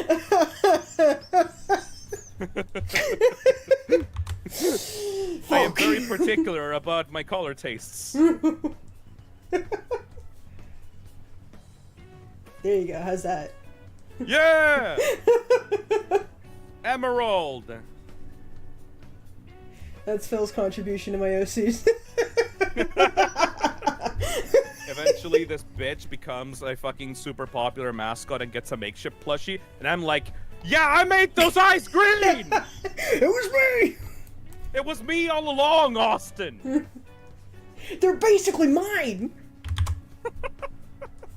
Copyright those eyes! Hayden San says, how do you feel about ad reads like that are actually funny, like the Internet Historian and Tomska? I love them. I genuinely love them. Again, I will repeat, if you're a creator that takes sponsorships, I don't see you as the enemy. I will always hate the corporations first and foremost, you know? Yeah. The people that are pushing that just need to make a living, and sometimes you gotta, like, you know, take some shitty deals in order to make a living and be able to live semi-comfortably. If you start, like, manipulating your audience constantly, though, and, like, milk them to the dry bone, like, that's bad. I don't like that. Please treat your audience with respect. Don't treat them like fucking idiots that will take anything that you sell them. But yeah, like, sometimes it's gotta be done, but, like, please don't start spouting incorrect, dangerous bullshit to your audience. Please. Yeah. Be mindful of what you are telling your audience, because your audience trusts you, and you can actually negatively affect people's lives if you sell them the wrong thing. Yeah. That's why I mostly stick with, like, merch. Because when I sell you something, when I sell you merch, you get something out of it, you know? Yeah. You don't get military-grade encryption out of buying a fucking plushie. The truth will vanish at some point. Yeah, sometimes it can be legitimately dangerous, you know? Especially when it comes to foodstuffs. I got this one sponsorship deal that was like a meal repair plan or something. What are those, like ready meals that are delivered to your house? Yeah, like they send you like the ingredients, and they give you like flashcards about like how to telling cook you it like and how to cook it and everything. Yeah. And I'm like, HelloFresh Factor meal. I'm not sure, honestly. Like, Asher is non-creative. I'm not sure which one it was. The issue people seem to take with it most of the time is that it's like a lot of plastic. Like, there's so much packaging. Is the complaint that I hear a lot. Whenever I see a sponsorship made by a YouTuber, I'm always skeptical about the point of it. And for those things, I'm like, wait, if I buy a subscription to those companies, why can't I just, instead of that, just buy the ingredients on my own, you know? Yeah. Like, if I'm gonna be cooking the thing that you're giving to me, why can't I just get the ingredients myself? I don't get it. Like, what are you doing? Like, are you just, like, the convenience of getting everything prepared? That seems like a kind of a waste. It's like, I was tempted by it for a while, because, like, for a while I just, like, didn't make my own meals, and I was having a hard time with that. It's like, I don't have a lot of energy to cook or anything, and ever since I moved out, I started cooking more, and now it's like, oh, I understand now. This is fun. I enjoy cooking. It's an activity I can do that isn't drawing. I always am very lazy about cooking. I just make the easiest thing that comes to my mind at that moment that I can stomach, and I just cook it and I eat it. I've started buying cookbooks. Ooh. I'm getting I just wish that I had like more patience for cooking so I could make more interesting meals. Yeah, you know? that's fair. I bought like a Sims cookbook, and I've been making stuff out of that, and Maven has been loving it. Because like Maven gets home from work and then passes out for most of the day, and then she generally like wakes up to me making food, and it's a really nice feeling to have someone come out of the room and say, "Oh, thank God!" Like, yeah, like really excited to see me cooking. Also, excuse me, but did you say fucking Sims cookbook? Yeah, I got a Sims cookbook. It's a bunch of recipes from The Sims. What? Yeah. Well, I mean, like, they're Hold on. recreated so they're, like, they have, like, actual recipes. Like, it's not, you don't just, like, put them in the oven and wait, but, like, a lot of the food in The Sims is, like, actual, like, dishes Oh. that can be made. The unofficial Sims cookbook. Yeah. I've been really enjoying it so far. It has a lot of good ones. Ooh. I don't know about this. I got a Stardew Sounds Valley one so as well. familiar. I have a World of Warcraft one, I have a Stardew Valley one, I have the Sims one, and then my mom gave me a bunch of the cookbooks that she used when she was learning how to cook, and my mom's an amazing cook, so I will take those. Fettuccine Alfredo? Yeah. That's my favorite food. Yay! Fuck yeah, dude.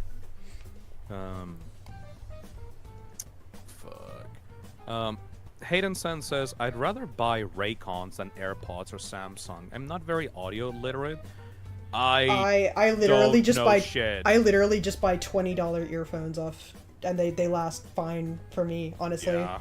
And they sound like the sound might sound a little bad at first, but then you get used to it and it's fine. Like I really don't see the point in buying super expensive things, because then like if they break, I can just replace them, and they're not that expensive, so it's not that big a loss. And I'm not an really bothered. audiophile. Raycons seem kind of cool, but I don't know about They're their so price. expensive. Are they? I don't know. I've only seen them like YouTubers talking about them. I don't know their actual price. They're really expensive. I just buy $20 ones and call it a day. Because I don't listen to music on my phone as often anymore either. I have like a Bluetooth set of like headphones that I use that have like noise canceling capabilities, and whenever I'm autistic and I don't want to hear the noise from the outside world, I just shut myself in by putting those headphones and just walking around on the street, and it's very calming and I like it, and I can hear my podcasts and it's good. Yeah, I worked as a dishwasher for so very long. Like literally all I needed was noise in my ear to distract me from the fact that I was bored out of my fucking skull. Purple Max says, I heard about Raycons and the audio is not good. Very overpriced. I love my AirPods. It depends on the person, I guess. 'Cause, I don't like Apple shit in the first place. I think but, the complaint, either the complaint or the thing that people like about it is that it has a very heavy bass, I think, from what I recall. And some people like it, some people don't. I saw Dank Potts' video about it, and that just informed my whole opinion on Raycons. I just don't care enough to buy them. I'm not even considering more expensive ones. I have my cheap ass headphones. I gotta pay rent, I'm man. happy with that. Yeah. Judy Nader says, I have high quality headphones because I listen to music a lot and I use them every day. On my phone, on my PC, everything. Yeah, I don't use speakers. I don't have speakers on my PC setup. I was raised in a very crowded home. And like, if I listened to my computer sounds on speaker, my family would probably put me on a list. So it was just raised with headphones 24/7. That's what I did, and then I moved out, and now I've been using headphones less. And it's been really nice. I think it's better for your hearing. My hearing is probably already permanently shot from listening to loud headphones too often, but I've been trying to use them less and less, just to try and, I don't know, I can't reverse the damage, but I can at least not do more than necessary. I don't think I'll be ever able to do it. You know, sorry to go into like personal shit, I guess, but do you have this feeling of like, probably not. This is just a very specific fear of like, I have this feeling of like, if I'm listening to something on speaker, like someone is like there listening to it. 100%. Like, I don't know if my neighbors can hear the TV half the time. I always have the TV super quiet because I'm paranoid about people being able to hear it. And, like, people are always like, why do you have the TV down so low? It's like, because I don't want people to hear it. I don't want to bother people with my terrible taste in media. And like I don't give a shit about like my voice, right? Like my voice is fine. Like I can scream yeah. at the top of my lungs, and my family just has to like deal with it. But like don't for some reason realize it feels, so loud. but it like feels so weird when like other people get to hear what I am watching. It just feels like very uncomfortable. You know? So, like, I I've just have a been really used hard to... time with volume control. I don't realize I'm that loud until after I do it. It's like a fear that I have not been able to get over, and it's so fucking funny too, because like, I currently live in an apartment that is like very old. Like it's not like a new type of apartment. This shit was built in like the 40s, I think. So like the walls here are like, they're very fucking thick, you know? So like it's an irrational fear that I still have about the headphones, and I can make all sorts of noises here, and like people, like nobody will hear anything. Dude, I could fucking murder someone in this so apartment. Cool. Like there's blood-curdling screams could reach out across the fucking stratosphere, but they will not leave these walls. It's amazing. These walls are impenetrable. I have never heard a single peep come out of my neighbors. My on neighbors top or below. My neighbors have young children, and I live in like the basement area. So when they stomp around, I can hear it. And they sometimes, dude, I sometimes hear them fighting up there. They fight so much. Oh. And I'm so scared shit. that they're gonna break out, and I'm gonna have to move again. I'm gonna be so pissed. Oh no. That you gotta be invested in your neighbors' drama, because like they could blow up the fucking place. I have no choice. Shit. Because like I think my bedroom is like right below their living room. Oh fuck. And it's like they're always really nice when they interact with us, but then I hear them like fighting like crazy up there. It's like, oh god, guys, please. Don't When scare you're me like that. accidentally invested in your neighbor's drama because like your living situation depends on them getting along. Yeah. Oh fuck. It's a nightmare. But other than that, this place is pretty neat. I specifically got into the place that I am right now because I wanted to stream with no problems. I didn't want to have neighbors that would start like complaining about my noise levels. So like I specifically shopped around for an apartment that was like literally murder proof. I just wanted out. I just wanted out so bad. Maven and I both really wanted out. So it is lucky that is the only issue we're having. But I think other than that, this place has been really, really nice, and it feels so nice to be independent. It's really nice. Oh yeah. Being able to walk around in the living room of the place that you are renting and not having to hear bullshit from someone sitting on the couch, like complaining about your fucking life, even though all they're doing is just sitting on the couch and watching the History Channel, is so good. Oh boy, I bet. Not having to like be afraid of exiting your bedroom because you don't want to hear it from that one asshole that's just looking to complain. Yeah. Because they want to make themselves feel better. You know? Like, they're not there to help you through your issues. They're there because they need to let out steam, so they will just use you as an emotional punching bag to, like, demand shit from you that you know you can't do at the moment. Yeah. It's like, when are you gonna do it? When are you gonna do it? Are you gonna do it? It's nice to have that agency. Ugh, I don't know if I... feels so freeing. Do you think she looks better without the color around her eyes? No, I like it. Yeah? Okay. Close to 12 months. 100%. Drawing looks good. Thank you. Hell yeah! It is taking me so long just to get to this point. It's 10 o'clock. I think that you've done masterful fucking progress on this. I'm glad. I've done quite well, I think. Hell yeah. I wonder if there's anything more I can do that's like small. Because I don't know if I'll be able to finish shading The tonight. shading. Maybe? I don't think the shading is that complicated, actually. Have you finished coloring in the cat's bow? Yeah, does it look good, Red? Should I try other colors? You could try out Extra green. It might, like, maybe she does like the color, she does like the blue. And it's her cat. You could try out silver the same as the necklace. Maybe. Let's see.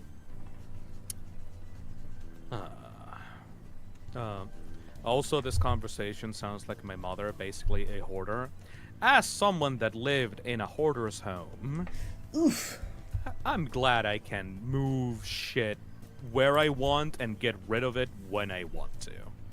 I am so glad that if I see something that's useless, I can just delete it from my presence without anyone getting super mad at me. What do you think of this? The light bluish, closest to gray. It kind of takes away from the eyes. His beautiful, beautiful eyes. Beautiful, beautiful eyes. Let me try it. Whoops. Where's It the... makes you want to be a minimalist. Dude, Hayden, I have my plushie collection in my quote-unquote office right now, and those are the only things that I will... You know, I don't have much decoration in my apartment, you know? Like, everything in my apartment is something I feel has actual use to me. Otherwise, get it the fuck out of my sight. I can't deal with it. I think I need to do a little bit of extra shading over here, because the way I shaded the metal over here has a lot more darks. So maybe I'll do... Chad, what do you think should be the color of the bow? What do Any you think? suggestions? What do you guys think? Maybe yellow to match the hair. Maybe.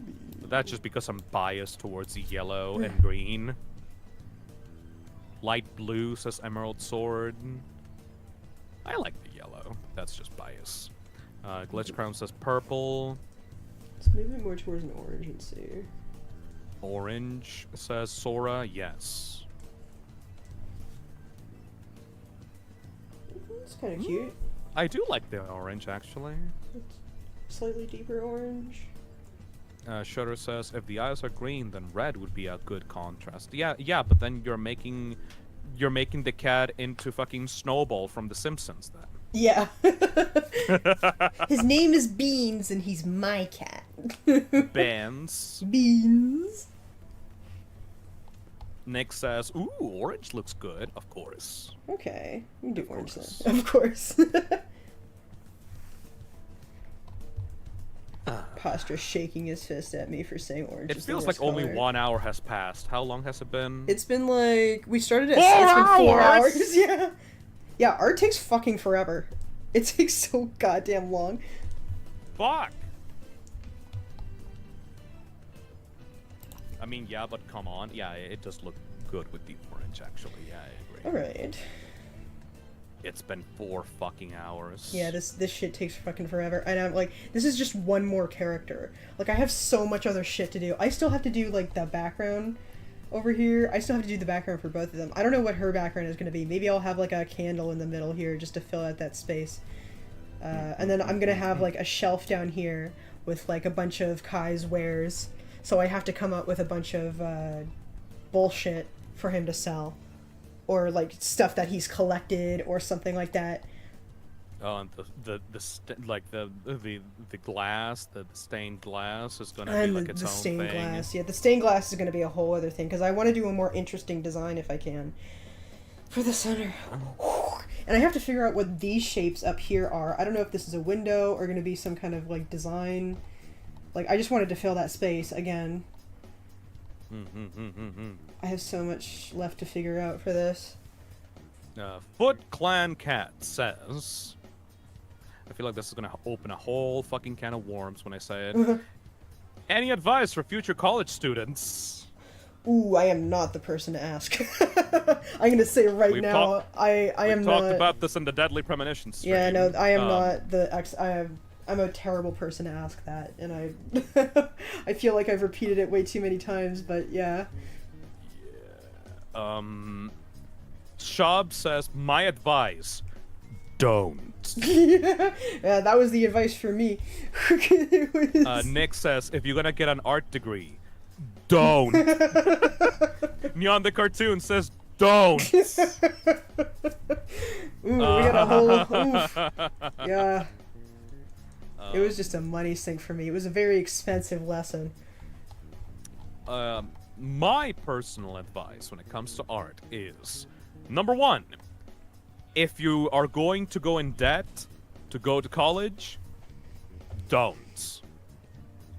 Number two, if you want to go into college just so that you can learn something that you can just learn online and do online, don't! Like, the internet has allowed you so many chances and possibilities to be able to learn by yourself. If you can make stuff to be able to get into your interest of choice, then fuck college. It works you for should some not people. go into college. Like, there are some things that I do wish I learned, but I just don't it depends on from person to person, because, like, I probably could have learned a lot from college, and I probably could have gotten a lot further than where I am, but I don't think I learn well in that kind of environment, and I've had a much easier time learning at my own pace, and that's just how it be. I need to be in the headspace. Natural Animal says, what about animation? That was the one the animation was what I tried to get into, and I learned the hard way that animation was not, in fact, what I wanted to do. It was illustration I wanted to do. And apparently that's common for animation students. Like, it happens a lot, where it's like, oh, I do cartoony art. The only thing I can get into is animation. The only art form I can do is animation. And then you learn about illustration. It's like, oh, there are jobs for people who just do pictures. Animation is so fucking Animation is dangerous it's a whole other get beast. Into, because, like, even if you know, not to discourage you, I'm not trying to hearts- discourage you. If it's legitimately what you want to do, go for it. But, like, there is, like, a moment of thinking, like, wait, am I an illustrator actually? Even if you know in your heart of hearts that you do indeed want to be an animator, you have to look within yourself and think, do I have the determination to pull this through? Because it's not going to be easy and it's not going to be happy. Like, you, as an, like, animation student, will go through the most rigorous, demanding work process in the fucking world. I have enjoyed making single pictures and moving on. Like, again, like, I am someone who really enjoys knocking out a project and then doing the next thing. Like, I want to hop from thing to thing to thing to thing a lot, and it's like, it doesn't work for everybody. Like, some people do like doing like long form projects and taking like years and ages and months on one thing, but I'm like, I'm gonna do a picture and I'm gonna make it as good as I can, and then I'm gonna do the next picture, gonna learn from each picture, gonna keep doing pictures. I like pictures. Specifically for me, it's like, okay, you want to get into animation college. I understand. You want to be a professional. You want to be someone that can put a mark on the industry, right? You want to work for big animation studios. And yes, you're right. No animation studio in the world is going to take you if you're just a random animator online. Like, you need to have a college degree for that. Well, no, actually. Most art like jobs these days, you can like, well, I mean, for big shot projects like that, it is good to have like experience, but you don't need to get that experience from college necessarily. It's just slower going, I think, and learning that way can be tough. Because, like, and I do agree with if you're someone who works well within like a more structured environment, then college will probably go better for you. But I just, like, my issue was that kind of structure, I just wasn't ready for it, I don't think. Yes. And I like but I mean, like, my own... specifically for animation, because I 100% agree with you, Ellie, on when it comes to art in general. Like, art degrees like are usually useless, because if you can make art, anyone can take you because of art. You know, like, if you make good fucking pictures, you will be able to get a job making pictures. One huge thing you get from college, like, real easy, if you take the time to make it happen, is connections. Making connections with your fellow artists, and, like, you can help each other in the future when you trying to get jobs. Yes, but I do know from talking to people that animation specifically is really rough to get into, like, in the industry, unless you want to stick with indie animation, you know? Yeah. Because animation is done mostly by companies, and companies need reliable workers. And if you don't have the degree, they sadly, like animation specifically, they sadly rely on degrees for that. Yeah. And overall, like, I'm going to say this very succinctly to the person, like, to people that are working within, want to work within the animation industry right now. If you have a passion for it, good for you, buddy. Clap and a half for you. Yeah. I'm so proud that you have passion, but passion doesn't mean shit. If you are if you want to truly become an animator, you need to have actual motherfucking resilience, because otherwise it'll break you. The resilience is what you need. Being able to work a soulless, fucking passionless job for weeks on end until you get the motherfucking work done by the end. And not many people can do that, sadly. I'm sorry if that sounds like shit. It's rough. But not many people. But it's- Not many people can do that. Just like Ellie said, You can at least you try. realize I like. you want. I don't regret going to college. Is the thing. Like, even though it ended so disastrously, I don't regret getting that experience and learning firsthand, rather than like sitting and thinking like, could I be further along right now if I'd at least tried college? And I tried it, and it didn't work for me, and that's okay. Again, it was a very expensive mistake, and I was It was a mistake, but you learned. I did learn from it, and I think that's good. Like, it wasn't a completely lost cause, because I did walk away having learned something. Like, do I want to be an animator? No, animating sucks. I want to illustrate. Yeah. And that's great. Yeah, You get to learn more about yourself. I've done a little bit of animating. Like, I've applied, like, what I've learned about animation, like, a few times to, like, a couple different things I've done, but I don't think I'm ever... Well, no, I don't want to say I'm never going to be a full animator. You never know what'll happen. I got life left in me. But, like, right now, I'm happy with the illustration, and I think what I want to learn next is something different, like Blender or video editing, or just, like, a different skill. Because I'd like to branch out a little bit if I were to learn something new. You can't stick with this one thing forever, otherwise it's gonna be miserable and boring. You gotta keep it up. Yeah. Keep it new, keep it fresh. My brain needs to be entertained constantly. Yes.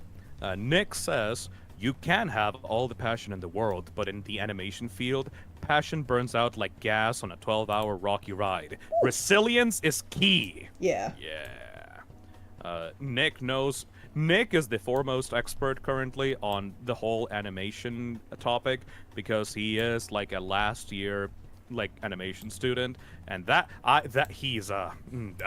seen it from I've seen the shit that he has gone through these past few years, and oh boy, I would never want to be in his situation. He is extremely resilient. I would have given up. I would have just thrown in the towel. Yeah, no, I would not have survived that. I didn't even make it past art fundamentals. There was no fucking way I was making it past animation. I just wasn't ready for that kind of learning. And like now that I'm in the position that I am, and it's like I think I'm ready to learn more. I think I'm ready to move forward. And it's just slower for some people than others. Like, I admit I've been really slow at learning some really important fundamentals of art. But, like, you know, I'm taking it at my own pace. Glitchcrown says, I have a film degree and film school killed my love for filmmaking. You know what? General advice for people going through college right now. Like, let's finally answer the question that started this in the first place. General advice for college. If you're going into college because you're passionate about the subject that you're studying, be ready to kill that fucking baby in the bathwater. But goddamn. Look, because, like, the thing that you love will get killed in front of your eyes. And you will only get a degree out of it. You're not going to get anything else. You're going to get better at it, but all your passion will drain away. Yeah. So if you're going to go to college, make sure that you have some other interests aside from this thing that you're going to just fucking kill at the altar, you know? There have been a few times where I've sat down and gone, do I actually enjoy doing art? Like, Fuck. and like, those moments are harrowing because it's like, this is the only skill I have. Like, there's nothing else I can do. I can't get away from this. And ever since I've been taking more breaks, I've been able to enjoy it a lot more. Like, it's not something that that's constantly hanging over my head. It's not something that, like, is constantly bugging me. So I've been a lot happier with my art recently, especially since I've started, like, taking the time out of my day to learn more and to do more research. When if I'm drawing something and I don't know how to draw it, just look up how to draw a thing on Google, do that a few times, and eventually you'll get it down and you won't have to look it up anymore. There's so many resources at your fingertips that you don't even have to pay for. Yeah, free knowledge. Knowledge so is much free, free knowledge. motherfucker. You have internet. Like, with this guy, I'm bad at drawing cats, so I looked up cat drawings. I looked up, like, how to draw cats. Like, and just got, like, some basic practice in before going. There's a really funny, like, chat comment. Quick question, Ellie. Who drew your thumbnail? It's really cute. It was me. I'm an artist. Hey, yeah, I like that. Well, he's asking that in the drawing stream, the artist drawing stream. well, it doesn't exactly look like the elves exactly. I guess, like, I've also had other people draw thumbnails for me before, but it felt cheap to make someone else draw my art thumbnail. It's like, oh, I don't even have enough time to do my own thumbnail for my own art streams. Like, no, I had to do it myself out of principle. Nick also says, oh, also, if you go into art college, don't do it for the degree and the grades, do it for the portfolio. Yes, because you will then, after you come out of college, you will actually have something to show for yourself that you will be able to put for a potential employer. That is very good advice. Holy fucking shit. Don't just stand around in art college doing it for the grades. No one will fucking hire you because of your stupid grades. The gay pipe says, is going into college for a subject you're not passionate about any better? Honestly, you might learn to become passionate about it. Honestly, yeah. No, like, if you're going to go to college, do it for something that you're tangentially interested in, not something that you're 100% passionate in. Because again, kill the baby in the bathwater. So yeah, there's a lot of people who say don't turn your passion into your job. Maybe kill a smaller baby, you know? And I made like that if you mistake. have like you have like a small interest in, like maybe decide to kill that smaller baby instead of the big baby that you've been nurturing for years.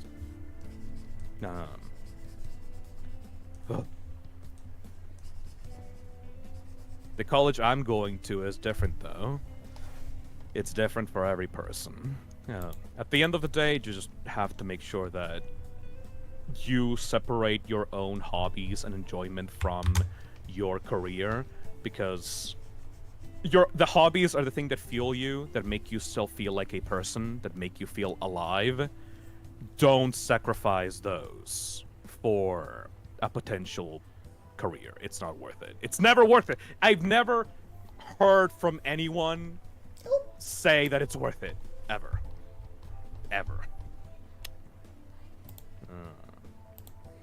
I'm still trying to sell myself on the glasses.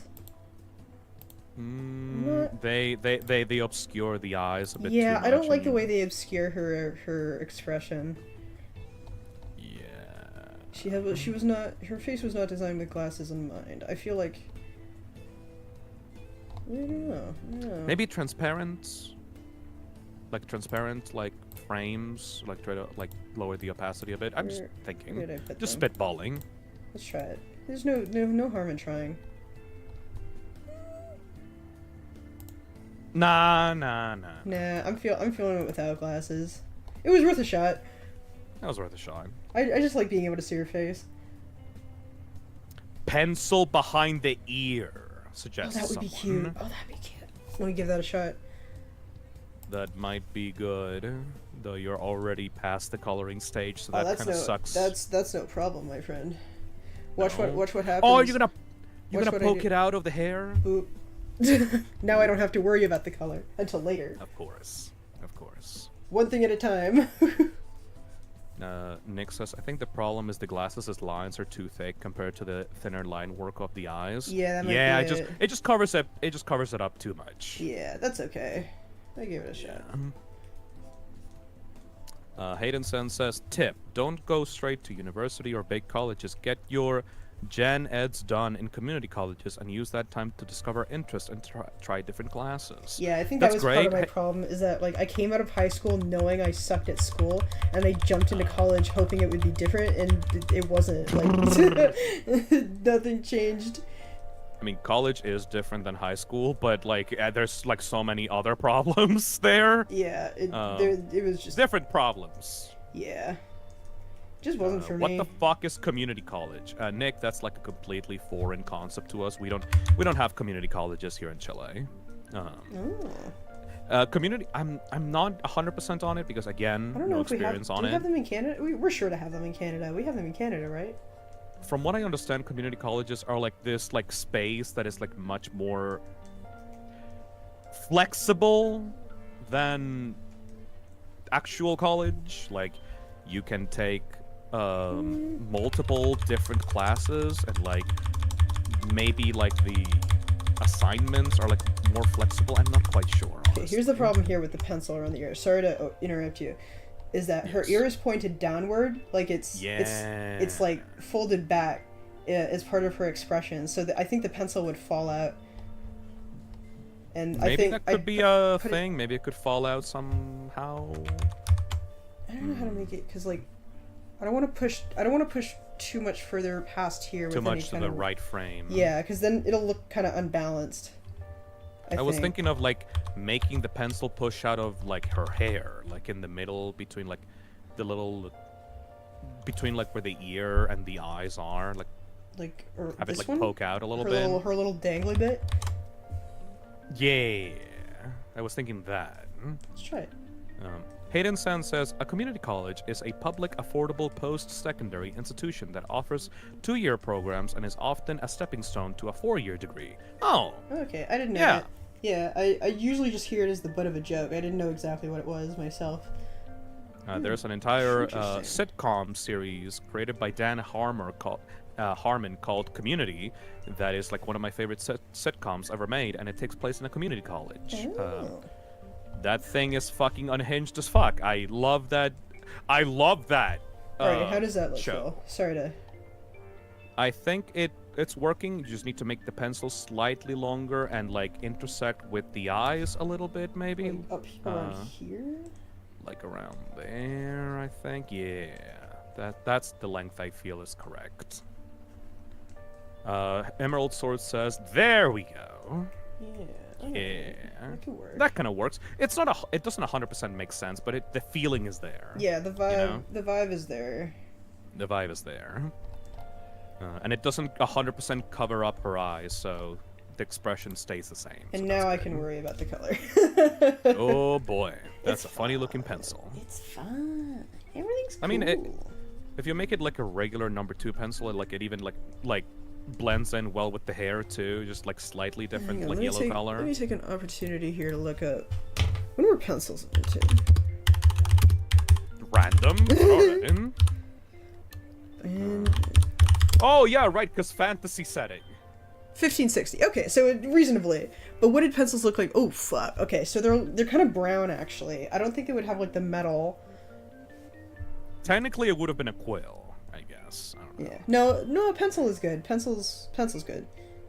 Yeah. I think that's easier to do, like, cause she does keep a journal. So What happened to the glasses? It was too much. It was too much. The glasses weren't working for me.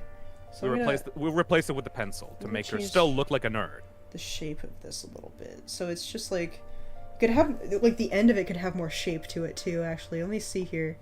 Where'd the... Any So if I custom do something pencils? more like... Something with... No, I think it's still... Yeah, Humans Like to Be Drunk says, could you try a red colored pencil? I think it'll give good contrast to the hair. Probably, yeah. Let me try it. Let me give that a shot. But yeah, I'll make a thicker end here. I think that looks better.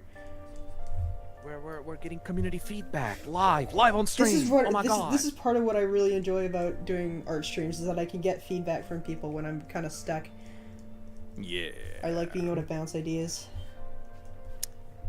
Phil, off-topic question, but are you still playing Sendless Zone Zero? Yes, I have nearly 7,000 Primo Gems, or whatever the fuck is called in the game. Polychrome, yes. I'm nearing 100 pulls. I feel proud. I'm doing it.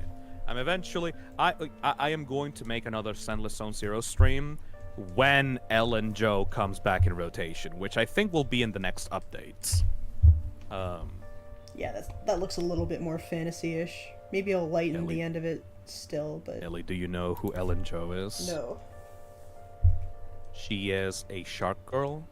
Oh, she shit. has a maiden, like a maid outfit, and she is very cool. You had me at Shark aloof. Girl. She is very aloof, and she has sharp teeth, and That's the good shit. and she's got red eyes. Yes. She's super cool. Yes. Good. Purple Max says, "Is Sendless any good? Because I'm curious, but also want to keep my dignity. Sendless feels like a high-quality anime movie that you can play, and the gameplay is very like addictive and like satisfying, and the characters are actually really good and distinctive. And yeah, sure, there's a bunch of cutscenes where like the female characters bounce their titties and ass at you in front of the camera. Yeah. But it's like you gotta get them in somehow, you know? You gotta, it happens. You gotta appeal to the freaks. Yeah, and then you gotta actually sell serve it. them good shit, right? You gotta It's like sell it. Like I see so many people on Twitter going like, "Oh, what is this fucking Gooner game? This is so fucking unreal. Look at how big their titties are. Like they're bouncing all over." And I'm like, "Fuck yeah, they're bouncing all over." But also the gameplay is good. Hell and yeah, the story I is love great. women. Yeah, it is for freaks. Like it's 100% Women are for pretty. freaks. But also the characters are just genuinely well designed, you know? Currently, I have a team consisting of the green starter character that is like emotionless and like she's pretty cool and like she gives out consistent damage, and Nicole, the pink-haired woman that is like has like a business case, like a suitcase for business that turns into a fucking cannon, and Sokaku, the blue-haired child, the blue-skinned Oni child that has like a giant fucking fan Sorry, I and had like to can zoom in on control his eyes. disgusting fucking face. Oh yeah, smug piece of shit. Fucking asshole. Hate this. But yeah, like Sendless is legitimately good, and one advantage of gacha games is that you can play them forever. They get constant new updates, constant new stories and cutscenes. The animators are paid very well. They're very fun to look at. The characters are like entertaining, and yeah, sure, obviously, like the game is made to sell you on the fucking microtransactions bullshit. But so far, I have put in like what, hundreds of hours into it so far. And I have not spent a single cent in it. Well, that's good. So, yeah, I recommend it. Nick says, "Life is so much fun when you don't care about being perceived as a freak or whatever." We were literally just talking about this with Twilight. Yeah, I've been freeing myself a little, inching towards freeing myself a little more and more, and it's been so nice to like come out of my shell inch by inch and to see people around me be like, "Yeah, you kiss those boys." Yeah. Yeah, go ahead. You got a little bit... Everyone is a little bit of a freak. Yeah. Maybe they're not a little bit of a freak in your specific field, but everyone is a freak for something. Yeah. Oh boy, dude. Oh. And like, if you think that you're not, and if you think that you're normal, you're fucking kidding yourself, first of all. Second of all, why are you here? No normal Like, people. No normies if you're allowed. watching if you're listening to the words that are coming out of my mouth right now, you're a fucking freak about something. I don't know what it is. It might be really bad, but you are. So it's Yeah. very fucking hypocritical if like you he's- genuinely start shitting on someone else's freakiness. It's like he's talking right to me. I'm looking at you. You have no idea the extent that I've gone. You may Well, yeah, never no, know, like- preferably. Life becomes whole lot simpler when you realize everyone has their weird little quirked up shit, and as long as they're not harming anybody, fuck it, you know? Like, are you actively making someone's life worse or like negatively affecting someone because of your weird interests? Yeah, no. that is Then the thing. have fun. That's the thing I reflect on is like, I haven't hurt anybody with this, but Yeah. uh, There's no shame. Like, I mean, maybe there's a little bit of a shame. Maybe it's like a socially weird thing to do. But like, as long as you like are not harming anyone, I don't give a shit, Yeah. dude. Like, do your thing. Also, Nick, holy shit, that is such a good fucking line. If What? you're not a follower, then how come you're in his church? Yeah. If you're not a freak, why are you even here? yeah. Like maybe you're like, I don't know, like a fucking like 18-year-old fucking zoomer trying to find out about what the fucking like what my favorite YouTuber is doing. Maybe you're like a 40-year-old mom that is secretly watching this, like trying not to appear as a freak in front of her kids. Whatever background you have, if you're invested in this conversation enough to keep watching after, I don't know, fucking 4.5 hours, you're a freak. Stop kidding You're a yourself. freak. We all welcome Don't freaks kid here. yourself. Freaks are cool. I like freaks. If you're not a follower, then how come you're in his church? Holy shit. It's really good. I'm gonna use that in the future. I like that. I'm gonna steal that bit. Yeah, no, I love this shit. I love ants. If you do not follow the faith, then why are you in my sermon? I love. You motherfucker! I like angsty stories. I like when characters go through hardship and are picked back up. You like it. You like it when the asshole posh like guys get humbled and then get to be vulnerable. The music has stopped again. Let's see. Nick says my ability to come up with terrifyingly good lines, but only once every 3 months. You gotta. It's like a Who's cooldown. laughing Oh, yeah. You gotta Oh, go yeah. cooldown. Baldur's Gate. Baldur's Gate. Baldur's Gate. That's the stuff. Yeah, give me that. Sorry. I can't fucking believe that we're almost there. Holy shit. We're getting there. I think. This was just a sketchy ass like chicken scratch sketch when we started Yeah, this. and now it's looking pretty hacking good. I might add more dark areas because Kai has a lot of like really dark areas, and she doesn't. So I'm gonna add Definitely more. need to add that at least on the books because they're glowing at this point. Yeah, They and like do. her arm maybe disappears into the shadow a little bit. Glitch Crown says Chad is a signed freak by Phil. I mean, it's like, it's like, if you're watching My Little Pony, and like, you're a fan of Twilight Sparkle and her friends, and someone tells you, hey, do you like cartoons for children? You can't just say like. You can't just be defensive and go, no, I don't watch that baby shit. It's like, come on, like, who are we kidding? Yeah, here? like again with the Twilight stuff. The only reason I was able to get away with it was because I laughed at the jokes. Yeah. I just, it's like, if you're partaking in the freak zone, don't try to be high and mighty about it. Yeah. I just, I can't I judge don't get it. people.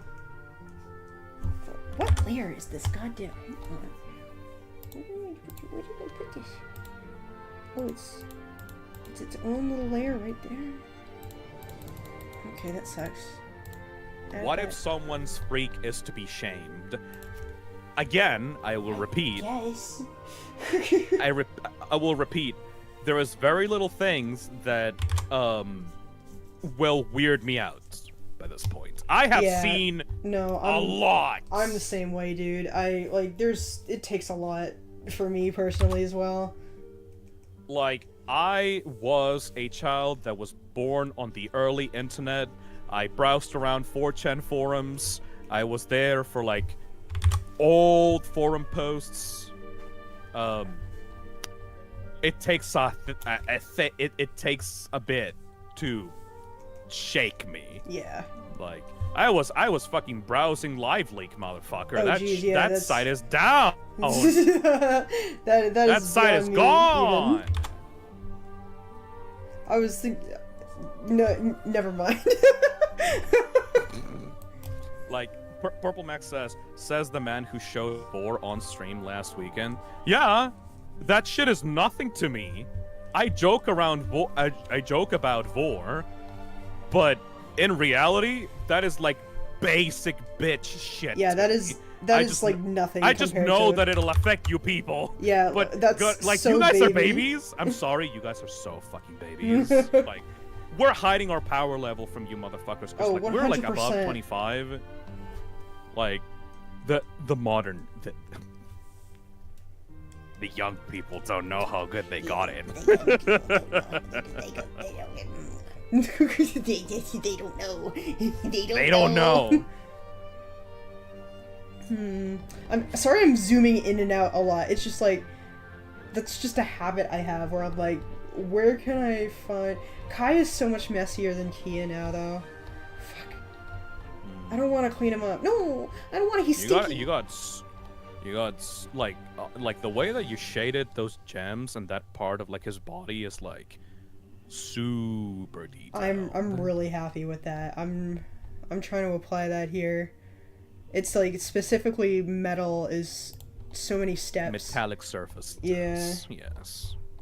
You've got like 3 different colors. I'll put like a light shine. I should be reading the names of my layers. That would probably help. Oh. Oh. Oh. Oh no. Oh.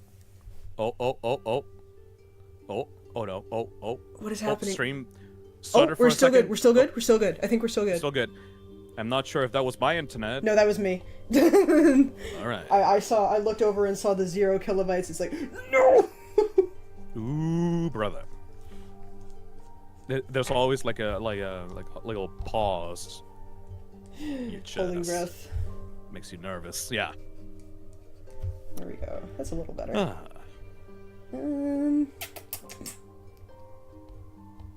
I gotta do the books. I can't keep putting off the books.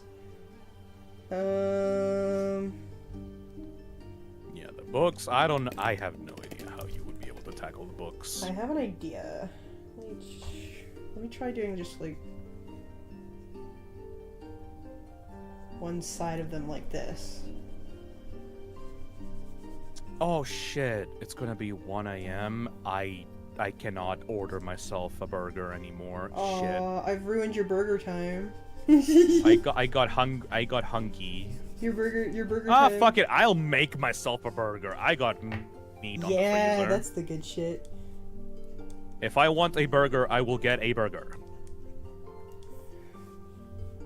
Hell The easiest method is by ordering in. I have burgers as well, I think.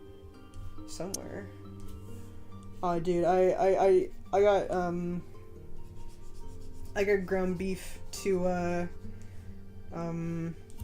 make a stew that Maven wanted me to try making, and I didn't get a chance to make it right away, and I kept it in the fridge, and like I pulled it out, and it's like Maven asked me, "How old is that?" And I'm like, I don't remember. And then Also, appropriate to this stream, the freakiest of the freaks are most of them super great artists, especially in the furry community. Especially on the furry community. Yeah, like I'm gonna be real here for a second. Like I am so nervous about drawing like not safe for work of my own characters, and it's like I really gotta start like getting past that hurdle, because it's not only really good for anatomy, but it's just like it's just a chill, fun thing to do in your off time. And it's like, since I can't post it, I get to go through the thing of like, this is just for me. Nobody else gets to see this. I gotta do more like not safe for work of my own characters, but it's tough. It's because it's embarrassing, even when I'm alone. You get to be a little freak, and no one can judge you about it. Nobody can do anything about it. You don't know the stuff that I do with my pencil on my bedroom on my alone time. You think I made this guy hot for fun? Yeah! Hayden Sen says, furry artists make me jealous with how good they are. How they can't make good-looking suits baffle me, though. You haven't seen some furry suits. What the fuck are you talking about? Dude, the US military has benefited from the technology that furries have developed to make good fursuits. Fuck off. I'm not a furry, but I have seen some good-ass fursuits. Yes. Don't yuck anybody's yum. What you don't see can't hurt you. You'll never know. I mean, it takes a while to get used to fursuits in the first place, but like, I've seen some that legitimately rival Disney animatronics. I've in seen terms some of really detail. fucking cool ones. And they don't do it to make money, they just do it to express themselves. Yeah. It's so cool. Let me see here. God. Maybe do I make the books a little darker? Dude, have you heard the story of the guy that like angered the entire world? Like, okay, you know about the fur affinity hacker? Yeah, to some extent, I think. Do you know the extent of how much he fucked up? Vaguely. You'd Okay. have to remind me. So, there was this fucking guy that hacked Fur Affinity. Okay, so that the owner of Fur Affinity sadly passed away. Right, yeah. And because of that, I think like the domain name was like changed over to a person that did not have like his content secure, right? Yeah. So a fucking like Kiwi Farms troll, like that hated furries. Oh no. You know that cartoon villain of like that cartoon homophobic person of like I quickly became homophobic. Yeah.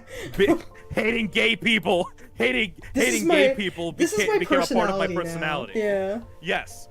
So like that type of motherfucker forcefully stole the credentials for like the Fur Affinity site. And for those that do not know, Fur Affinity is like the safe haven for furries. There's like so much like good art in there for furries, and obviously, it's like taking down like furry Twitter. Yeah. So this motherfucker does it and like starts to like steal people's data by like making like a copy of the Fur Affinity site that looked exactly like the main version, and like he took like your passwords and stuff using like this fake version of the site that he directed you to. And he was like flexing on everyone. He was like, oh my god, look, I have such control over this. Look at me doing all of these internet crimes. You can't do anything about it. Fuck you, furries, you suck. And this guy got so fucked. Yeah, good. I love a happy ending. You don't understand. Furries.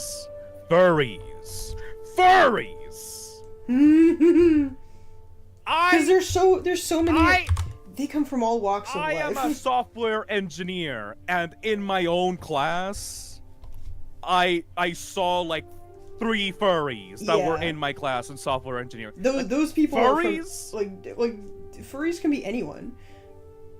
Like not only that, but furries of... tend to be suspiciously wealthy individuals. Yeah. And furries tend to be really into the tech sector. They tend to be computer scientists. Yeah. They tend to be people that are really knowledgeable about how the internet, engineering, and mechanics work. So they figured out this fucking guy like immediately. This guy was a fucking dumbass. He was a dumbass. Like he was taking screenshots of like the back end of the Fur Affinity site, saying like, hey, I got all your money now. Look at how much money I'm making from this. But he just like inspect element changed like the balance sheet for like hit like the website. Turns out like he just essentially like image edited to to make it look like he was like becoming a millionaire off of this, but like people just saw directly below that it was like a number showing like the real number, like the And difference. this really Yeah. says Mr. Shouty. committed me to the entire furry community. I can imagine how fucked up he got. Exactly, Shouty. Like he inspected Element the profit amount that he got on the side, but he forgot to change the difference at the very bottom. So he like people just immediately realized, oh wait, this guy actually isn't like thousands of dollars in debt because of this.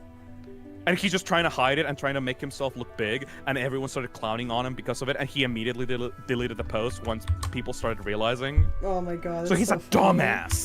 Jesus And then Christ. because he wanted to get one over on people, because he wanted support because of his dumbass fucking decisions, he decided to redirect the entirety of the Fur Affinity site to fucking Kiwi Farms.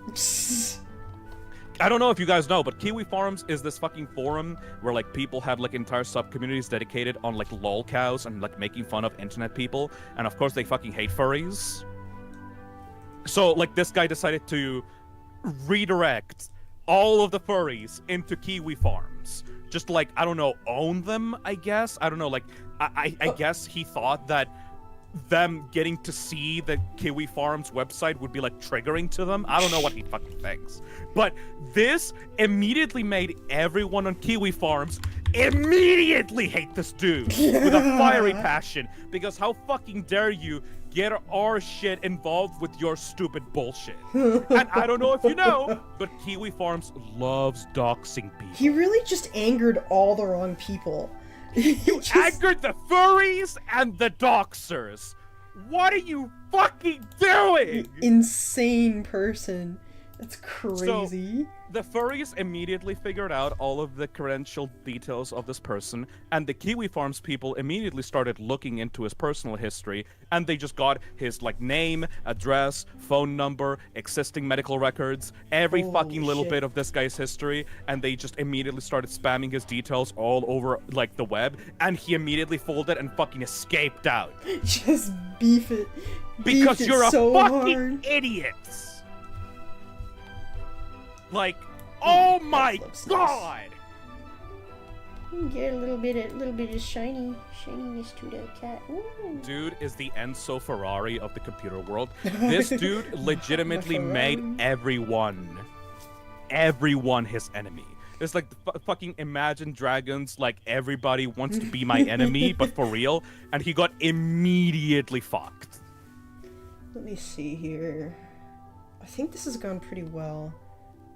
Yeah, I really like the like very sharp like back shading. I don't know what it's called. I could make her. I think I should make some of her lines a bit thicker because Kai has some decently thick lines on him, and hers are a little not like that.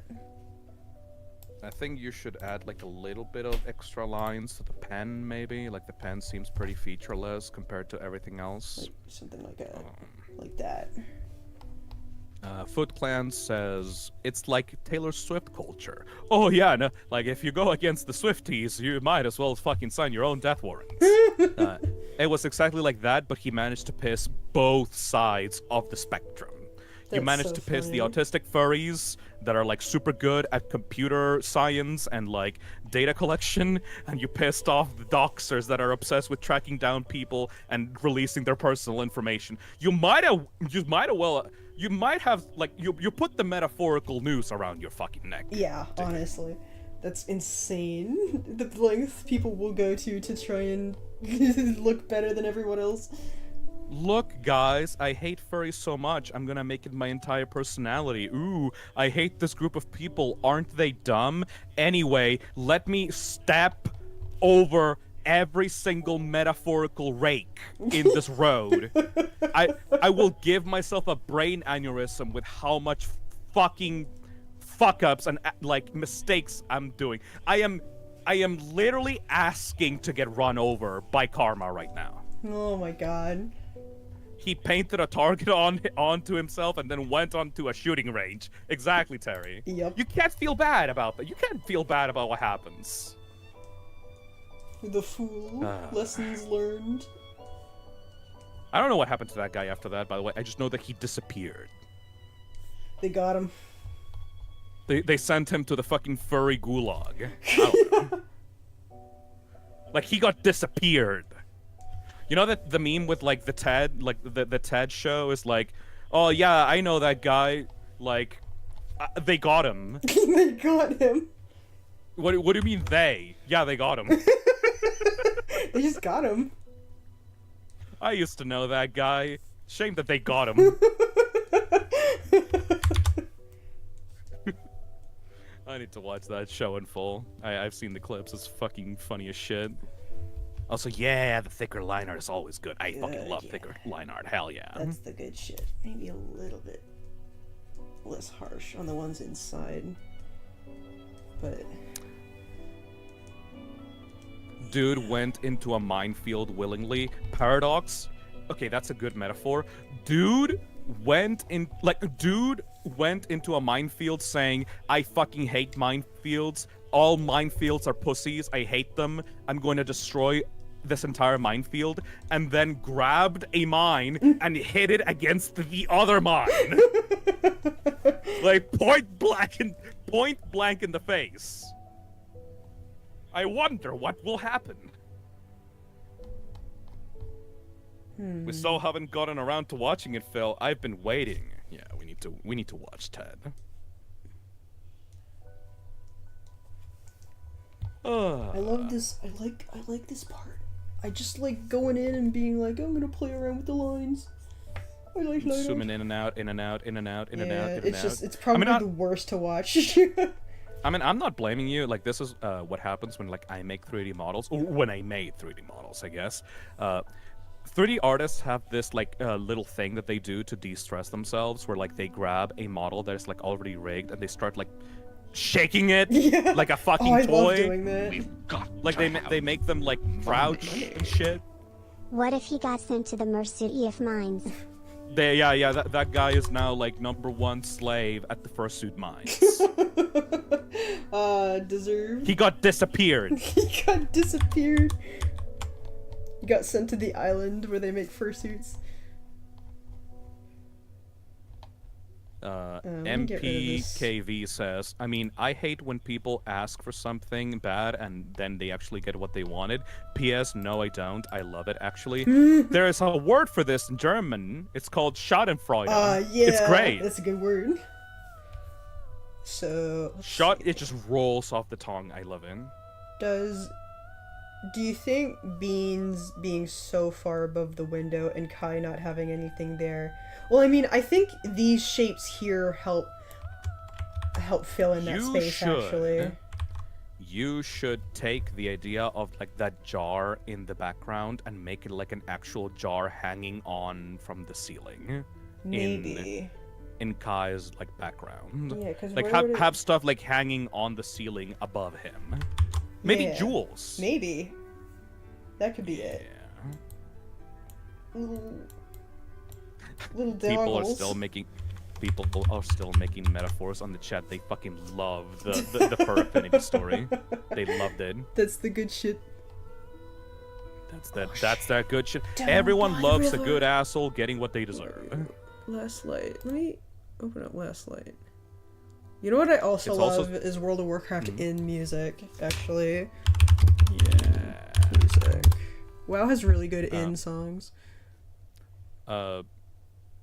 Catface Eam says, it's also surprising how in shape a lot of fursuiters are, but I guess it makes sense since it's like weighted armor. Yeah, it's like wearing Goku's fucking like weighted gi like all the time. Like if you want to become the animal, you need to be able to train your body to become the animal. It's really inspiring, really. You need to level up your body in order to sustain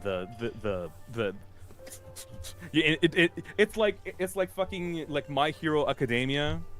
Like you have to train your body in order to be able to receive the quirk of being a furry. Yeah.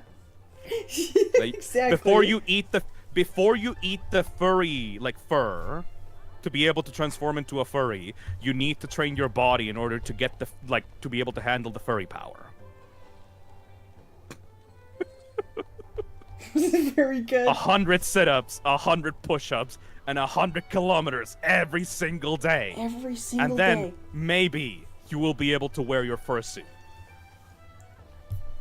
The quirk of being a furry. I mean, furries are pretty quirky, if you know what I mean. They're all quirked up. Every single one of them. Oh, we're still yapping? This whole stream is about This whole yapping. thing is yapping. No! It's the whole dang thing. Yeah. I think I'm in a good place. If you had a fursona... if you had a fursona, Yeah. what animal would it be? Probably a bunny. I like bunnies. Yeah. Or a jackalope. Jackalopes are cool. Yeah. I got a few different animals I like. At one point it was bats, but bunnies are nice. Is Jackalope the bunny with the antlers? Yeah. I love those guys. Yeah, I like jackalopes a lot. I think antlers are cool. I'm not sure what my spirit animal would be. Probably something like...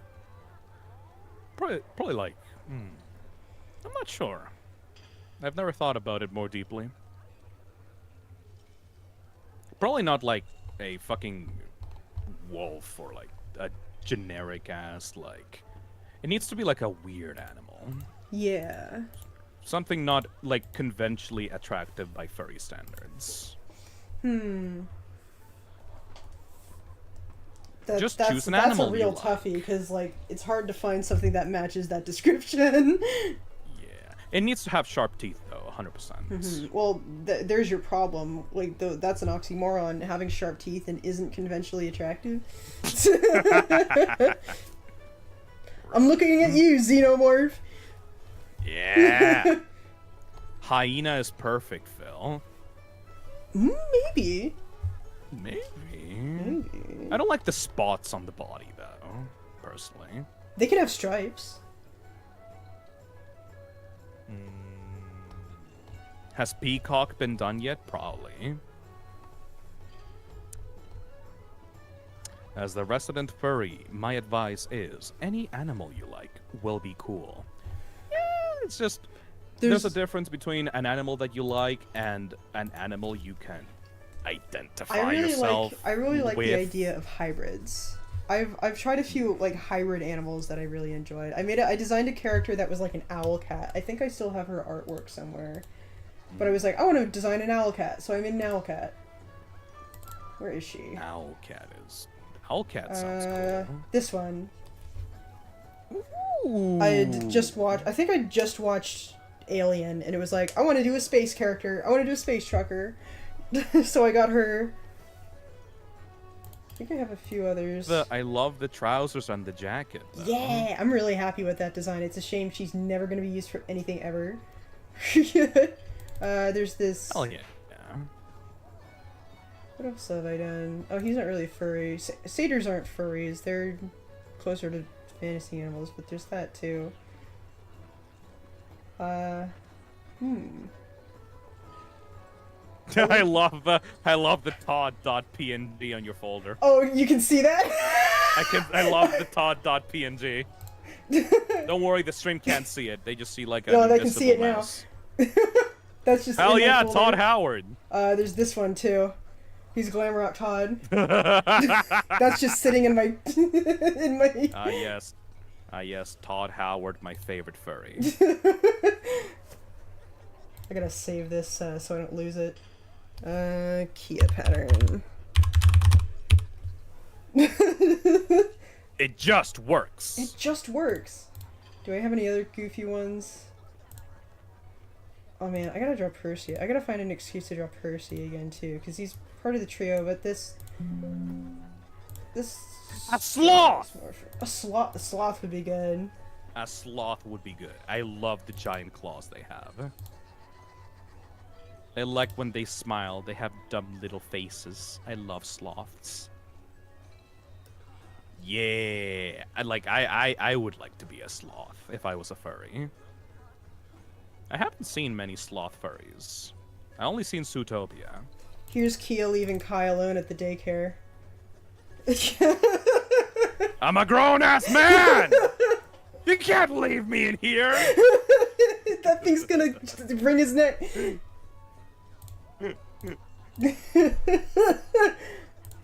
Let me out! Let me out! She's not your babysitter, man. Oh, there's these birds. I love birds. Fuck are that? Little birds. They're funny little birds. Necromancer says, would y'all be adverse to furry fan arts? Why the fuck would we? I would not be adverse to that. That'd be cool. I'm way worse than a furry. I'm way more of a freak. I don't give a shit, dude. Go nuts. Why Oh, would Percy. we ever want to limit... Why would we ever want to limit the creativity of people? I just want to grill. Forgot about this one. I think I drew this one on stream. Kiss elves. He's fucking dead. Fuck yeah. We've got to have money. Hey, Mr. Shouty. It's the first time I'm in one of your streams and I love the art style. Thank you. Now I gotta go. It's 1 a.m. Bye-bye, Pookie Nation. Hell yeah. Bye-bye. Have a good night. Thank you for being here. I do wonder if I should leave it off here.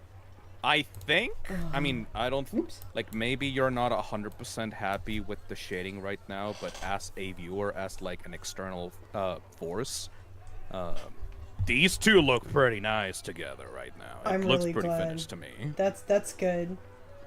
Like, I know that as an artist, you don't know when it's done. Like, you always want to improve something, but as they are right now, all together, they feel pretty That's good. good. They're very intimidating to draw in the same picture because it's like they're twins. So they have to look like twins. So you have to get a lot of their facial features kind of similar. I think her nose might be slightly bigger than his, but otherwise I think I've done better than I have on previous attempts. I like that the hairstyles are similar, but like the pointy ends are like in different directions. Oh, I like yeah. that a lot. They used to have the like that. exact same hairstyle, and it's like, that doesn't make any sense. That You got they would not. you gotta differentiate them, even though they have the same facial. Especially since they features. didn't grow up together. Why would they have the same hairstyle? They got different personalities. They were raised in different environments. They have different tastes.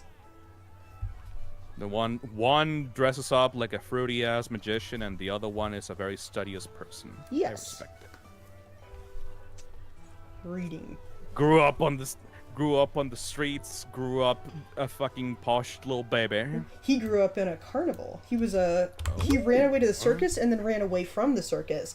And I'm really worried about including the circus things because multiple things have come out between me coming up with that and now where they've done a circus backstory and it's like, oh, god damn it. I just Nothing like that can shit. ever be 100% original, you know. I guess it's just really annoying. Yep, this Okay. seems pretty good. Yeah, I I got think that so I much. will also get myself a burger. I have not eaten Yes. anything I think today. now is a good place to end it off. I would like to do this again. I think this was really nice. I don't fucking mind as Yeah. long as I want to as finish long- this. as long as it starts like near around this time, like I can go on for however long. Like, Yeah, that's no problem to me. I got myself a 4-hour stream on my channel, and like I am super happy with that one. The slot in there is filled, and And this one's been did going not on nega- for so long. how long? 5 hours. Oh my god! It takes so Like, long no, to draw. I- Drawing to 5 hours to do just this character. I like it though. I'm glad. I think it turned out pretty well. I think this will be a really cool drawing, and I've not done like a full drawing of my characters in a really long time, and I really enjoyed, like, even though I only did it like a little bit, I really enjoyed talking about them because these characters are. Kai came first. Kia came a little bit after him. Kai is like maybe 6 or 7 years old now. So I've been developing this for a while. And I've had no outlet for it. I think that we should continue these. I would like that. I would like that a lot. If you have, I like the if excuse. if you're in the mood to start doing a drawing stream that week, just let me know, like around the start of the week, and I will 100% clear my schedule for it. It gives me more motivation to do it too, because like I've been wanting to do this for weeks. Like I've been sitting on this drawing for ages now, and I'm like, I want to stream myself continuing. I want to stream. And then I didn't have the motivation to do it until you said, I want to do a stream. And I'm like, I want to finish this art. Let's do that. Grabs you by the neck. Let me talk to you! Very good. Excellent. Rah! Rah! Yeah, I quite enjoyed this. This makes things so much easier and so much smoother, and I'm happy with the result. Maybe next time I'll tackle the glass stained window. I'd really like to take a crack at that. I know I have like the backgrounds to do, but I wanna try it. I just wanna try it. Yale says, this really opened my eyes to the time it takes to do art. I used to beat myself up a lot for not being able to draw something quickly. And yeah, art takes a shit ton of time. I have only just unlearned not to do art fast. Can I ask you two for dating advice? I am not the person to ask for that. grab your partner by the pinky toes and drag them into your fucking like nerd cave and watch My Little Pony with them. Yeah, and then you'll know. And then you'll know if they're the right one for you. They need to have very luscious and very big toes so that you can grab them more easily, though. Yeah, the bigger the toes, the easier it'll be to marry her or him or whatever. Exactly. So true. That's it. Yes. That's the one. That's the one. If it's like Cinderella, if like the toes fit just right in your hand, then that's the one for you. Perfect. Yeah, good. Awesome note to end on. Thank you, Phil. Man, Where's my Bigfoot would be such a screen? good lover. I'm on my bye-bye screen. It's time to go. I'm leaving. Bye-bye. Bye. See you again later. I'll talk to you about doing this again. Picking this up again. Bye-bye, everybody. Bye. Have a good night. Bye.